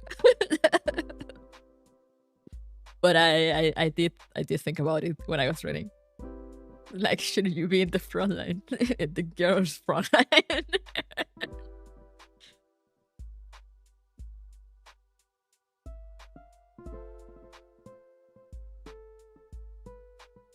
But yeah, can't wait to continue. For now, I'm gonna go eat. I'm gonna have some sustenance so I can drive. I'll go get my sister. Ferrari, if you're still here, we need to do lore podcast or something or whatever. Some kind of girls frontline, right? Yeah, right. Mike 16 did that joke once. We know the writers put that line there for us. I mean, they have literally made the joke themselves, so you know they probably thought about it too. This truly is Advanced Warfare.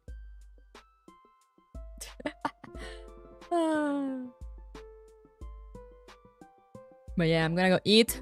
I said tomorrow we rest from the fields with Gear Frontline 2.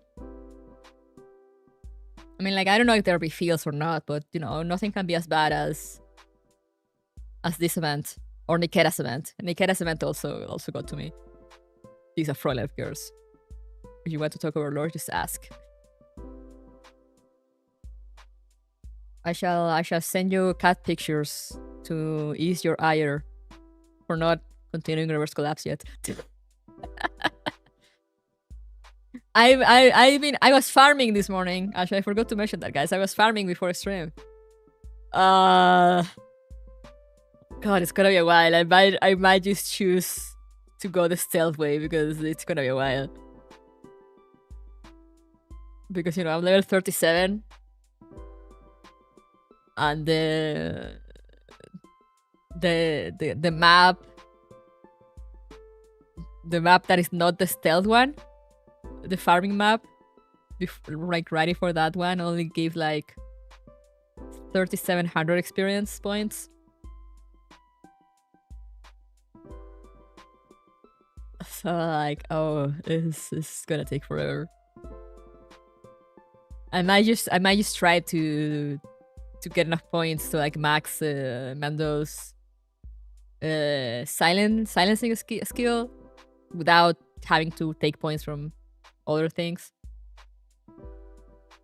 Nothing wrong with doing a bit of lagging beforehand. Yeah, because I'm at that. I got to that level again when Athena, Mendo, and Yifuri stealth into a base. You know, like where Athena like has to go up to like disable the power, and Yifuri and Mendo have to sneak in. But I don't feel like doing a stealth anymore. And a previous map that was stealth originally, I managed to do it just killing everyone. So I'm like, I'm gonna do the same now, and they kick my ass. So like maybe I'll need to level up. I leveled up 1 level. Managed to go up 1 level. You know, maybe tomorrow I'll do some farming before stream as well. Maybe now also while playing Umamusume. I just open Umamusume on one screen, reverse collapse on the other. And whenever there's a race, I'm just like, alright, time to do this map while my Uma runs.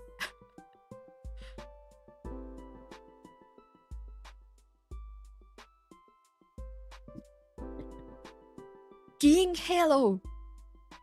Man, King Halo's career was a pain.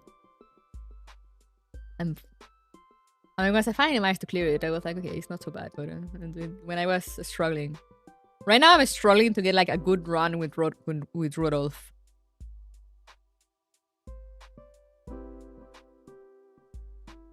I was grinding and gambling a gamer in both ways, hell yeah. Hell yeah. And right now I'm trying to get a good run with Rudolph. Like I saw a video the other day about like how people try to optimize not resting because or like resting as little as possible, because I couldn't really get in my head like how do people do it? Just spamming wit. Like how do they raise the other stats? So I saw a video that kind of showed a run and I tried it with like Taishin and Goldshift. And it sort of works, so you know, like, so I was like, you know what, I'm gonna try to make a Rudolph using these new things that I have learned to see if I can get a stronger one. There's been no results yet. I'm still, you know, trying to learn. Last time I played, it was the Amish from the Scorpion Suit Girl and the Shrike Sister, and I gave up. It's running dolls, but it's OMA training. Yeah, we should send the dolls to run. I'm sure they can also run at OMA speeds, right? Doll racing, when?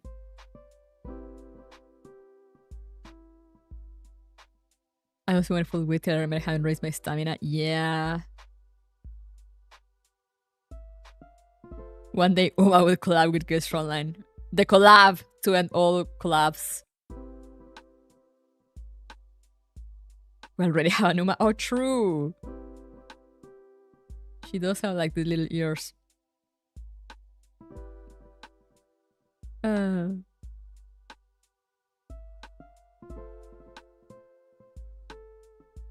But yeah, I'm like, I am so annoyed because every time I play something with like some older Uma, and I'm like, oh, I'm learning more about, you know, how to properly play, how properly do careers to get like better scores and stuff, and like build better builds. And I'm like, I'm gonna try it with Rudolph so I can get like a good Rudolph because I love her.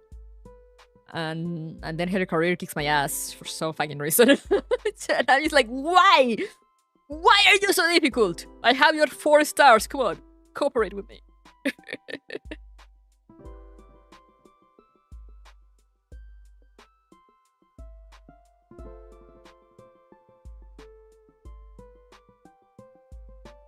But yeah, now for real. I'm gonna go eat. I'll see you guys tomorrow. Not sure of the time. Let me quickly check. What's the forecast for tomorrow so far?